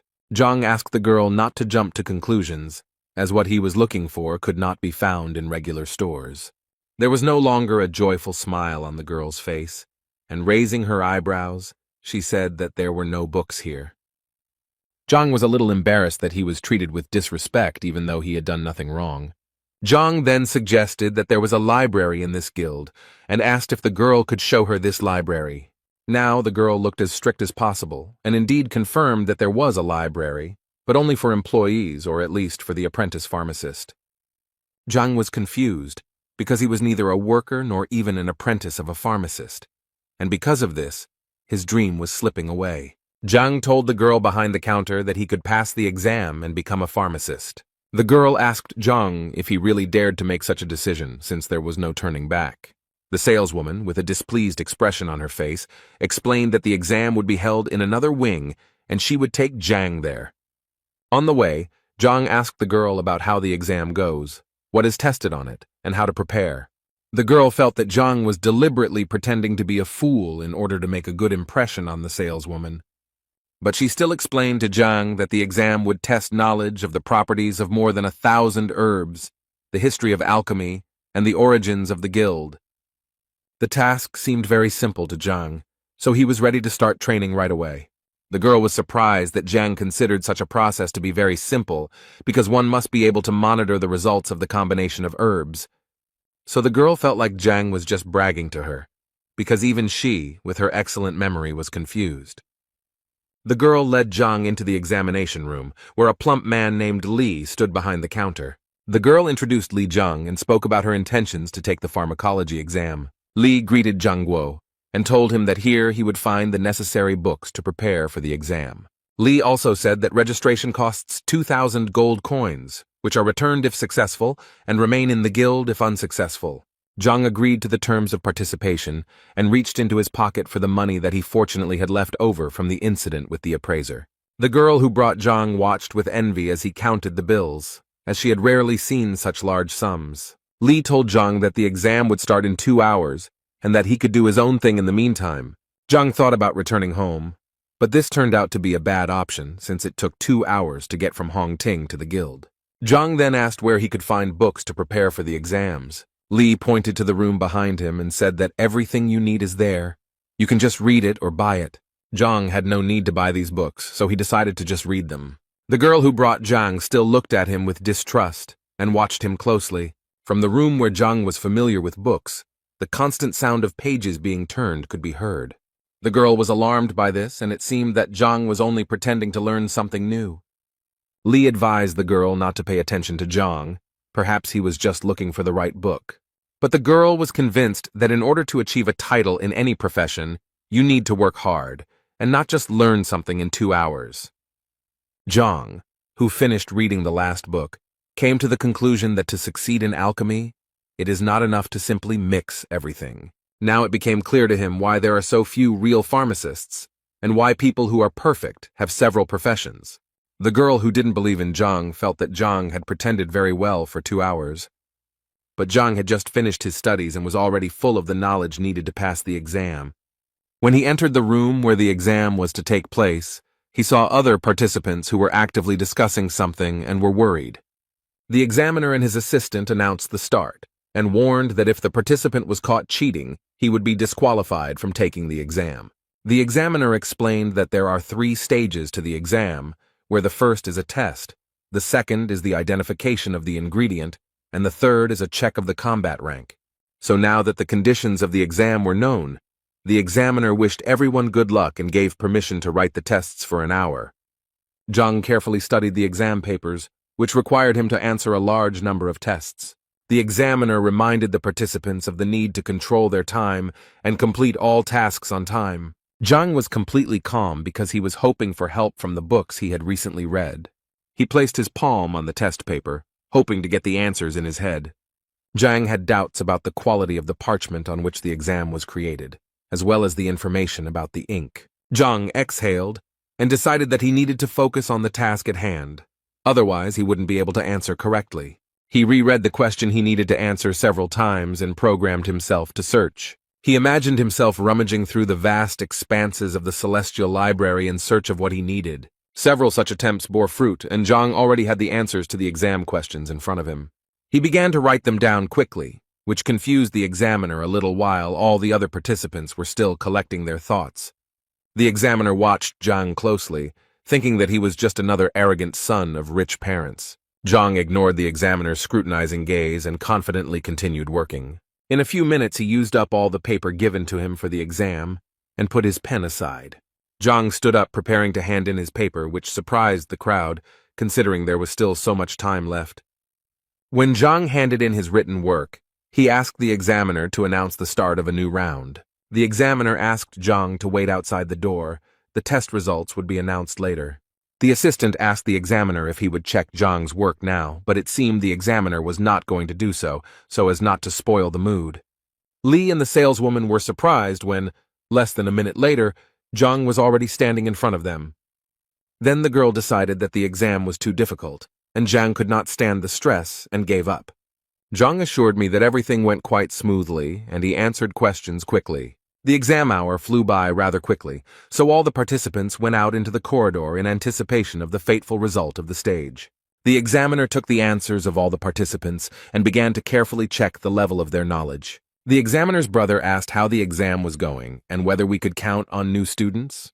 But the examiner did not seem to receive any comforting news, as he found all the answers to be meaningless. The examiner's brother then pointed to a piece of work lying on the floor next to the examiner's desk. The examiner looked around and replied that he would not check this examination paper because the person who had taken it had not even read the question. But the examiner's brother became interested in the work, so he took it and began to study it. The examiner assured that the participant who wrote this work did not understand the value of the profession of an alchemist. However, it seems that Uyan's brother had a different opinion and suggested that Uyan read the work himself. Uyan began to read every word, expecting that there would be some absurd things written there. But with each new page, the expression on his face changed from the realization of what was written. When Ouyang reached the last page, he cried out in shock when he heard Zhang's answers. Uyan's brother confirmed Uyan's reaction that the work was indeed impeccable. The man noted that some of the questions were so difficult that he was not sure whether he could answer them himself. Now Ouyang had changed his mind about Zhang and was eager to know how Zhang managed to answer all the questions so quickly. Zhang sat in the hallway with the other participants, waiting for the test results. A few minutes later, Hua, the pharmacist's assistant, appeared before the participants. The girl who brought Zhang to the exam was waiting for Zhang's lie to finally be revealed. Sun Tao from Lu Yuan became the first lucky one to score 91 points out of 100. Sun Tao could not believe that he had succeeded, but his friends congratulated him on his intermediate success. Next up was Qian Wenman from Ji Yun, who scored 90 points out of 100 and was also pleased with his result. Hua was about to announce the third lucky winner, who turned out to be Zhang Huang from Qianshuan, but the assistant looked closely at the result. Hua couldn't believe his eyes, but he said that Zhang had scored the maximum points, 100. The other participants began to whisper to each other, "How did Zhang manage not to make a single mistake in the tests?" Hua announced that the participants he named must follow him to the second stage. The saleswoman from the drugstore was glad that the boy she brought failed the exam. But when Zhang stood up, she realized that she had not known his name before, but now she realized that he had passed the test with flying colors. Zhang smiled at the girl and waved his hand, indicating that it was time for him to go to the second stage of the inspection. The girl was very puzzled that Zhang, having read the book so easily in a few hours, passed the exam with the highest score. Now she felt like a fool for being so prejudiced against him in the first place. The second stage of the exam began, and the participants were now presented with 10 different samples. The task was to write the name of the sample, its properties, and its use during the burning of the incense stick. Ouyang said that if the participants want to advance to the next stage, they need to do well in this test. Zhang picked up the first sprout and began to examine it, but after a few seconds he realized that it was Greenbeard. The information in the heavenly library was the same as the real library. Zhang only needed to take a sample, and he would already have the answer. Ouyang watched Zhang closely, who looked quite confident in the second stage as well. Meanwhile, Zhang described sample after sample, detailing each point as needed. Less than half of the allotted time had passed before Zhang had already finished the description and was ready to hand in the work. Ouyang looked at Zhang again in surprise, but he had no choice but to accept the job. Now Ouyang decided to immediately check Zhang's work by reading every word the teacher wrote. When all the participants had finished their work, Ouyang was ready to announce the result after checking. Only one participant was able to answer the questions perfectly, and that was Sun Tao from Lu Yuan. Sun Tao's pupils dilated to the size of gold coins at this joyful news. But Zhang didn't believe it because he checked the answers to the questions using the Library of Heaven's path. Zhang felt he had been treated unfairly, so he decided to ask the examiners about his mistakes. The other participants did not expect such audacity, since, in their opinion, the examiner's decision could not be challenged. The examiners also did not expect such a development of events, and therefore looked at each other. Ouyang explained to Zhang that he had made a mistake by calling it dragon-scale grass instead of fish-scale grass, So they wanted Zhang to practice more so that he could pass the pharmacist exam next time. They believed that Zhang had potential, so he should not stop studying alchemy. Zhang walked over to the sample stand and took the one he needed to prove the examiners wrong. But Uyan insisted on his point of view and, as evidence, cited a description from a textbook in which these two plants were distinguished. Zhang demonstratively picked up a plant stem and assured the examiners that he could prove otherwise. He assured the examiners that they should not make hasty decisions as they themselves did not know what samples would be in the exam. Zhang then said that the book Special Herb Review in the cooking room would help verify his words.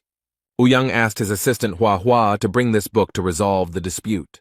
A moment later, Hua brought out the textbook in question, and Zhang pointed out that the information he needed was on page 17. Ouyang was surprised by Zhang's accuracy, as it showed his excellent memory, but he began to study the textbook.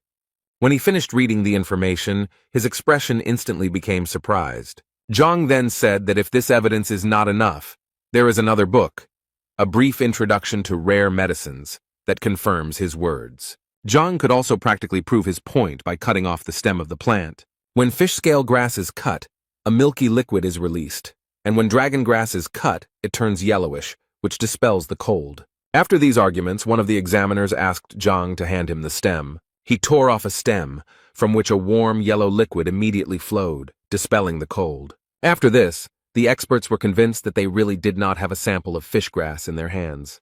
Hua asked Ouyang if he needed to bring another textbook from the library to check Zhang's words, but Ouyang said that there was no need. Zhang's opponents, realizing the events that had just happened before their eyes, were very upset.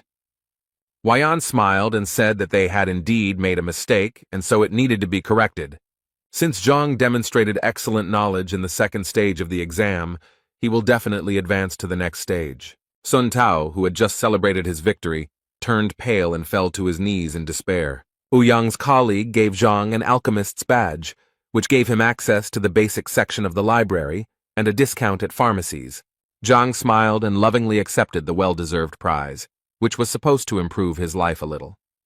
Now the examiners, getting ahead of each other, offered Zhang to become their student. They showered him with compliments and promises, but Zhang very quickly rejected their offer.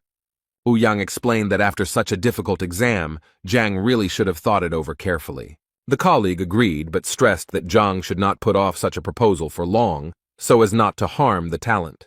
Zhang asked the examiners where he could buy a drug that could help identify hereditary characteristics. The smiles on the examiners' faces turned to surprise and confusion at Zhang's question.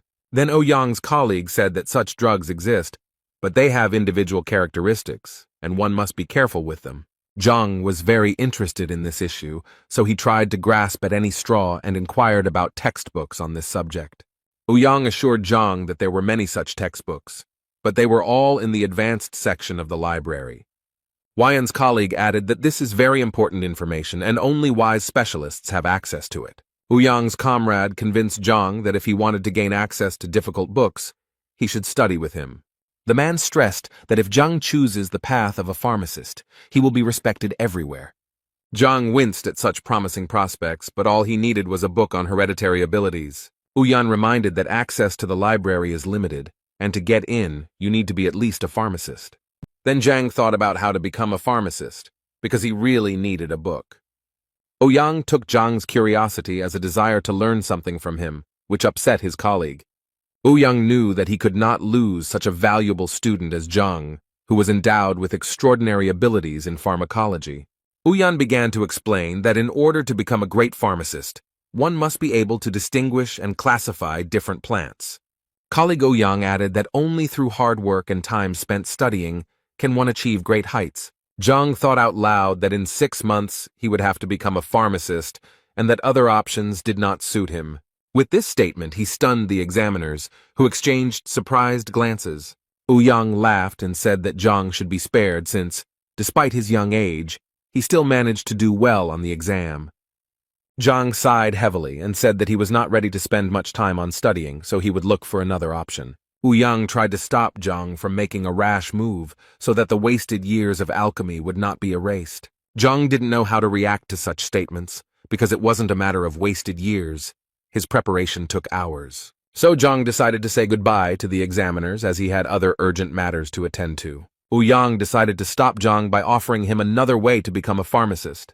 Ouyang began to talk about a method that suited Zhang, given his extraordinary memory, but his colleague stopped him. Ouyang gave his partner a look that meant he was confident in what he was saying.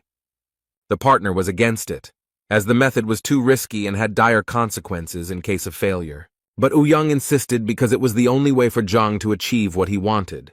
A whole conflict was brewing between the examiners, but Ouyang was extremely persistent in his decision. Zhang was already a little seething from the verbal altercation between the two men, and he didn't like the intrigue they had created. Ouyang started by saying that there are two ways to become a pharmacist, the first being the traditional way, which takes a lot of time and effort. A colleague told me about the second method, and this method did not consist of preparing medicines, but of discussing them. Zhang scratched his temple, analyzing the information he had just heard, but he lacked the details to understand it. Ouyang then continued that the most respected profession was the grandmaster that everyone had heard of. The examiner said that the grandmaster is proficient in several crafts at the same time, but Ouyang stressed that becoming a grandmaster takes a lot of time and effort. Colleague Ouyang added that it is impossible to guide others to the true path without having significant status. That's why Ouyang decided to share a quick method called pill talk. Grandmasters don't have time to endlessly make pills, but they can demonstrate their knowledge during discussions. This skill is also not easy, because you need to be able to defend your knowledge from the attacks of 10 alchemy experts. Zhang thought about this proposal, since with the Library of Heaven's Path, this method was the best for him. They explained to Zhang that although the discussion method seemed simpler at first glance, they preferred long-term training. Zhang wondered why most people choose the long road when they have the option of shortening their studies. Ouyang explained that in no profession is there a path without practice, no matter how much time was spent on theory. Zhang considered his decision, but also thought that he would never know until he tried. Ouyang continued that since the invention of this technique, more than 1,000 brilliant people have tried their hand at it, and only 5 have succeeded. These statistics frightened and upset Zhang, because he was sure that everything was much simpler. Therefore, Ouyang once again emphasized the difference between theory and practice, and many generations have not used this method, and it is considered forgotten. Zhang thought positively. If people who tried failed, it didn't mean he couldn't do it too. So the teacher gathered his courage and declared his intention to take part in the pill discussion and become a pharmacist. He stunned the examiners with this answer because they didn't even have time to tell Zhang about the consequences. Zhang looked at the examiners with childish innocence, hoping that the consequences would not be too dire. Zhang was told that no one would judge his abilities lightly, especially experienced alchemists. According to the rules, a student who fails the discussion pays each alchemist about 100,000 gold. Zhang listened carefully to the fact that after paying, he would also be punished with divine strikes and a 10-year ban on taking exams. Therefore, the expert emphasized that it is precisely because of such cruel punishments that this method has remained unnoticed for many years. Therefore, Ouyang reminded Zhang that with his skills, it was better to choose the traditional path while minimizing the consequences. But Zhang was confident and decided for himself that he would take part in the discussion and was ready to prepare for it. With his desire and determination, Zhang stunned the examiners, from whom he had expected help in organizing. Zhang just smiled back and was completely calm, giving the impression that he was ready to move mountains. The examiner pointed out that Zhang had just become an assistant and had not even studied the program yet, but was already moving forward so confidently. Zhang simply wondered if he could get into the base section of the library to study the material. The examiners were even more surprised by Zhang's next move, since the library contains hundreds of thousands of books that cannot be read again. Zhang was still smiling and assured the teachers that he would be able to absorb such a volume of information. The examiners were even more shocked by this information, because they did not believe that such a thing was possible. Zhang stood his ground, arguing that he was capable of learning the material and that teachers just needed to organize everything. The examiners' arguments to convince Zhang were exhausted, and they simply accepted his decision. Then Ouyang promised that by tomorrow he would take over the organization and manage everything. Zhang thanked the examiners for their help, then said goodbye to them and prepared to leave. And then he suddenly came back and asked how he could get into the library, frightening the examiners. When Zhang finally left, The men began to discuss among themselves whether it was too risky to reveal the method during the discussion. But Ouyang emphasized Zhang's talent and special tenacity, which could help him. However, Ouyang's colleague did not believe that Zhang's persistence had any basis, and would he regret it? So the examiners decided to send someone to the library after Zhang to observe his methods. After a while, Hua, who had followed Zhang in the library, returned to the examiners. When the men asked him what he could tell them, he scratched the back of his head and could not find the words. All he could say about Zhang was that he was simply leafing through book after book, much to Ouyang's surprise. Hua said Zhang studied books such as Basic Methods of Alchemy or All About Alchemical Cauldrons. After listing the books, the examiners looked at each other and were surprised by this choice. After all, Ouyang understood that these were ordinary basic textbooks that every pharmacist's assistant should know. Hua was then asked if he had mixed up anything and if Zhang had looked at any other books. Hua assured that he saw everything correctly and made a gesture with his hands, demonstrating how Zhang was studying books. The examiners were unable to figure out exactly what Zhang's method was, as he simply skimmed through the textbooks. They then suggested that perhaps he was looking for a specific book in this way, studying it by its cover. Meanwhile, in the Hongting dormitory, Zhao Yao was sitting in her room, deep in thought. Her thoughts were interrupted by Uncle Yao, who came to say that he was leaving on business and that the girl would not be disturbed by unfriendly people. The girl became wary and wondered who her uncle was talking about, focusing on the unfriendly people. Then the girl realized that they were talking about teacher Zhang, whom the girl began to defend in front of her uncle. Yao was convinced that his niece had not yet experienced the world and did not see evil in the people around her. Then the girl took the wooden box and showed it to her uncle, who was very surprised by what he saw. Zhao Yao explained that Zhang gave her the sprout because he knew her health was not perfect and it could help the girl feel better. Uncle Yao couldn't understand where Zhang, given his status, got this sprout from. The girl was confused by her uncle's persistence and asked if everything was okay with the gift from the teacher. As Zhao carefully examined the plant, his uncle explained that it was extremely valuable and was the ancestor of the ice sun grass. Uncle continued to say that the ordinary ice sun grass did not have much value, unlike its ancestor. The girl was very shocked by the information from her uncle and asked him if he was confusing anything. Yao then assured his niece that this was the most expensive herb he had ever seen and that he could not be mistaken. The girl carefully examined the sprout, holding it in her fragile hands, which for some reason were now trembling. Meanwhile, Uncle Yao wondered how Zhang managed to get such a valuable sprout and why he shared it with the student. Zhao Yao was warmed by the thought that teacher Zhang had not only developed a customized training method for her, but had also given her valuable medicine. The girl got out of bed and pressed the sprout to her chest, realizing its true value. Then the girl asked her uncle how much money he had with him now. The uncle rummaged in his pockets and answered his niece that there was not much money, namely 20,000 gold pieces. Then the girl asked her uncle if he knew where teacher Zhang had gone, since he had been gone for a long time. Yao replied that he had been following Zhang and last saw him at the apothecary guild, which led Zhao to believe that he had acquired such a valuable gift there. Zhao Yao closed the box containing the plant and confidently walked towards the exit, taking Uncle Yao with her. Zhao Yao and his uncle arrived at the pharmacists' guild, where they learned that Zhang was taking the exam to become an assistant pharmacist. The saleswoman who met with Zhang before the exam just passed this information on to Zhao. Yao explained to his niece that this was not easy to do, since an alchemist's apprentice needed to remember the properties of more than 1,000 medicines. Therefore, Yao doubted that Zhang would be able to pass the exam without many years of training. The saleswoman then added that Zhang had passed the first part of the exam without making a single mistake. The first test tests knowledge of the properties of medicinal herbs, and a significant number of people fail this step, so Yao was surprised by Zhang's skill. The puzzle in Yao's head was not completed because Zhang gave Zhao a stock worth at least 100,000 gold and asked for nothing in return. Yao knew that Zhang was once a genius and had reached the 3rd martial rank at the age of 16, but that was where his progress ended. The saleswoman pointed out that theory without practice is meaningless, so Zhang needs to go through the 2nd stage by describing the herbal samples. The girl added that if at the 1st stage it was possible to make several mistakes, then at this stage there were none. The conversation was interrupted by the footsteps of 2 boys leaving the examination hall, where the exam had already ended. It was Sun Tao and his friend, with whom the saleswoman was asking how everything went. and if there was any good news. The boys hung their heads, sighed heavily, and replied that they had failed this part of the exam. The saleswoman asked about Zhang because he had not yet left the examination room. Sun Tao said with a sad expression that Zhang had passed the exam and would now be an assistant. The saleswoman did not expect such an answer, as she did not believe that Zhang would be able to pass the second stage. Zhao Yao ran to Sun Tao to ask when Zhang would leave the auditorium as she needed to talk to him. Sun's partner told the girl that Zhang had gone to the library to prepare for the pill debate.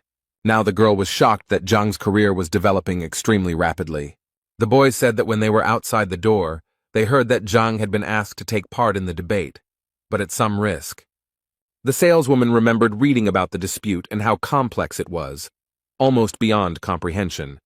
Yao also didn't understand why Zhang was in such a hurry when he became a pharmacist's assistant at such a young age. Sun Tao's companion also didn't understand this, but added that he heard that Zhang needed a book on hereditary abilities that only pharmacists had access to. Sun Tao also said that Zhang was limited in time and had only half a month to find such a book. Zhao Yao remembered that there would be a teacher certification in half a month, and perhaps that was why Teacher Zhang was in a hurry. Zhao asked the boys what would happen to Zhang if he failed the pill debate. Sun replied that in that case Zhang would lose a lot of money, be punished by God's blows, and be deprived of the right to take examinations for 10 years. Zhao opened her eyes and opened her mouth wide when she heard what awaited Zhang if the discussion failed. She assumed that Zhang had made such sacrifices to reveal her power, and now she was willing to do anything to repay Zhang. Meanwhile, Zhang breathed a sigh of relief after studying all the books in the library. He sat next to a large stack of textbooks, and was a little disappointed that he hadn't found anything about hereditary abilities. Zhang turned to the examiners, who were discussing something heatedly among themselves in whispers. He quietly approached them from behind, and saw how they were making marks on paper against some guesses. Then Zhang realized that the men were voting on why Zhang was mastering literature so quickly, and put him in first place, saying that he was only pretending. Zhang decided to settle the dispute between the two examiners, and said that he was simply looking through the books looking for something that was not lunch, but found nothing. After this, the examiners felt awkward and apologized to Zhang for doubting him. Yang informed Zhang that everything would be ready for discussion about the pills tomorrow. Zhang thanked the examiners for their help and warm welcome and said goodbye to them. He left the examination room laughing at the fact that pharmacists of such status were arguing about such trifles. When he looked up, he saw Zhao Yao kneeling in front of him and uttering words of gratitude. Zhang approached the girl and asked her to stand up, not understanding why she was there and what he was thanking her for. He asked Zhao if she had drunk the tincture of the ice heart grass sprouts and if she felt better. Uncle Yao also knelt down and apologized to Zhang for doubting his skills. Zhang couldn't understand what was going on, because he had just passed the exam to become an assistant pharmacist. And why did he receive these honors? He assumed that the girl came here because she found out that he was planning to activate her body. Zhang thought about how he had previously seen his students as material from which he would make perfect warriors, but now he realized that they had feelings. He now felt a deep responsibility as a teacher for what he did for others, because it had an effect on him too. He approached Zhao, thanked her for her trust, and assured her that he was willing to do everything possible to develop his students. After these words, it was as if a new section of sacred knowledge in the library of the heavenly path had opened up for Zhang. Yao decided to thank Zhang and wanted to give the money for medicine for his niece, emphasizing that this was only a part because he had nothing else. Yao did not want Zhang to go bankrupt because of such generous gifts, but Zhang insisted on selflessness. However, Yao insisted that Zhang accept the money, as he had spent an insane amount of 100,000 gold. When Zhang heard how much the stock cost, he hesitated for a moment, because if he knew the true price, he would have resold the shoot. Yao seemed to sense Zhang's suspicions and wondered if the teacher knew about the preciousness of the gift before handing it to him. Zhang collected his thoughts and assured Yao that he respected his students very much, so the amount of expenses was not important to him. The saleswoman who brought Zhang to the guild watched the entire conversation and scolded herself for her biased attitude towards him. When Zhao Yao returned to the dormitory, his uncle decided to find out more about why Zhang had given this filming. The girl told her uncle that all this time the training was difficult for her. She could not release the yin energy, and sometimes it hurt. The uncle asked the girl why Zhang was such a capable teacher, but at the same time had a negative reputation. Zhao revealed that Zhang had passed Yang Li's will detector, where the truth about Zhang's reputation came out. Yao was shocked that Shang Bin dared to tarnish teacher Zhang's reputation. Yao clenched his fist in anger, convinced that Shang was a selfish man, and his grandfather was the same. Therefore, Zhao asked his uncle to show respect to teacher Zhang after the truth was revealed. The uncle laughed, and assured his niece that he would not step on the same rake twice. But now Yao was thinking about how to teach a lesson to the Shan family, who had made Yao form a false opinion about Zhang. Zhao Yao asked her uncle to tell people the truth about Zhang from now on, so as not to tarnish his reputation. The uncle smiled broadly at his niece and promised that he would do everything in the best possible way. Zhang sat in his small house and looked out the window at the star-studded night sky. He spent the entire night practicing and easily improved his abilities, finding 20 new points. In the morning, he went out into the yard and saw a company that was impatiently waiting for him. There were 3 boys there, 2 of whom were his disciples, and the third was Zhao Yanfeng, Lu's disciple.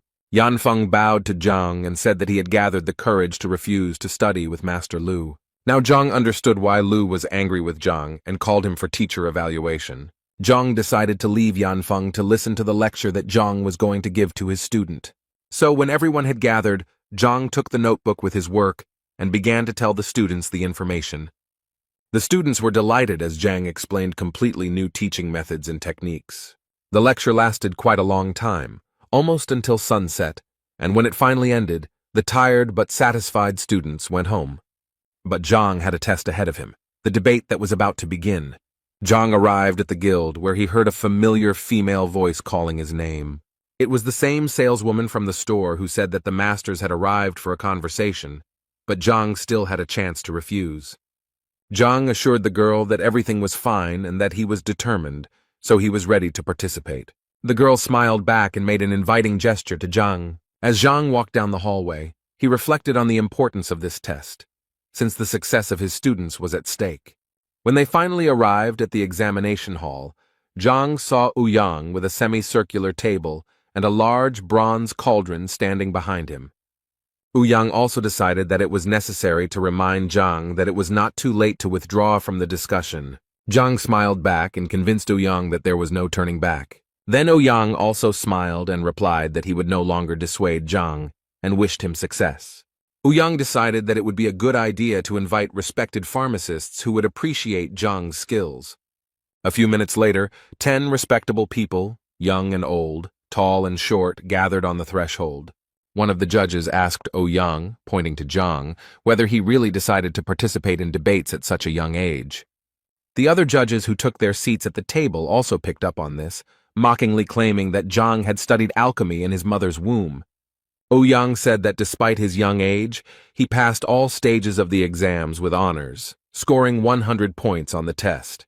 This information surprised the judges, but they quickly stated that it no longer mattered. One of the highly respected people was convinced that alchemy is not only knowledge of herbs, but also understanding the principles of their action. Zhang was outraged by the judge's behavior and thought that if age affects knowledge, then maybe he should get a few from the ground. Gathering his courage, he congratulated everyone present and emphasized that the discussion was not about his age. Zhang then tried to cast aside all prejudices about his age, because he was confident that his knowledge was no worse than that of the judges. One of the judges, who was an adult, did not appreciate Zhang's story and advised him to choose his words better. Ouyang called on all the judges to get down to business, as everyone was here to discuss pills, not discuss Zhang's age. Ouyang clarified the rules of the discussion, according to which Zhang had to give clear answers to the master's questions. He also added that if both parties are unsure of the answer, then the truth can be found out by making a pill. Ouyang also noted that the questions should concern only pharmacology without classified information. Ouyang made sure that everyone understood the rules, and all participants responded that they were ready to begin the discussion. Ouyang was ready to start the discussion, but Zhang made it clear that he wanted to make some adjustments. The masters laughed at Zhang, saying that it was too late to give up or declare defeat. Zhang smiled at the masters and assured them that he was not at all afraid of their questions. One of the masters did not like Zhang's behavior and became wary, waiting to see what would happen next. Zhang apologized for his behavior, but added that none of the masters would have conducted the discussion properly on their own. With these words, Zhang seemed to have stirred up a hornet's nest, and the masters were already on the verge of getting angry at Zhang. One of the masters advised Ouyang to guide Zhang onto the true path, since he could pay dearly for such statements. But Zhang suggested that Ouyang raise the level of difficulty of the discussion, so that the masters would not have any questions about his competence. Ouyang turned pale at this request, because the discussion itself was a complex phenomenon, and raising the level could turn out to be negative for Zhang. But Zhang suggested that each master prepare a pill, and he would explain the method of preparation and point out the shortcomings of the medicine. One of the masters was extremely unhappy that Zhang, being an assistant pharmacist, was going to point out the master's shortcomings. Ouyang couldn't understand what Zhang was thinking, because even though he had shown a great performance yesterday, he had been prudent. Zhang continued to mock the masters, saying that by pointing out their shortcomings, he could dishonor their honor and skill. One of the masters decided to start a discussion and agreed to accept Zhang's challenge first. It was Zhang who praised Zhang, despite his young age, for his courage and worthy knowledge, which Ouyang checked. Zhang asked Ouyang to prepare a furnace to demonstrate to Zhang that he was very wrong in his beliefs. The masters noted the skill of Master Zhang, who showed great promise among alchemists and managed to create more than 100 pills in 3 years. Zhang began his conversation with Zhang by saying that he had recently created an alchemical technique that he had named just a few days ago. According to the masters, the creation of new technology deserved respect, because such a master was destined to go down in history. Now, Ouyang felt like Zhang had already failed the test, because the new method was completely different from the original, and it was impossible to point out the shortcomings. Zhang remained calm and confident as he waited for Master Zhang to demonstrate his technique. Master Zhang walked up to the stove, taking out everything he needed to demonstrate the authentic technique from his pocket. He put on the ring of storage, and with a few movements, 3 blue flower buds were summoned.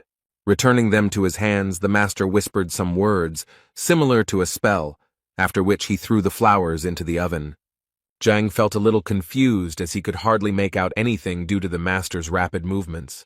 Zhang understood that he seemed strange to the masters, because even an experienced pharmacist sometimes did not notice the shortcomings. But Zhang knew that what was invisible to the naked eye was like an open book in his library. When Master Zhang finished cooking, several pills fell out of the cauldron through a special sieve. Zhang, pleased with himself, said that his work was complete and ready for Zhang's evaluation. Other masters watching the process admired Zhang, who managed to make a simple tablet in an unfamiliar but exquisite way. Zhang decided to convince Zhang that he needed to name 3 shortcomings, and then the master would admit defeat. Zhang smiled and assured Zhang that he was a full-fledged pharmacist with a high status and sense of honor. Zhang nodded in response and decided to begin his speech by naming the technique, which he dubbed 10,000 Flowing Rivers. The master began to get nervous, but he tried not to show Zhang his excitement and continued to listen to him. Zhang then continued, and noted that the master had created the calm breathing pill using 12 techniques. Zhang switched to the Qi connection, and now only Zhang heard Zhang reveal that the master had copied several techniques from Master Bai Ming and Ling Tamba. Zhang looked deeply into Zhang's eyes, realizing that he was right, which made it difficult for the master to control himself. Zhang put his hand on the master's shoulder and said in Qi's voice that he should specifically not say anything about the techniques in his voice, because it would embarrass Zhang. Zhang wondered if he should continue further, but the master knew that it was a defeat, so he allowed him not to continue. The other masters who watched this spectacle could not understand why such an experienced Zhang gave up so easily.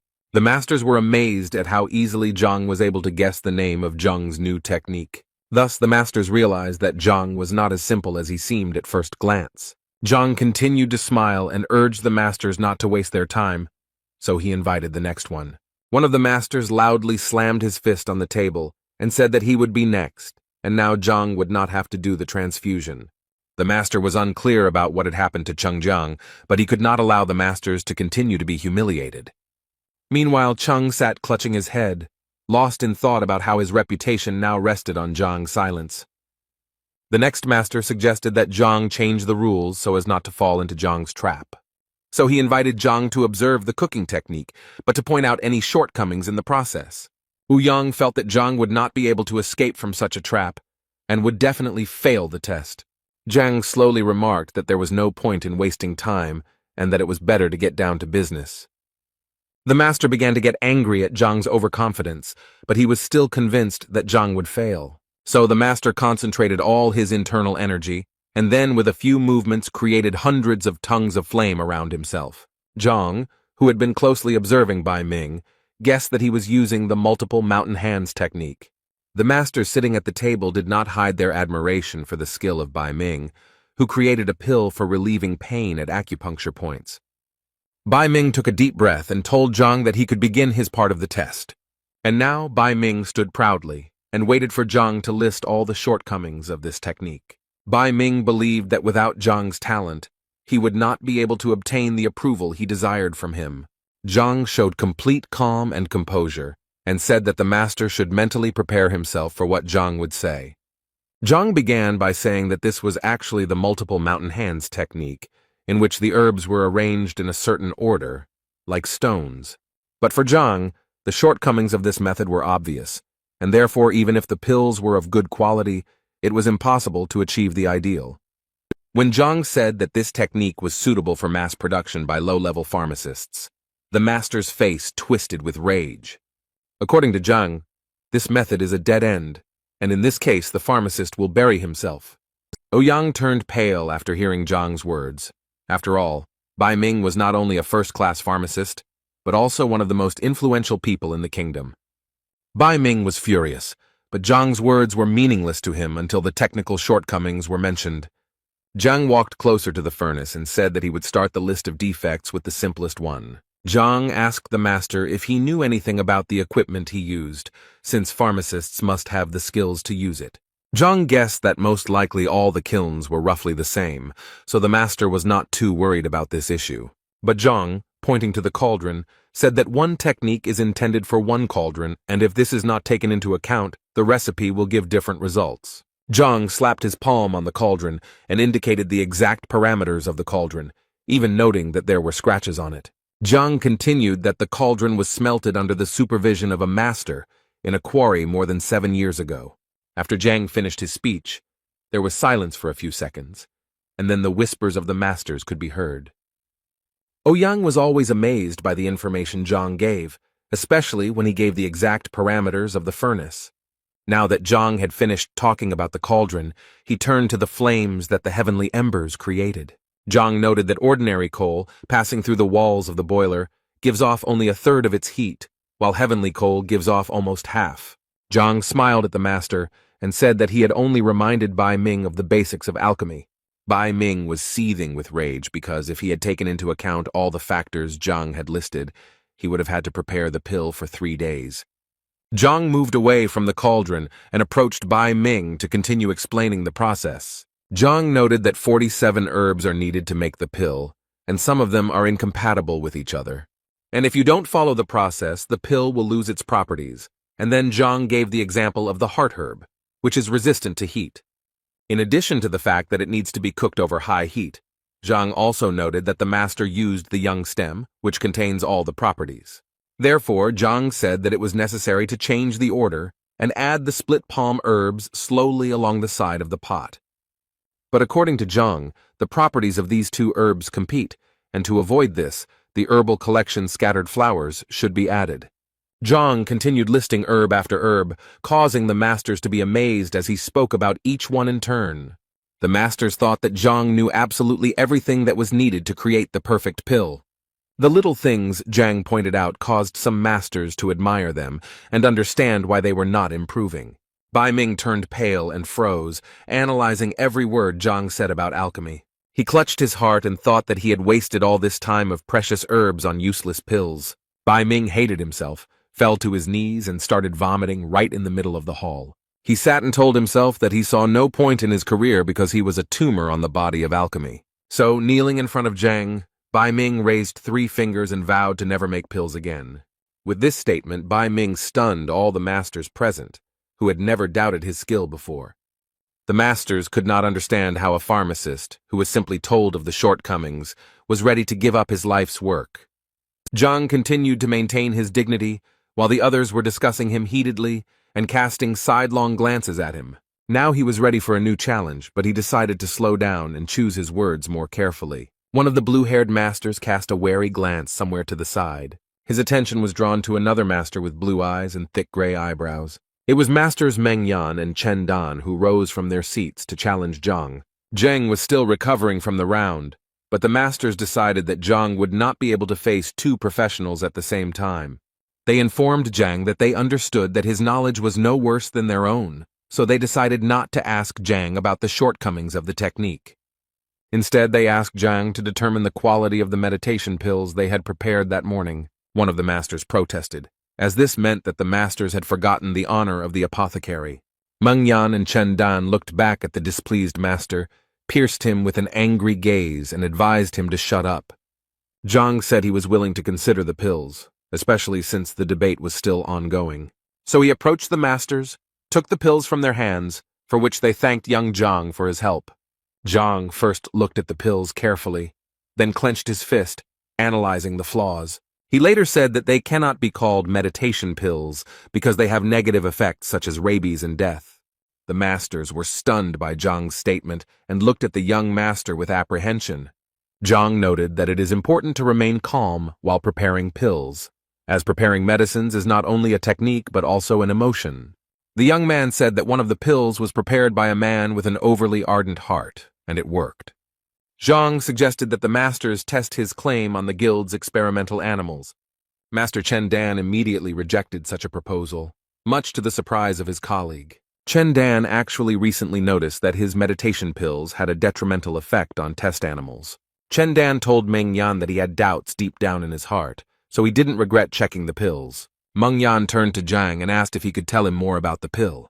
Zhang touched Yan's shoulder and pointed out that he had become very irritable recently due to some emotional distress. Zhang was glad that he had used his abilities well to collect data for the discussion, but he didn't even know that he would be able to extract skeletons from the examiner's closet.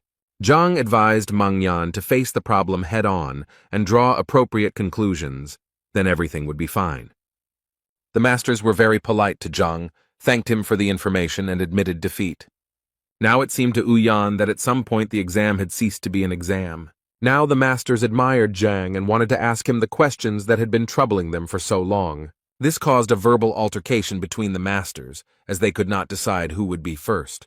It reminded Zhang of a kindergarten where such respected people had made a mess. But before, Zhang's job was to find flaws in the technique or ingredients, so there were no takers, unlike in those cases when Zhang could solve some problems. Some of the masters already regretted that they had called for a discussion earlier, because now they could ask questions to which they had no answers. But Yan hoped that he would still have the opportunity, as an examiner, to ask a few questions after the debate.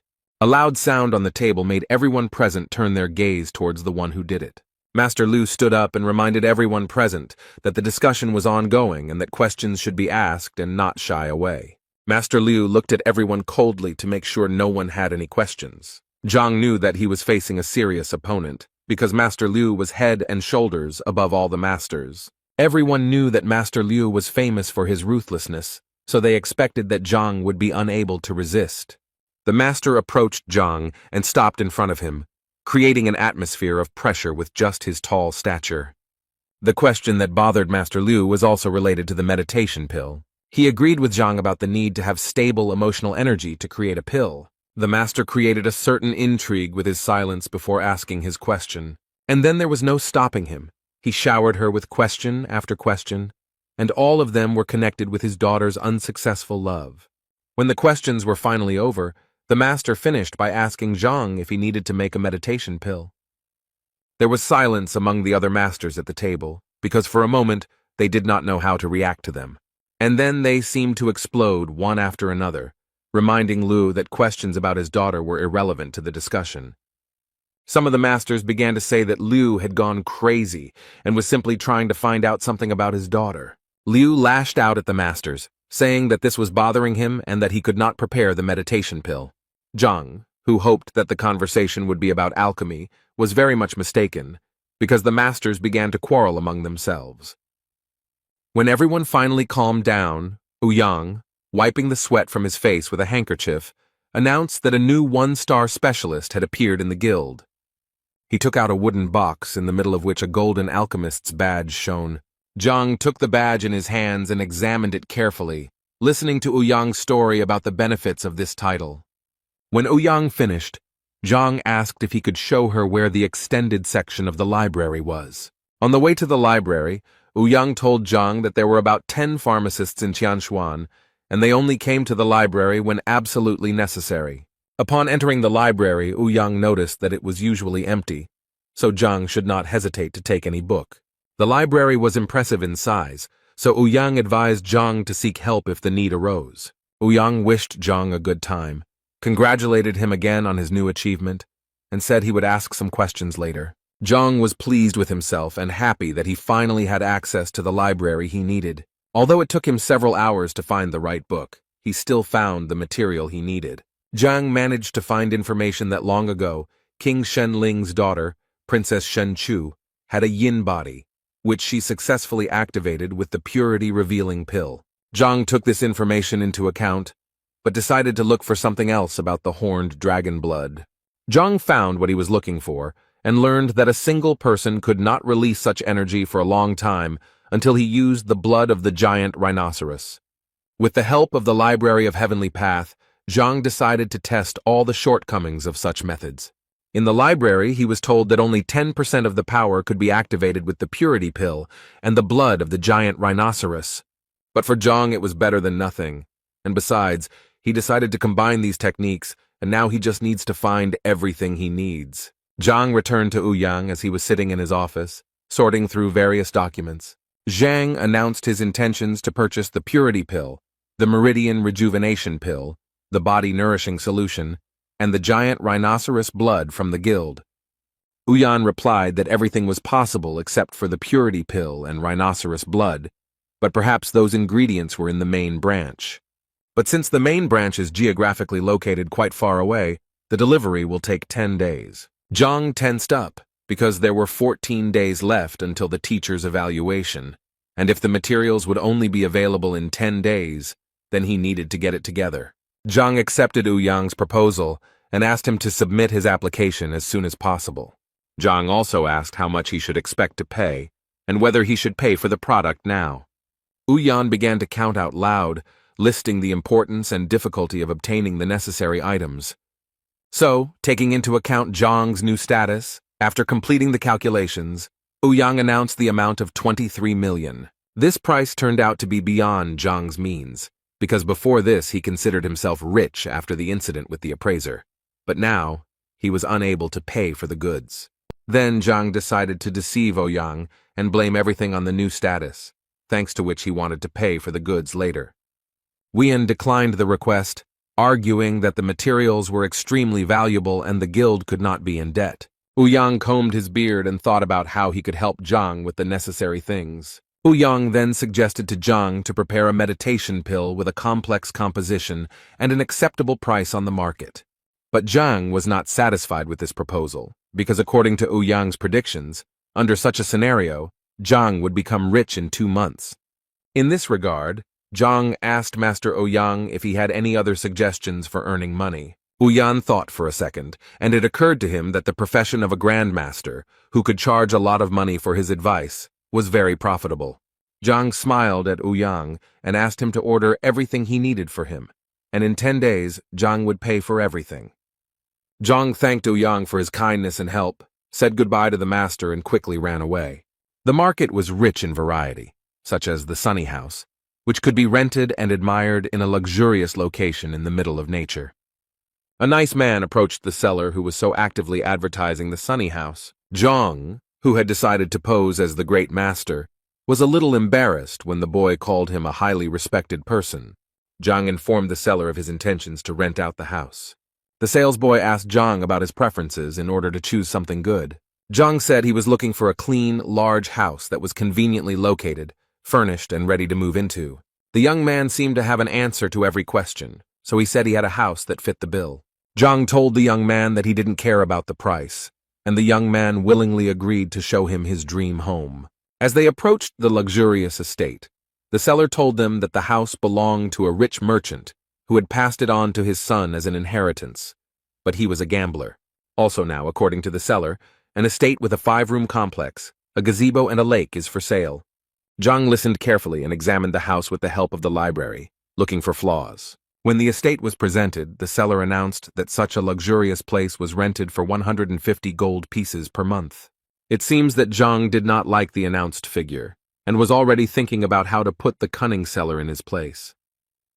The guy continued to convince Zhang that the estate was luxurious and the price of such apartments was cheaper than it seemed. As the boy continued to talk about how beautiful the estate was, Zhang walked as close to it as he could, much to the boy's confusion. The boy jumped back at first and then asked Zhang why Tai was staring at him so intently. Zhang explained that he did this to verify some facts. The boy raised his hands and asked if Zhang agreed with the terms of the estate lease. Zhang was in no hurry to pay the rent because he told the boy that the previous owner had gone bankrupt and was trying to sell the house quickly. While the boy was panicking, Zhang continued to lay out the facts that the house was impossible to sell, and therefore it was being rented out, although the price was inflated. Zhang recounted all the details of the deal, including the date it was signed, who was present, what was on the table, and what music was playing. The guy who was trying to rent out the house as quickly as possible was very confused by the facts told by Zhang. Zhang assured the boy that he should not be nervous because he was calling a spade and wanted to rent a house without lying. So the boy agreed to Zhang's terms, rent a house for 50,000, and use the remaining 50,000 to hire servants and work as a butler.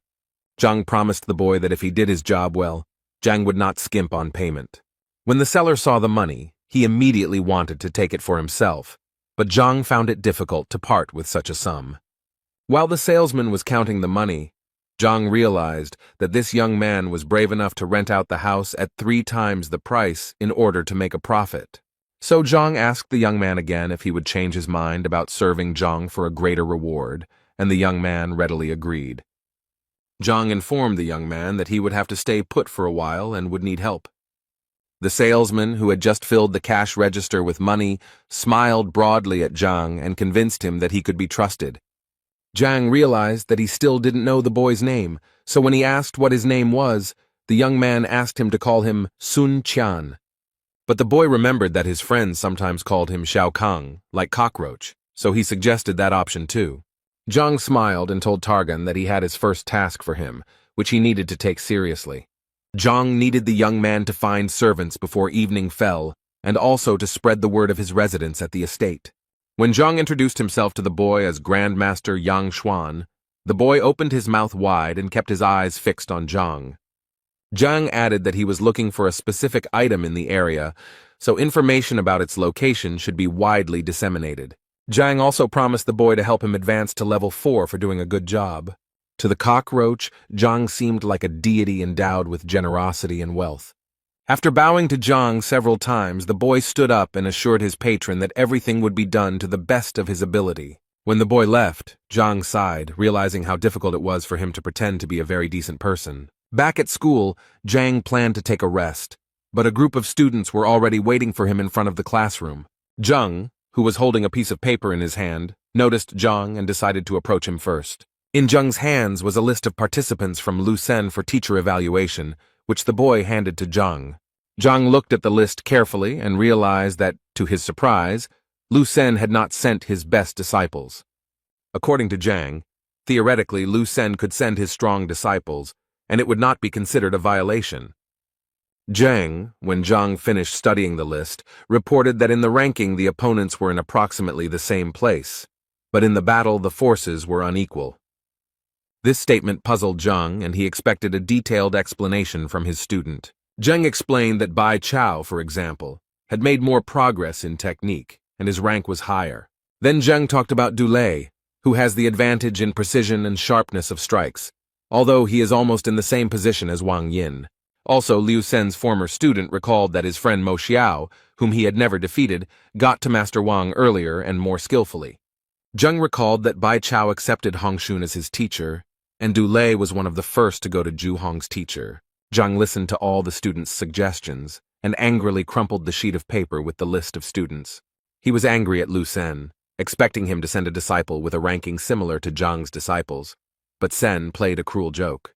Zhang understood that although Zhu Hong and Zhao Yao were almost indistinguishable from each other, he had seen them fight, and if Zhao had not been warned, she would have lost. According to Zhang, Wang Yin's legs had not yet gained the necessary strength, and of course, a fighter with high speed was chosen against her. Zheng Yang was skilled in handling a spear, so Lu Sen sent a more experienced fighter to the same field. Kun Ji, ranked 300th, is scheduled to face Yuan Tao, but Zhang suggests he may prove to be an aggressive opponent. Zhang strained himself at every step to come up with a plan because Lu Sen carefully selected the participants so as not to give Zhang's disciples a single chance. Zhang got angry and threw the paper on the ground. He was furious that Lu Sen wanted to wipe his feet on it. Zhang now realized the even greater importance of earning money in order to purchase the necessary medicines that would improve the students' techniques. After some time, Zhang returned to the house he was renting and noticed that security had appeared there. As Zhang approached the entrance, the guards bowed to Zhang and greeted him. As Zhang walked through the courtyard, he noticed several servants, which made him happy, because the seller turned out to be a capable young man who fulfilled all his wishes. Meeting the salesman, who was now a butler, Zhang thanked the boy for doing the job. Cockroach informed Zhang that he had spread information about his location and was confident that word of mouth would work as expected. Zhang asked his butler to tell him how this information spread. The boy said that he had sold his shop and told everyone in the shopping district that he was now serving the great master. Zhang asked the boy if he still had the money he had given him, and the boy assured him that the people had agreed to serve voluntarily after hearing about the great master. Zhang liked it, but he was a little amused by the idea that people didn't check the information. After hearing all the information from the butler, Zhang asked him to make him some tea while he waited for customers. For some time, no one appeared at the estate, so Targan suggested that Zhang hang a sign saying that the great master lived in the house. Zhang declined the offer, instead suggesting that the butler take a walk around the area. But before going for a walk, Zhang asked Dvoretsky that the guards not let anyone in during the walk. And then he asked Targan about the richest man living in the city. According to the butler, it was Lord Lin Tianyu, the owner of a trading company and a real billionaire.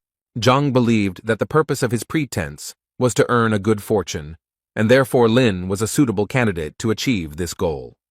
When Zhang asked the butler where the rich man lived, the boy said he would take him there. Walking through the noisy streets of the city, where everyone was bustling about looking for solutions to their problems, Zhang and the butler came to the Tianyu trading firm. The house was striking in its high cost, had several floors, and was finished with precious materials. Zhang and his butlers walked closer to the lord's estate, looking at the lions made of green southern jade at the entrance. Zhang thought that with 1,000,000 gold in his hands he was incredibly rich, but compared to the wealth he saw, he felt like a beggar. The butler suggested that Zhang inform Lord Lin of his arrival, but Zhang refused. Zhang walked up to the lion and touched it with his hand, so to speak, to study the area. When Zhang finished his assessment, he invited the butler to sit somewhere while he asked Zhang why they didn't go to the lord. The cockroach immediately stated that he did not object to Zhang's orders, but Zhang told the butler to express his opinion freely. The butler was surprised because Zhang was a famous great master to him, and therefore the lord could not refuse the meeting.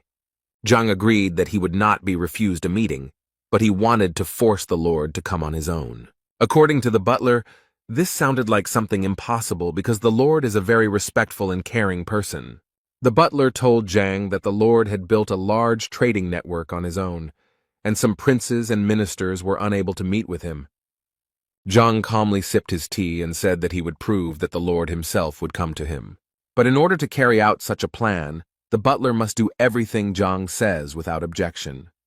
The boy agreed, and Zhang asked him to cut off the head of the precious stone lion. The butler was shocked to hear Zhang's wish and almost fainted. He knelt down in front of Zhang and began to say that each lion was worth millions, and for such a prank, the boy would have his head torn off. Zhang looked at the boy with a stern and cold gaze, reflecting the boy's distrust. The boy didn't know what to do, but Zhang convinced him that if he broke the lion's head, he would protect the boy. The boy sat on his knees for a few more seconds, then gathered his strength and fulfilled Zhang's request. The cockroach took a sledgehammer lying near the construction site and approached the lion, daring to take a bold step. Swinging with all his might, the boy delivered a powerful blow that knocked off the stone lion's head. Passers-by noticed something was wrong and began to discuss what happened to the boy. A group of 5 guys with red armbands decided to stop the riots. They ran up to the butler, who looked extremely frightened and confused. They threw the butler Zhanov to the ground and began to beat him severely with their feet. Zhang did not expect such a quick reaction, as he assumed that they would first go and complain to the Lord. So while the boy was being kicked, Zhang decided to stay away so as not to get hurt himself. Hearing the noise, Lord Lin went out into the courtyard to see what was going on. One of the boys told the Lord that he was patrolling the street with his friends and noticed a boy who had injured a precious lion. The Lord leaned towards the beaten boy, recognizing him as Sun Qian, and began to wonder why the boy did such a thing. Covered in bruises and with a black eye, the boy could barely speak, but still said that such were the orders of his patron. Zhang sat with his back to the Lord and the others, but he felt the Lord's piercing gaze on him. The Lord ordered the boy to stand up and walked over to Zhang, who was still sitting motionless. When the Lord approached Zhang, the first thing he was interested in was why he gave the order to crush the lion. The Lord knew nothing about Zhang, so in order to get to know him better, Zhang offered to sit next to him. The Lord listened to Zhang's proposal, but was still puzzled as to why he had crushed the lion. Zhang was in no hurry to explain his predicament and calmly sipped his aromatic herbal tea. The Lord insisted that Zhang give a rational explanation for his impulsive actions. The butler approached Zhang and informed him that in front of him was Lord Lin himself, who was a businessman. Zhang sat silently for a while, then smiled at the Lord and asked about his family. The Lord became angry at this question, and even broke the corner of the wooden table with force. The butler, who was ordered to crush the stone lion, did not understand why Zhang calmly asked about the Lord's family. The Lord became angry and did not want to answer Zhang's question, holding the table fragment in his hands. But Zhang insisted on his own, so after praying to the Lord, he repeated his question about the family. The Lord angrily replied that Zhang should not worry about his family's condition, because it was none of his business. After taking a sip of tea, Zhang said that he had an obligation to help God save his relative's life. The Lord still looked confused, while Zhang calmly put the cup of tea on the table and began to talk about southern jade. He talked about how this jade has a noble effect on a person, but the southern red jade, which absorbs life energy, is a different matter. After adding a few more negative facts about red jade, Zhang stood up and asked the butler to leave the stage. As Zhang stood up and was about to leave, the Lord stopped him to explain in more detail what he meant. The Lord was especially interested in information about the southern red jade, which could have caused Yu Ju's illness. Zhang stopped, and with his back to the Lord, said that his wife was just an ordinary second-rank person. Now the Lord was even more puzzled by the fact that Zhang knew about his wife's rank and occupation. Zhang reported that red jade was able to absorb qi energy, and the second-rank power was unable to resist it, causing his wife's condition to worsen. So Zhang, passing by, saw the stone and decided to prevent the disaster by breaking the stone.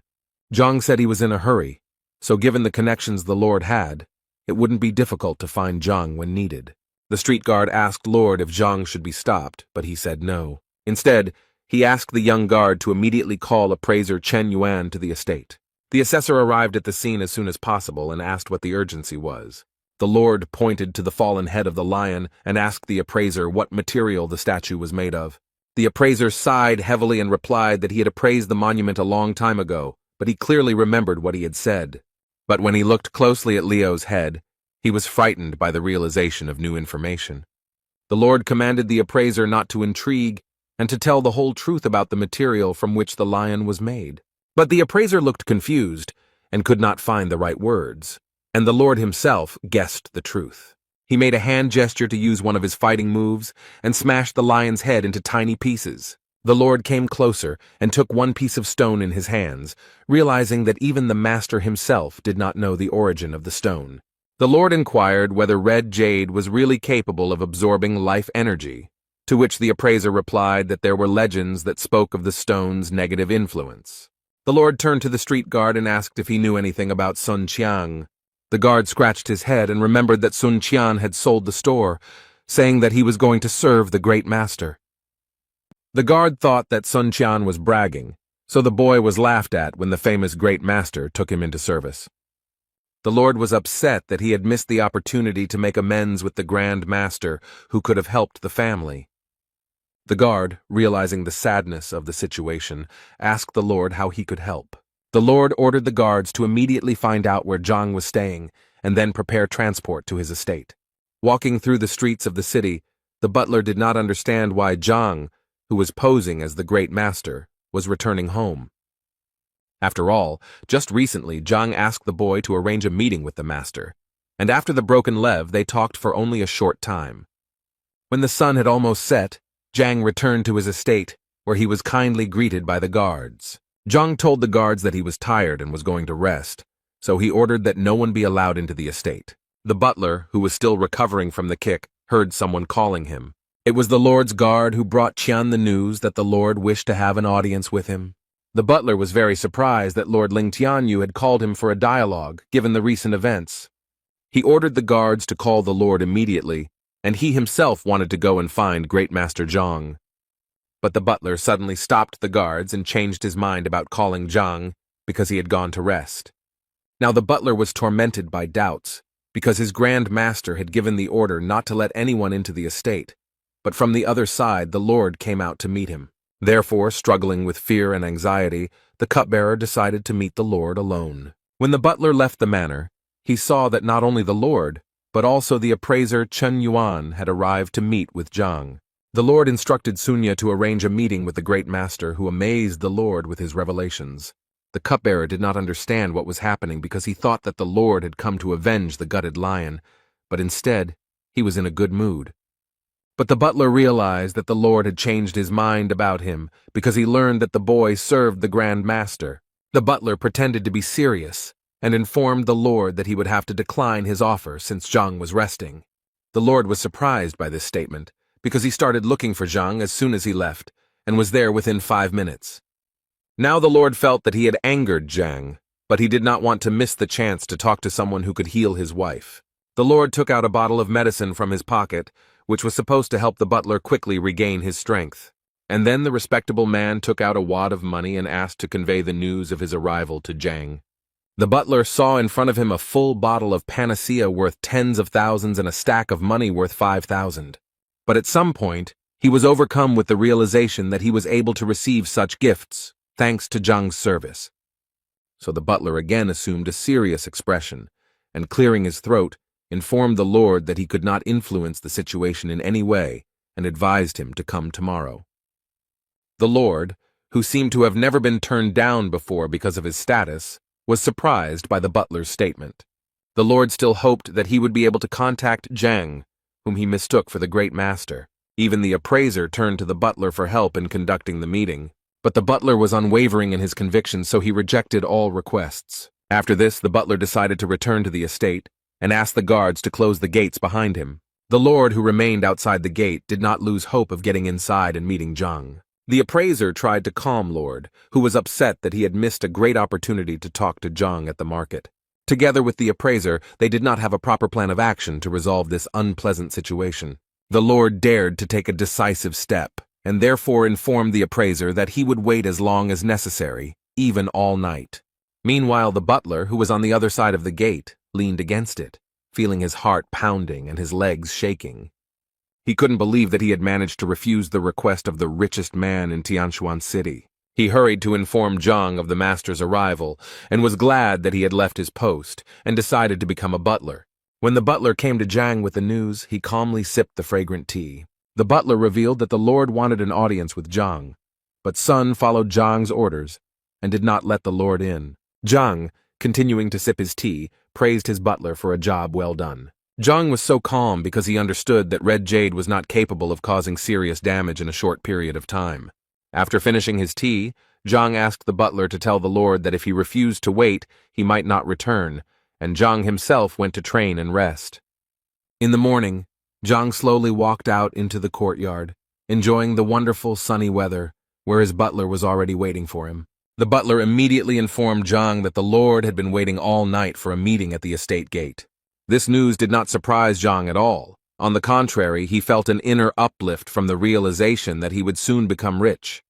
So Zhang asked the butler to prepare him a delicious breakfast, after which he would meet the Lord. The butler found Zhang's behavior extremely strange, because the owner of almost the entire market in the city had waited all night, and Zhang decided to have breakfast first.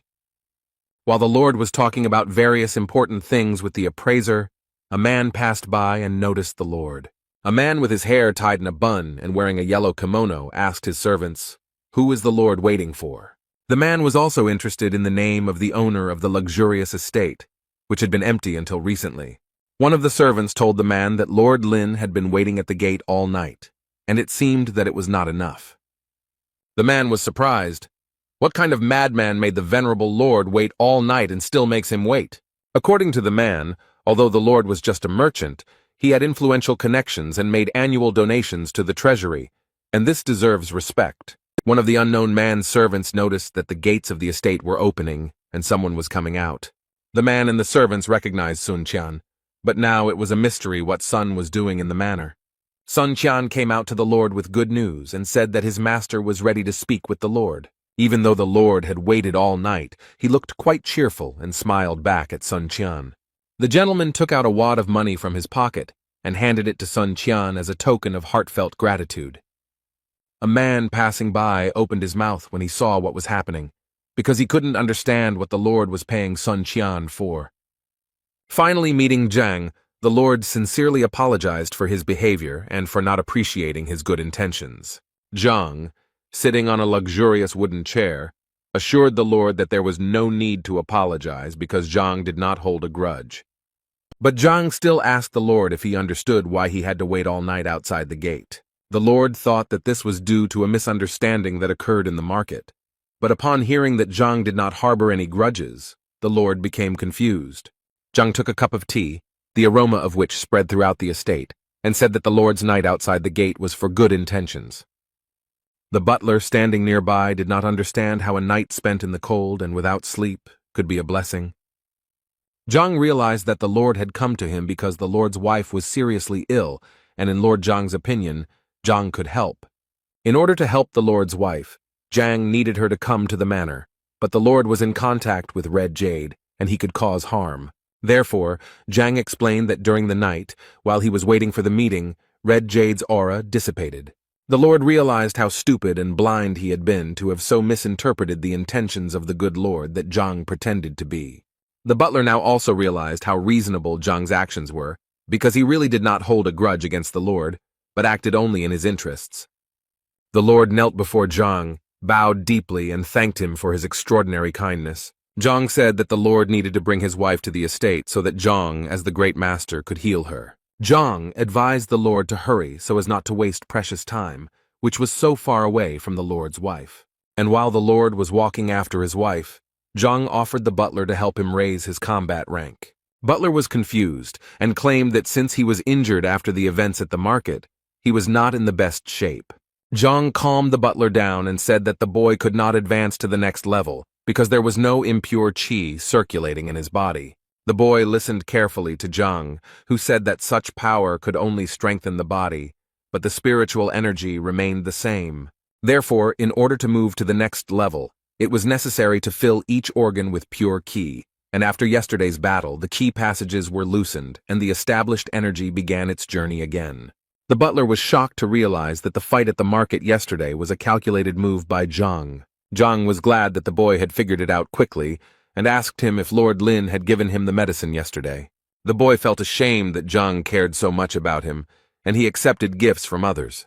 Zhang seemed to sense the boy's sadness and said that he should not be ashamed because he was doing his job well. So Zhang asked the boy to drink the medicine and demonstrate the punch, but the boy was worried that the training would take too long and Lord Lin would have to wait a long time. Zhang assured the boy that the training would not take much time and would last a maximum of 5 minutes. Therefore, Zhang hurried the boy before he changed his mind. Otherwise, he would miss a great opportunity to improve his rank. The boy was a little fussy but still agreed to the generous offer of the highly respected Grandmaster.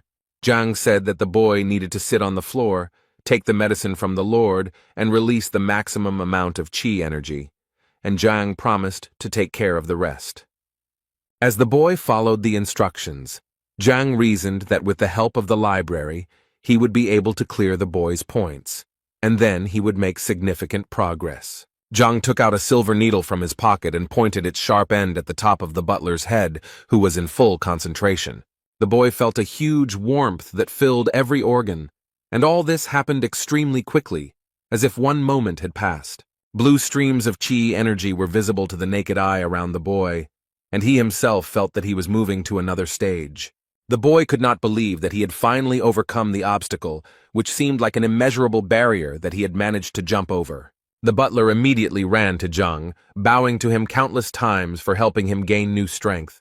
Zhang said that everything was fine and advised him to get up and prepare to meet Lord Lin. The man who passed by Zhang's estate was still wondering who lived in this house. Suddenly the gate opened and Lord Lin and the appraiser ran out.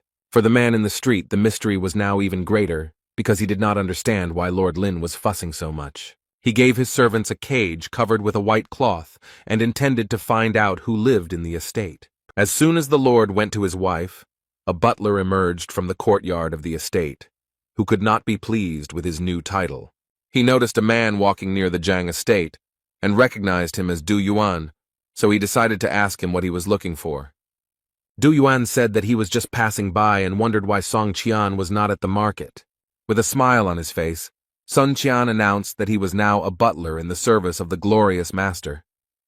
Du Yuan was very surprised by this statement, so he immediately asked Song Qian who exactly he served. Sun Qian proudly declared that he was in the service of the generous and prudent Grand Master Yang Xuan. Yuan was shocked by this statement, but now everything fell into place for him, and now he was looking forward to meeting the great master himself. Yuan was surprised that he didn't know anything about Yang Xuan, so he asked Sun Qian as much as he could, including how long the great master planned to stay here. Sun Qian pretended that his master did not like too much attention, so he briefly answered all of Yuan's questions but advised him to keep his mouth shut. While the boys were talking, the sound of horses' hooves announced that the lord had returned with his sick wife. The cupbearer approached the lord and informed him that everything was ready to examine his wife and help her to be healed. While the lord's servants carried the feeble woman on a stretcher, Yuan carefully watched the events unfold. But he couldn't understand why Lord Lin felt so delighted and so sad about his wife when all the other doctors had given up on her. When the lord entered the estate, his wife was laid before Zhang, who listened to the lord's pleas for help. As Zhang approached the unfortunate woman, he noticed that the situation was much worse than he had imagined, as the woman already had one foot in the other world. Zhang thought deeply, as he expected that once he crushed the lion, a book that could cure such an ailment would immediately appear in the library. But this did not happen. But the lord did not allow Zhang to collect his thoughts, because every second he asked Zhang if he would help. Zhang, who had boasted of his abilities before, could not afford to lose face, so he said that he needed to conduct a thorough check. As he walked from one end to the other, Zhang thought about how to avoid tarnishing his reputation and losing everything he had achieved. And then it suddenly dawned on him, and he even exclaimed out loud, which surprised Lord Lin. He leaned over to the woman and asked the lord to help him touch her, a woman who was poor and exhausted by illness. The lord reacted to this request from the Grand Master rather violently, since it seemed somewhat unacceptable to him. Even the butler was shocked by such a sudden request, but tried not to show his surprise. Zhang noticed that there was no initiative from the lord to help, so he decided to literally take matters into his own hands. The lord was already clearly angry that the Grand Master wanted to commit such atrocities against his unconscious wife without his consent. The lord was about to interrupt Zhang's actions, but noticing that he was only touching his wrist, he changed his mind. In his tension, the lord twisted himself with various shameful thoughts, while Zhang only checked his pulse. The butler also exhaled, because after Zhang spoke quite directly, everyone froze in tension. Zhang smiled to himself as he felt the woman up, as he finally had a clear plan on how to help the weak woman. Zhang remembered that when he competed with the appraiser Mo Yang, he could find out information about an item just by touching it. But now, Zhang doubted whether such a trick would work on the lord's wife, because the objects he was evaluating were inanimate, but the necessary book was quickly found in the library. Zhang began studying her to learn more about the weaknesses of the lord's wife, and found information that she had weak meridians. For Zhang, this was just what he needed, as the protective energy shell had been destroyed by the red southern jade, causing the meridians to become blocked. The lord, who had been closely monitoring Zhang's actions, was always worried and wondered if Zhang would be able to help her. After finishing his analysis, Zhang let go of the woman's hand, stood up, and assured the Lord that his wife's illness was quite easy to cure. The Lord began to make low prostrations, uttering various prayers and petitions aimed at saving his wife. Zhang, combing his false beard, informed the Lord that he was here to help. The Lord was ready to give Zhang everything he had, was ready to become a beggar, but the health and life of his wife were a priority. Zhang advised the Lord to calm down and explained that his wife had been suffering from the effects of jade for too long, so she could not be cured in a short period of time. She needed to take the medicine for 10 days. The Lord was ready to get everything necessary for the preparation of medicines, so that they would only help his beloved. But the Lord immediately realized that in such a matter it was better to trust the Grandmaster, and therefore decided to trust him completely and entirely. Zhang nodded in agreement, took a silver needle out of his pocket, and announced that he was going to perform the first procedure. Zhang stuck a needle into the top of the sick woman's head, and blue streams of light appeared around the needle. A second later, the woman came to her senses, taking a loud and deep breath, which slightly frightened Lord and Zhang. The woman was disoriented, but Lord hugged her, calming her and assuring her that she was in good hands. Meanwhile, Zhang was already beginning to regret that he had healed the woman so quickly, because he had planned to carry out the treatment for much longer in order to receive more money from the Lord. However, the Lord was very happy about the woman's healing and could not help but admire her, rejoicing that now everything would be fine. The Lord pointed to Zhang and told his wife that Zhang was the great master and it was he who healed the sick man. The Lord thanked Zhang again for his help, and Zhang added that in order for the effect to be seen, he would have to take the medicine for a certain period of time. Zhang called his butler Sun Kun to give the distinguished guests a proper send-off. The woman could barely move, but was glad of this effect, since during her illness her body had gone numb, but her desire to walk had not disappeared. When the guests left, Zhang was very sorry that he had solved the problem so quickly, but he had planned to do it within 10 days to get rich. After seeing the guests off, the butler turned to Zhang, who was now sitting sadly on a chair that resembled a throne. The butler praised Zhang for healing the Lord's wife, and now the whole city will rejoice at this news. Zhang, lost in sorrow over his reckless act, asked if the butler had anything else to tell him, and if not, he could go free. The butler added that before leaving, Lord Lin left money, namely 100,000 notes. Zhang was often pleased by such gratitude, but he was still depressed by the fact that he had overdone it with the women he treated.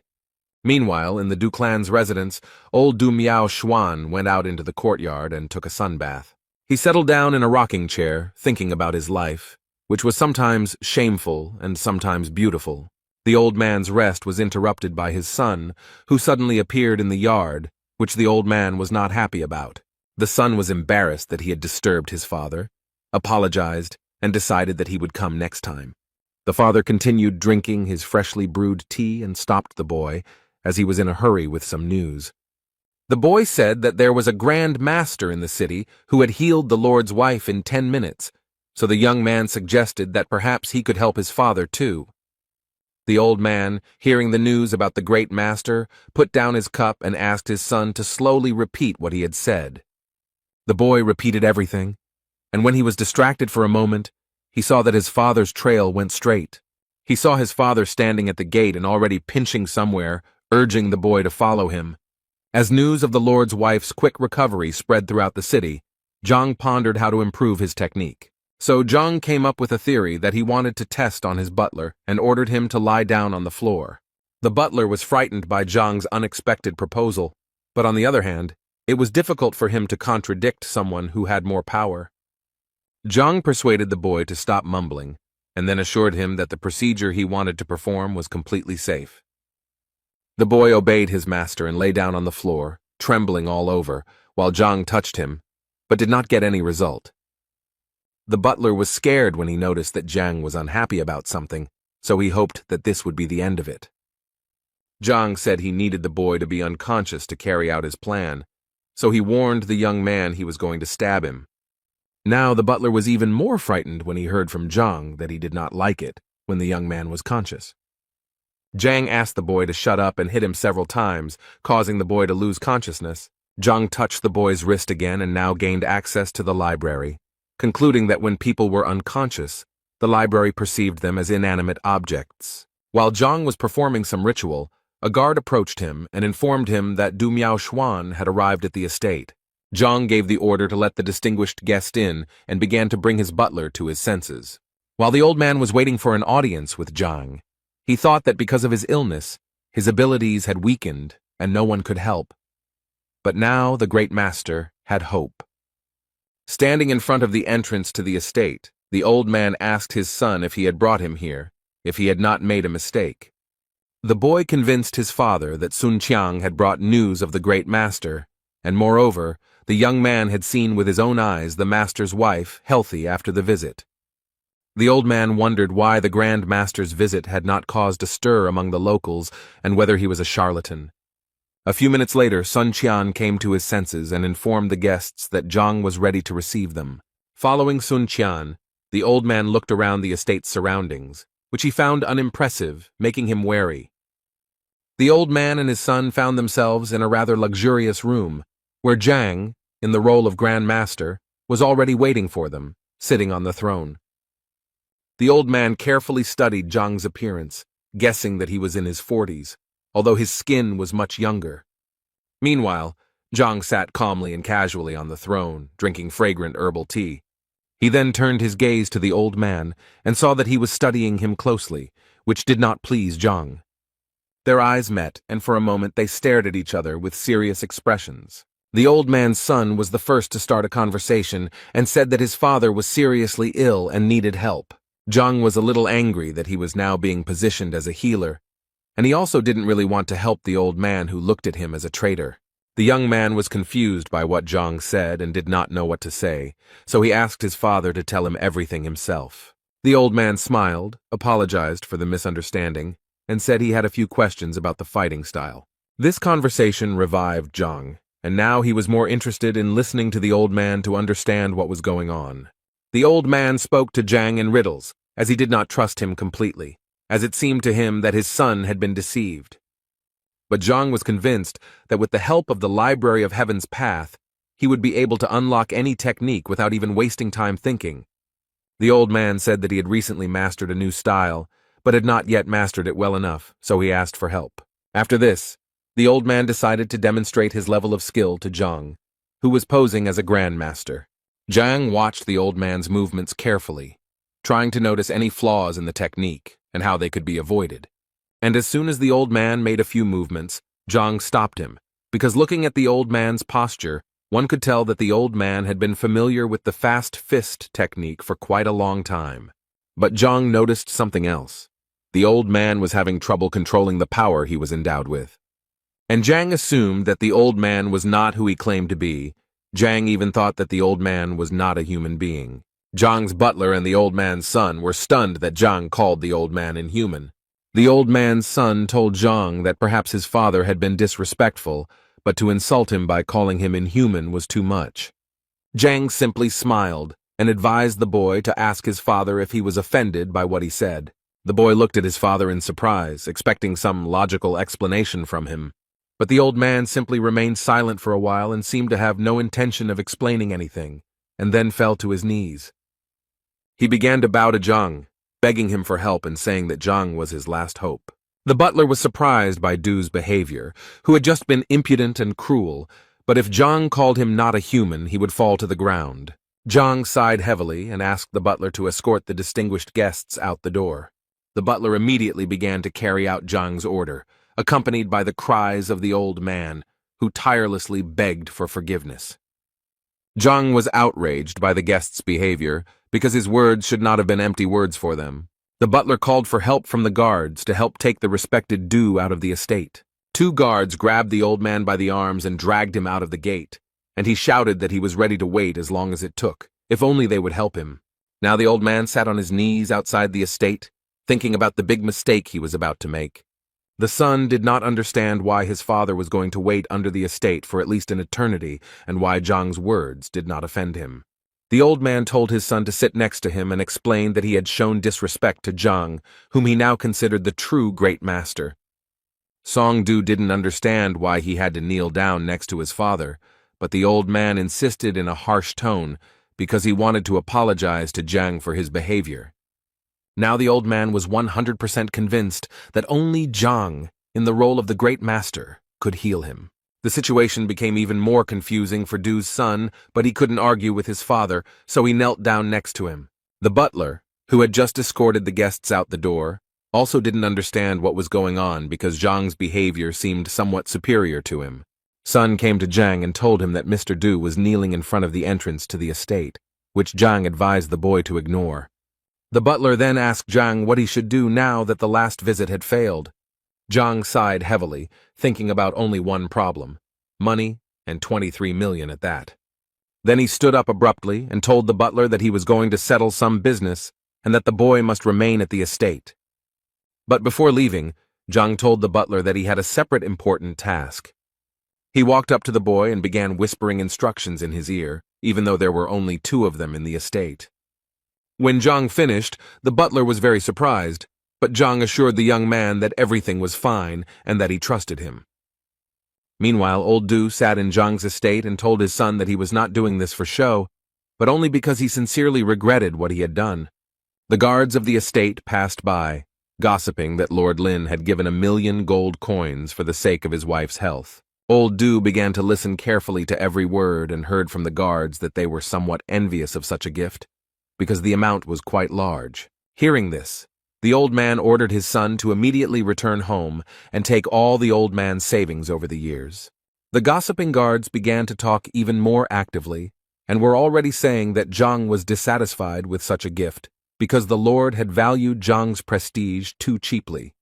When Du's son was already walking home, following his father's instructions, the old man shouted after him to grab the precious pills and sell them, taking with him all the skins of wild animals and doing the same.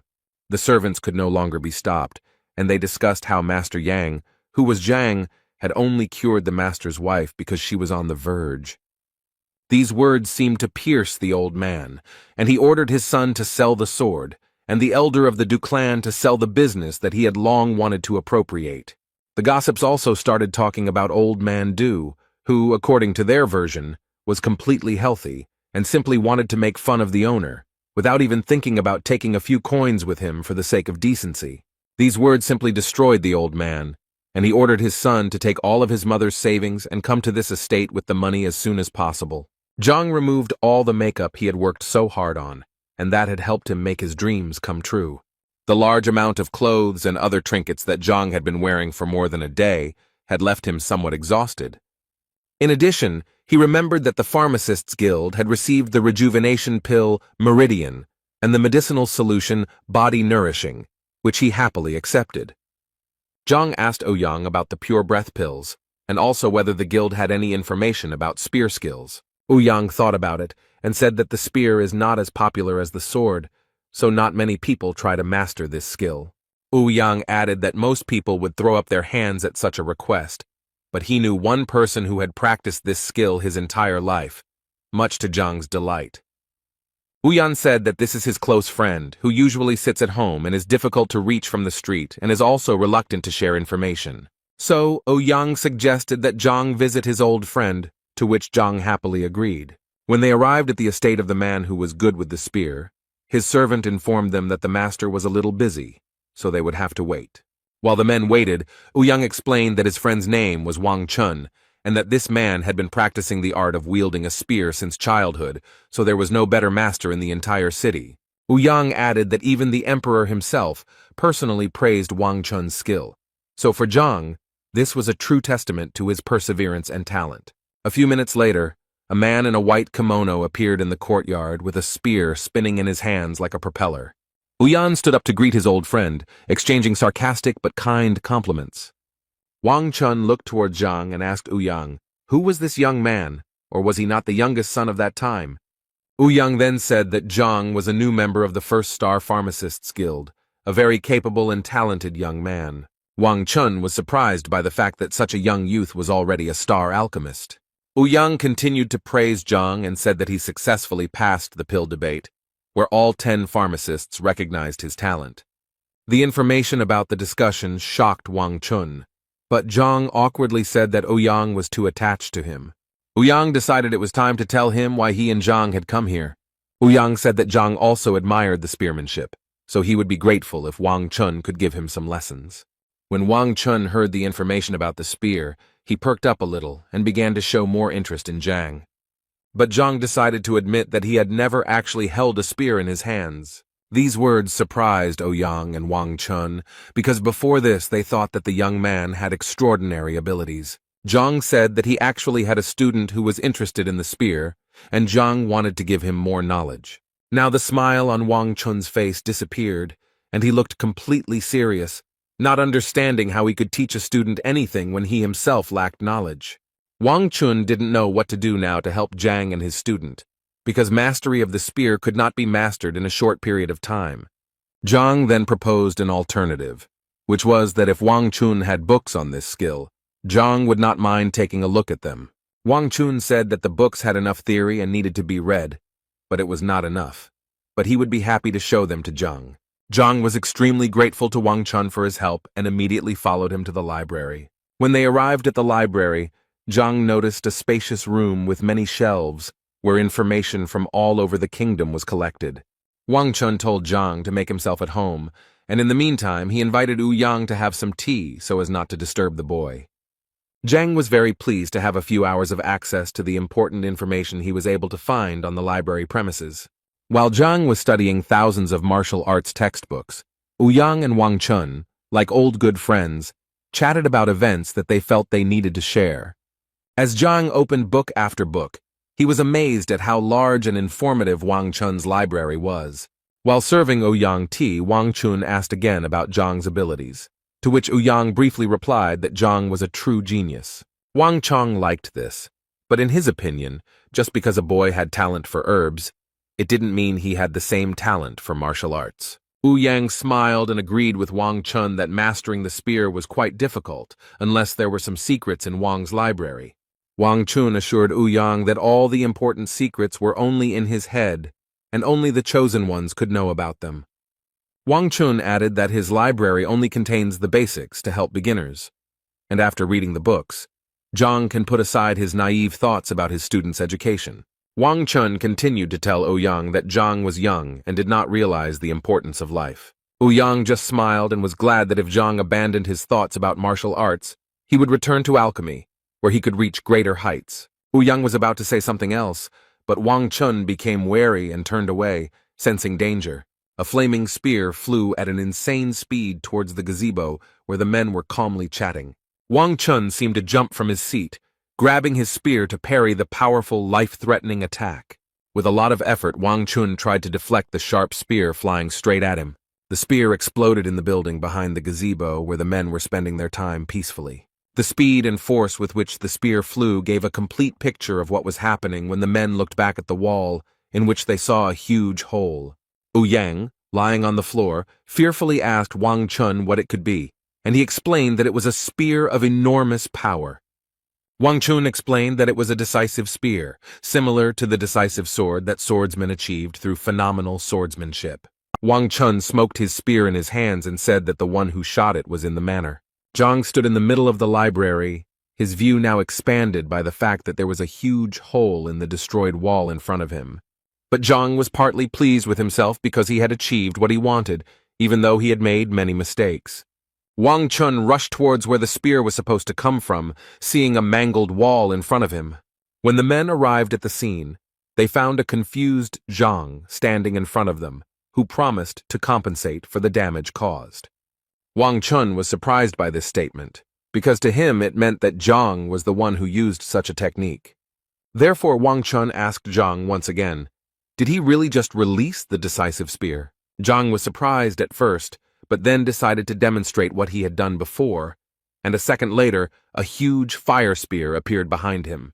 Wang Chun was sincerely convinced that it was Zhang's decisive spear, so he asked the boy to repeat the technique in a way that would not harm anyone.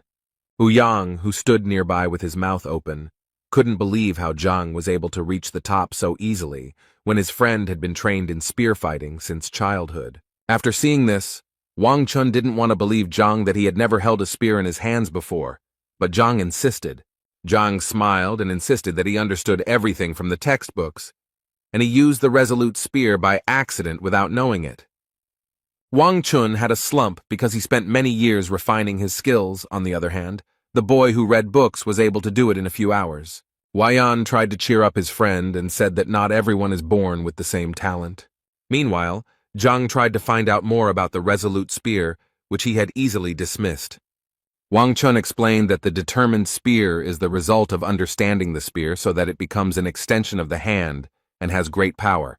Zhang was happy that he could now share this knowledge with his student, who would surely win the duel. Inspired by the joy of having mastered the powerful technique from the book, Zhang intended to take more lessons from Wang Chun to improve his technique. Wang Chun didn't expect that Zhang would want to do anything after that, but Wang Chun was curious to see Zhang practically. Wang Chu took Zhang out into the courtyard and threw a spear into his hands for him to demonstrate his skill. Having taken a fighting stance, Zhang and Wang Chun prepared for a duel in which he would have to demonstrate all his skills. Zhang made a sharp kick to gather all his strength for the upcoming strike. When Zhang was ready, he charged into battle like an enraged fire dragon, ready to destroy everything in his path. Wang Chun flinched from such a blow and froze in fear, waiting for the inevitable. It seemed as if Wang Chun's soul had left his body to protect himself from the powerful blow that Zhang was about to deliver. Zhang's spear stopped millimeters away from Wang Chun's face, causing him to lose his breath in a split second. When the fight ended, Zhang was a little disappointed that Wang Chun had managed to withstand the full force of the blow. Wang Chun still stood there silently, recovering from Zhang's blow. If Wang hadn't trained for many years, he wouldn't have reached the 7th rank, and who knows if he would have survived after that. Meanwhile, Zhang stood there with a smile on his face, saying that he would like to teach his student a similar technique, so he would appreciate advice from Wang Chun. Wang Chun smiled slightly and told Zhang that he was not sure if there was any need for advice here, since Zhang was very skilled with the spear. Zhang was glad that he had mastered the skill in the shortest time, and now his student Zhang Yang would surely be able to win. Wang Chun thought about how just an hour ago he had refused to teach Zhang something because he thought it was irrational, but now he realized that he himself had not reached the heights that Zhang had. Wang Chun hesitated for a few minutes, but then decided to ask Zhang to teach him a few lessons. With a smile on his face, Zhang was surprised by such a request, but willingly agreed to share the secrets he had managed to learn in the library. Yang, who was watching the men, did not understand why Zhang was giving advice to Wang Chun when he himself had come to learn from Wang Chun from the very beginning. Wang Chun was not used to listening to Zhang's advice, because usually masters of their craft do not share secrets with the first comer. But such actions formed a noble image of Zhang in the eyes of Wang Chun. Wang Chun was very grateful to Zhang for his help, but he couldn't just take it for granted. Therefore, when Wang Chun learned that Zhang did not have money to buy some medicines, Wang Chun decided to pay for him to study with Zhang. Wang Chun handed Zhang a wad of money, emphasizing that it was a modest payment for the knowledge Zhang had shared. Zhang was very surprised by such generosity, because he came to Wang Chun to study, but he himself became a teacher and even made a profit. After Wang Chun handed over the money to Zhang, the man bowed deeply. But Zhang thought it was unnecessary since the payment was quite sufficient. Zhang asked Yang to look after the pills he had already received, as he planned to return for them later when he went to school. After leaving the guild, Zhang was extremely pleased with himself because the plans he had conceived were being realized. When Zhang returned to school, he met only Wang Yin in the courtyard, whose husband was asking about other students.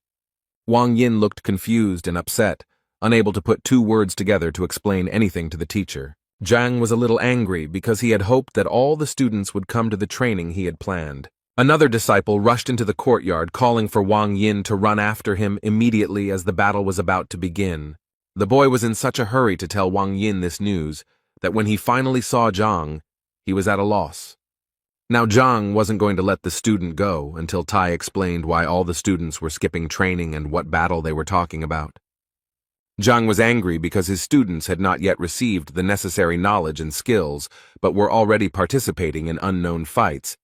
The boy muttered something for a long time, trying to find the words so as not to anger the teacher any further. However, he still dared to say that the Education Bureau distributes funds to help teachers, and in the Bureau's opinion, Zhang does not deserve these funds. Now Zhang was furious because the Bureau had threatened the existence of Zhang's class with its unjustified act. In the neighboring courtyard, there was a real mess with the participation of a large number of students and other unknown persons. Zhang's students defended the honor and dignity of their teacher, who had been unfairly slandered. The person in charge of distributing the financial aid was convinced that he was doing the right thing because he had no documents to exonerate Zhang. The man stressed that since there is no other precise data other than the exam results, in which Zhang received 0 points, there is no point in spending money on him. But the students were outraged by such statements, because Zhang remained their teacher as long as he had followers, and this was more than enough. The person who was supposed to allocate the funds agreed with this statement, but also emphasized that the charter stated that if a student was not worthy of the administration's expenses, then no assistance would be provided to him.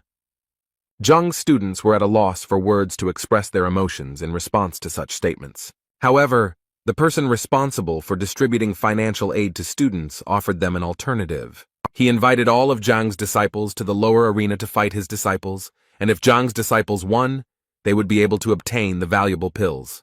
Zhang's students understood that the lower arena existed to resolve conflicts between students, and if they won, the teacher would apologize to the students. All of Zhang's students were convinced that this was their only chance to defend their honor and dignity.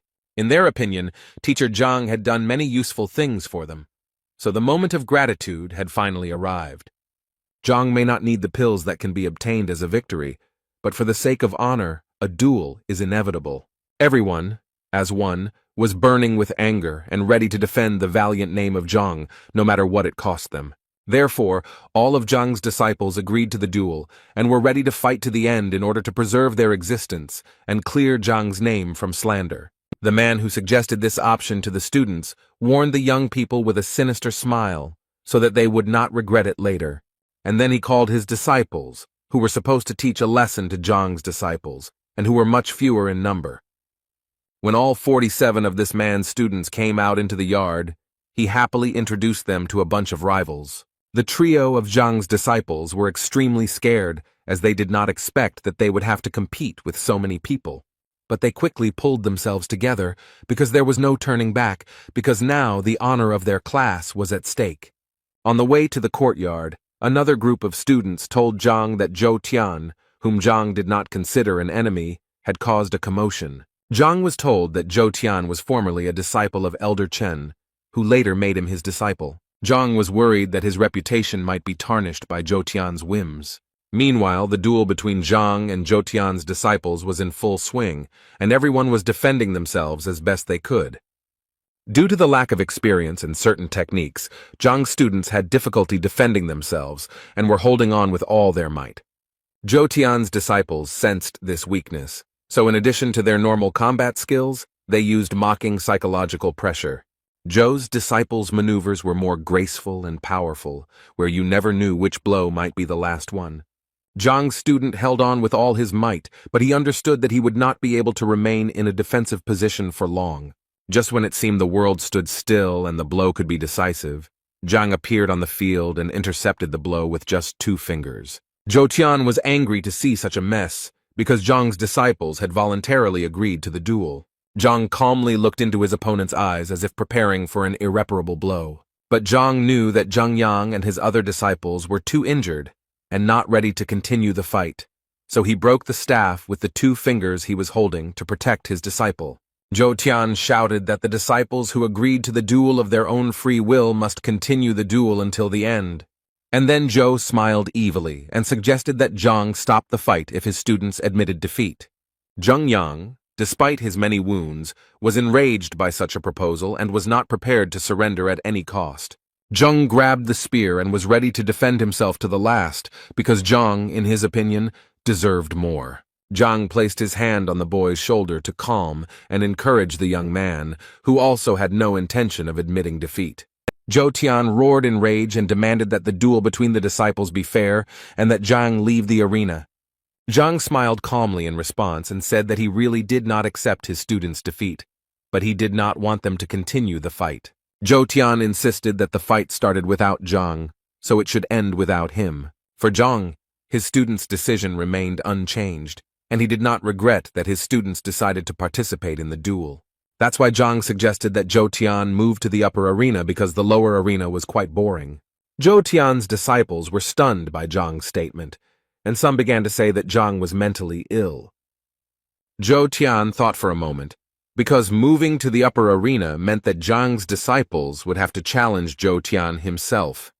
Zhang, who was waiting for an answer, urged Zhou Tian to accept the challenge, otherwise it would mean that he was scared. Zhou Tian laughed, telling Zhang that he was burying himself, so Zhou did not mind this sight, so he accepted the challenge. Zhou Tian proposed to Zhang that if Zhang wins, Zhou will give him any 10 pills, and if they lose, Zhang will bow to Zhou. Zhang readily agreed to these terms and hoped that Zhou would not take his words back after the duel. Over the past few days, Zhang's disciples had indeed become stronger.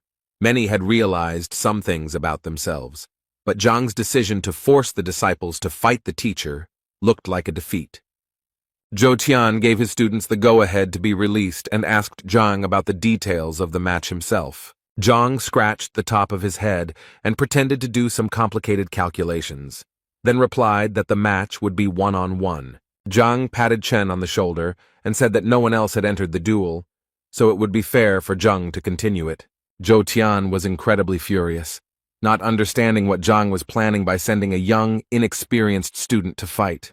Meanwhile, Chen was shocked by Zhang's decision, but Zhang quickly persuaded the boy to hold back his smile. Before the match began, Zhang announced that he wanted to teach Zhang a trick that would help him win. Zhou Tian tried to thwart Zhang's plans, but Zhang insisted that Zhang learn a technique that would allow him to win. Zhang approached the student and asked him to give him his spear so that the teacher could demonstrate his skill. Zhang tightly grasped the spear with his hand and asked Zhang to watch carefully what he was about to do. While the boy was concentrating hard to absorb some information, Zhang waved his spear in front of him like children in a kindergarten on a playground. Zhou Tian was surprised that Zhang's childish spear swings were considered a kind of winning move. A second later, Zhang had already handed the spear to his student, wondering if he had managed to remember everything. The boy thanked Zhang for the lesson, but he almost burst into tears when he realized that he would not be able to fight his teacher with dignity. Zhang wished the boy good luck and hoped only for himself, and again patted him on the shoulder encouragingly. After Zhang patted the boy on the shoulder, he felt his body fill with warmth and unstoppable energy. Zhang used Qi energy to tell the boy not to resist the new power, but instead to synchronize with it. He explained to the boy that he was going to teach him the breathing method of spear fighting. Chen listened to his teacher's advice, and now felt how each of his potential strikes could become many times stronger. When Chen finally came to his senses, he heard Zhang's voice again, asking him to continue pretending to be weak. And it seemed to work because Zhou Tian mocked the boy for barely holding a spear in his hands. Chen decided that there was no need to drag things out and took a defensive stance, showing full readiness. Zhou Tian was furious that Zhang was going to embarrass him with a student, let alone teach him a useless technique. Zhou Tian shouted threats at Zhang and promised that Zhang would pay for his behavior. Disciple Zhang wanted to replace Chen as he looked tired and weak, but Zhang insisted that he continue the fight. While Zhou Tian was preparing for the fight by rolling up his sleeves, Chen professionally played the weak opponent. Zhou Tian said that he would not show mercy to the boy because Zhang himself had decided his fate, to which the boy agreed and added that he was ready to fight with all his might. Zhou Tian was the first to rush into battle, concentrating all his strength and preparing to deal an irreparable blow. Holding the spear in his hands, Chen was in no hurry to attack or defend because he was synchronizing his breathing, which was what Zhang emphasized. When the boy felt he was ready to deliver a decent blow, his eyes, full of energy, opened wide. He swung his spear toward Zhou Tian, and the spear seemed to wrap around a fiery snake, ready to pounce on anyone who dared to oppose it. Zhou Tian didn't expect this turn of events, so he was very scared when he came face to face with the merciless snake. Choking with fear, Zhou Tian did not immediately understand what was happening, but in an instant, dozens of spears attacked his body. Each blow left its mark in the form of a bruise or a wound, and with them came the realization that Chen was not such a weak opponent. The final blow was so powerful that Zhou Tian's battered body was sent flying several meters into the air. When Zhou Tian finally landed on the ground, barely alive, the disciples gathered around him, not understanding what had happened. Zhang was glad that Chen was able to adapt to his new power in such a short period of time. Several of Zhou Tian's students helped him to his feet while Chen stood motionless in front of his teacher. Chen reminded Master Zhou that if he won, he would have to give up 10 breath beads. Through anger and hatred, covered in bruises, Zhou ordered his disciples to bring these beads. The disciples asked Master Zhou if he was sure of his decision, but he was persistent and asked not to repeat it twice. When the beads were finally brought, Chen took them and went to boast to Zhang about his achievements. When Zhou gave the beads to Chen, he knew that Zhang would never be able to accept them because they were only won by disciples. With a look of surprise on his face, Zhang carefully opened the box and looked at each bead carefully, as if studying it. Zhang turned to his students as if surprised that the match had been arranged for such unnecessary gain. So the next moment, Zhang threw the coffin to the ground and crushed it with his foot, shocking his disciples. Zhou himself was no less stunned, for whom the box was extremely expensive. Each pill cost at least 1,000 gold coins. Zhang took a small bottle out of his pocket and asked the students not to rush, because although the beads help to collect energy, they also do harm. That's why Zhang handed the students a bottle with clear breath pills inside. The students could not believe such generosity of the teacher, for which they were infinitely grateful to Zhang for the valuable gift. Zhang smiled back and asked his students not to get involved in such petty quarrels in the future. After the words of gratitude, Zhang began to hand out a pill to each student so that they could recover more quickly from the recent events. As Zhou sat there devastated after the fight, his disciples began to discuss Zhang's generous gift. Such conversations killed Zhou even more from the inside, tearing his fighting spirit and self-confidence to shreds. Zhang decided there was no time to waste, so he called his students back to school. When they finally returned to school, the students couldn't help but feel that Zhang had given them such expensive gifts. Zhang reassured them again and assured them that if they helped them win the teacher's evaluation, he would take it as a worthy reward. This was a big responsibility for the students, so they promised the teacher that they would do their best. Zhang was very glad that he had such devoted disciples, and after thanking them, he decided to talk to Zhang alone. Zhang took Zhang to a quiet room where he told the boy about a spear technique he had recently discovered. But before telling the secrets, Zhang asked the boy that no one except the two of them should know about it. Zhen was overwhelmed with emotion, realizing that what he had done in the duel might have looked stupid, or it might have looked exquisite, but the boy didn't care. Zhang stressed that all strong techniques contain simple elements, and this should be kept in mind, especially 10 days before the teacher's evaluation. When Zhang was telling the boy all the secrets, Zhang asked the teacher what he called this technique, and since Zhang did not have time to name it, he left it to Zhang. After several training sessions, Zhang informed the students that he was leaving the school and that his main goal until he left would be to train constantly. Meanwhile, where Zhang was considered a great master, the city discussed his exploits, and some even looked after the estate. Du Miaoshuan and his son waited patiently beneath the manor until Zhang invited them for an audience. Finally, the moment came, and the butler invited the guests into the estate, informing them that the Grand Master was ready to talk. Meanwhile, an unknown man watched these events from around the corner, trying to understand what was happening on the other side of the gate. Old Du, as soon as he arrived at the estate, fell to his knees in front of Zhang, begging for help. Zhang, who had already donned the robe of the Grand Master, sat casually and assured the guest of his assistance. Zhang decided to first check whether he had been wrong in his judgment when he called the old man a beast. This time, the old man did not object. Zhang began to analyze the problem in detail, explaining that it all started because the old man had not made progress during his training. According to Zhang, the old man took the blood of the white wolf, and now this blood enters the old man's body every afternoon. When Zhang began to tell details about how the old man was covered in animal hair every time, but at the same time he was neither an animal nor a human, the old man snorted, but agreed with everything. The son was upset that his father tried to hide it from him when the usual routine habit of being alone in the garden turned out not to be a habit. Zhang took a sip of hot tea and continued to talk about the wolf, whose strength corresponded to the 7th human rank. While stirring the tea, Zhang explained that wolf blood was one of the main ingredients for making Tongxuan pill, which had the effect of unblocking meridians. The old man admitted that he was young and naive, and therefore simply believed that wolf blood would make a person much stronger. Zhang put down the cup and asked the old man not to jump to conclusions, because the blood really does have such properties. The old man was shocked to hear such information, but at the same time he could not understand why he had suffered for so many years. Zhang rose from his throne and, pacing, continued to explain to the old man that the information he had read in the manuscript was incomplete, and the old man had simply not completed the reincarnation process. So Zhang suggested completing the process right now with acupuncture. Zhang realized that the old man's meridians were blocked, preventing the wolf's blood from circulating normally in his body. Then the man took out several silver needles, whispered something over them, and pointed them straight at the old man. One after another, the needles, shrouded in a blue noble glow, reached their target in the old man's body, freeing him from his ancient suffering. When the release process was completed, the old man thanked Zhang and hurried to leave the estate when he was suddenly stopped on the street by an unknown man. The old man looked at the young man and recognized him as Master Luo, who was well known in the area. A man named Lo asked the old man who owned the estate, to which the old man kindly replied that the Grand Master lived in the estate. The old man was full of praise for Zhang, calling him an intelligent and extremely capable man, but he emphasized that the Great Master did not like frequent guests.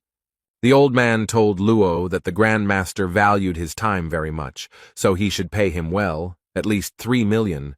Luo thanked the old man for the detailed information.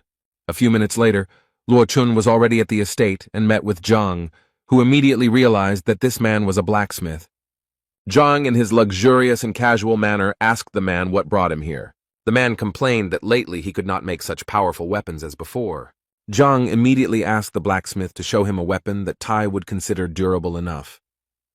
Zhang took the sword out of its sheath, examined it carefully, and realized that it was an ordinary sword, which did not even require the use of spiritual techniques to create. Zhang immediately understood what the problem was, as if it was red in his eyes, which made the blacksmith very nervous. Zhang seemed to have deliberately inflated the price by means of artificial intrigue, which he stretched out and savored. But he still told the stocky man that he ate too much, causing the blacksmith to drop his sword on the ground. The man even tensed up from such statements, because for him they sounded humiliating. Even the butler was shocked by Zhang's brazen remarks towards the venerable man who told him about his problems. Zhang hastened to calm the blacksmith down, as he had no intention of insulting him with his words. Koval admitted that lately he really likes tasty food, especially imperial shrimp. Zhang picked up the teapot to pour himself some tea and told the blacksmith that it was all because of the shrimp. But the blacksmith still didn't understand what shrimp had to do with making weapons. Zhang, who calmly continued brewing tea, emphasized that shrimp are directly related to weapons. He explained to the blacksmith that emperor shrimps are grown in cold water. They are a product of yin energy, so a person who eats shrimps reduces yang. However, Zhang stressed that pre-spawning and post-spawning shrimp are completely different products. Zhang continued drinking tea and said that the shrimp was getting weaker as it transferred all its energy to the new generation. Zhang glanced at the blacksmith and noticed that in addition to the shrimp, the blacksmith was constantly irritated, and therefore the energy could not be properly concentrated. Koval knew that he had been really struggling to concentrate and clear his mind lately, but he didn't know that it was all about the shrimp. Zhang explained that the shrimp becomes weaker after giving birth and thus tries to protect itself, although the taste does not change. The blacksmith fell to his knees before Zhang to ask him to help him solve his problem, which he had no idea about before. Zhang, who knew what this man's problem was, actually didn't know how to solve it. The case of the blacksmith is different from the previous ones, and the library only points out the shortcomings. Therefore, Zhang could think of nothing better to do than advise the blacksmith to stop eating the shrimp and release the ones he caught. It would seem that this extremely simple piece of advice brought incredible relief to the blacksmith. The blacksmith was extremely pleased with Zhang's work, who simply looked at the weapon and understood its essence. The blacksmith then asked Zhang if he could help him open a blacksmith business. Zhang looked at the blacksmith with a searching gaze, which indicated that the blacksmith was crossing the line. The blacksmith quickly understood Zhang's emotions and immediately apologized for his impudent behavior. Zhang decided it was time to end the audience, so he asked Sun Qian to escort the guest out. Sun Qian explained to the blacksmith that Grandmaster Zhang wished to rest, so it was time to end the conversation. After everyone left, Zhang sat on the soft bed, thinking about how difficult it was to pretend to be a great master. Zhang realized that he was now at the level of a great master only because he received help from the library, and without it, he was nothing. But for Zhang, this was not a big surprise. He understood that any craft requires a significant expenditure of energy. In order to maintain a decent level, Zhang needs to constantly replenish the library and absorb its knowledge, otherwise he will not be able to use it effectively. While Zhang was pondering this, the library seemed to hear his needs and offered a new book unknown to Zhang. The book flew towards Zhang as if it had invisible wings, radiating a warm light around itself. Zhang picked up the book and, after examining the gold binding, opened the book to examine its contents. When Zhang began to turn the pages of the book, he saw that there was not a single word or letter in it. So Zhang closed the book and decided that he would not study it for now because there was nothing to study. But the book seemed to want to be read, so it opened in Zhang's hands, shining with a bright, warm light of its own accord. The book rose and illuminated the room with bright rays that scattered in different directions. Zhang, frozen in place, raised his head and watched this spectacle with his mouth open.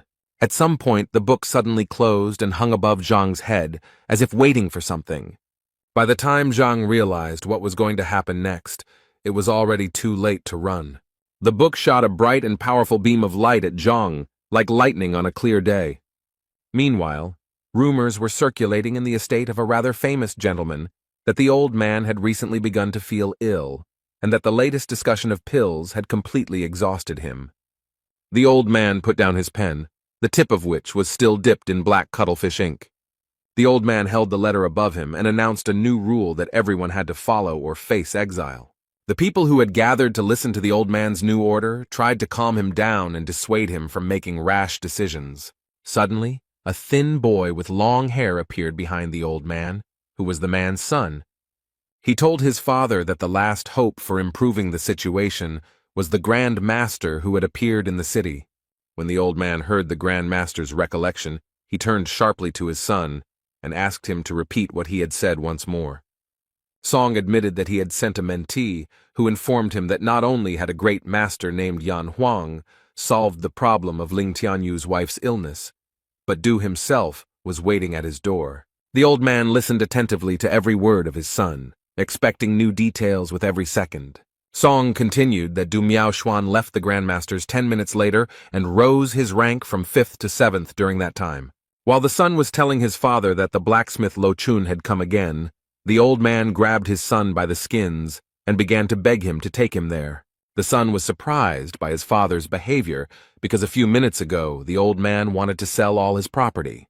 The father scolded his son for inaction and advised him to sell his head, because now the most important thing was a visit to the great master. Meanwhile, on the outskirts of the capital, Elder Tsang tried to comprehend the recent events of the 2 weeks he had spent on a business trip. The servant gave the elder a report on the past 2 weeks, and told about the important and least important events using the gradation of the stars. When the elder was looking through all the events, he noticed one that did not have a star rating, so he asked the servant how this happened. The servant explained that the event had happened recently, and they could not evaluate it because the servant wanted to discuss some details. The old man tensed up, waiting for the information that the frightened servant would tell him. The slavery began 3 days ago when a man named Yang Xuan arrived in the capital, calling himself the Great Master and healing Lord Lin's wife. At this point, the elder stopped the servant, saying that he knew about this incident, so he rummaged through the records of the kingdom and did not find such a Grand Master.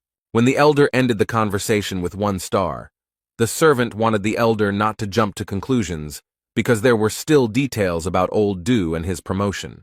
The elder's opinion changed when he heard the details. Now he gave the event 2 stars. The servant also reminded the elder of the incident with the blacksmith, which also ended in success for the latter.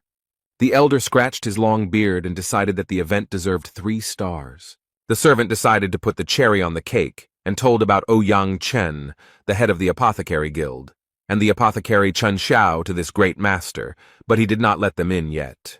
The elder came to his senses and said that such a development of events deserved his 4 respected stars. The servant either pretended to be deaf or was really deaf and thought that the elder had rated the event 5 stars, but accidentally blurted it out loud, which greatly angered the elder. While Zhang slept, the events surrounding the Grandmaster's mastery were gaining a frantic pace, as some were outraged by the insane amount of money that had to be paid for entry, while others considered it a necessary measure.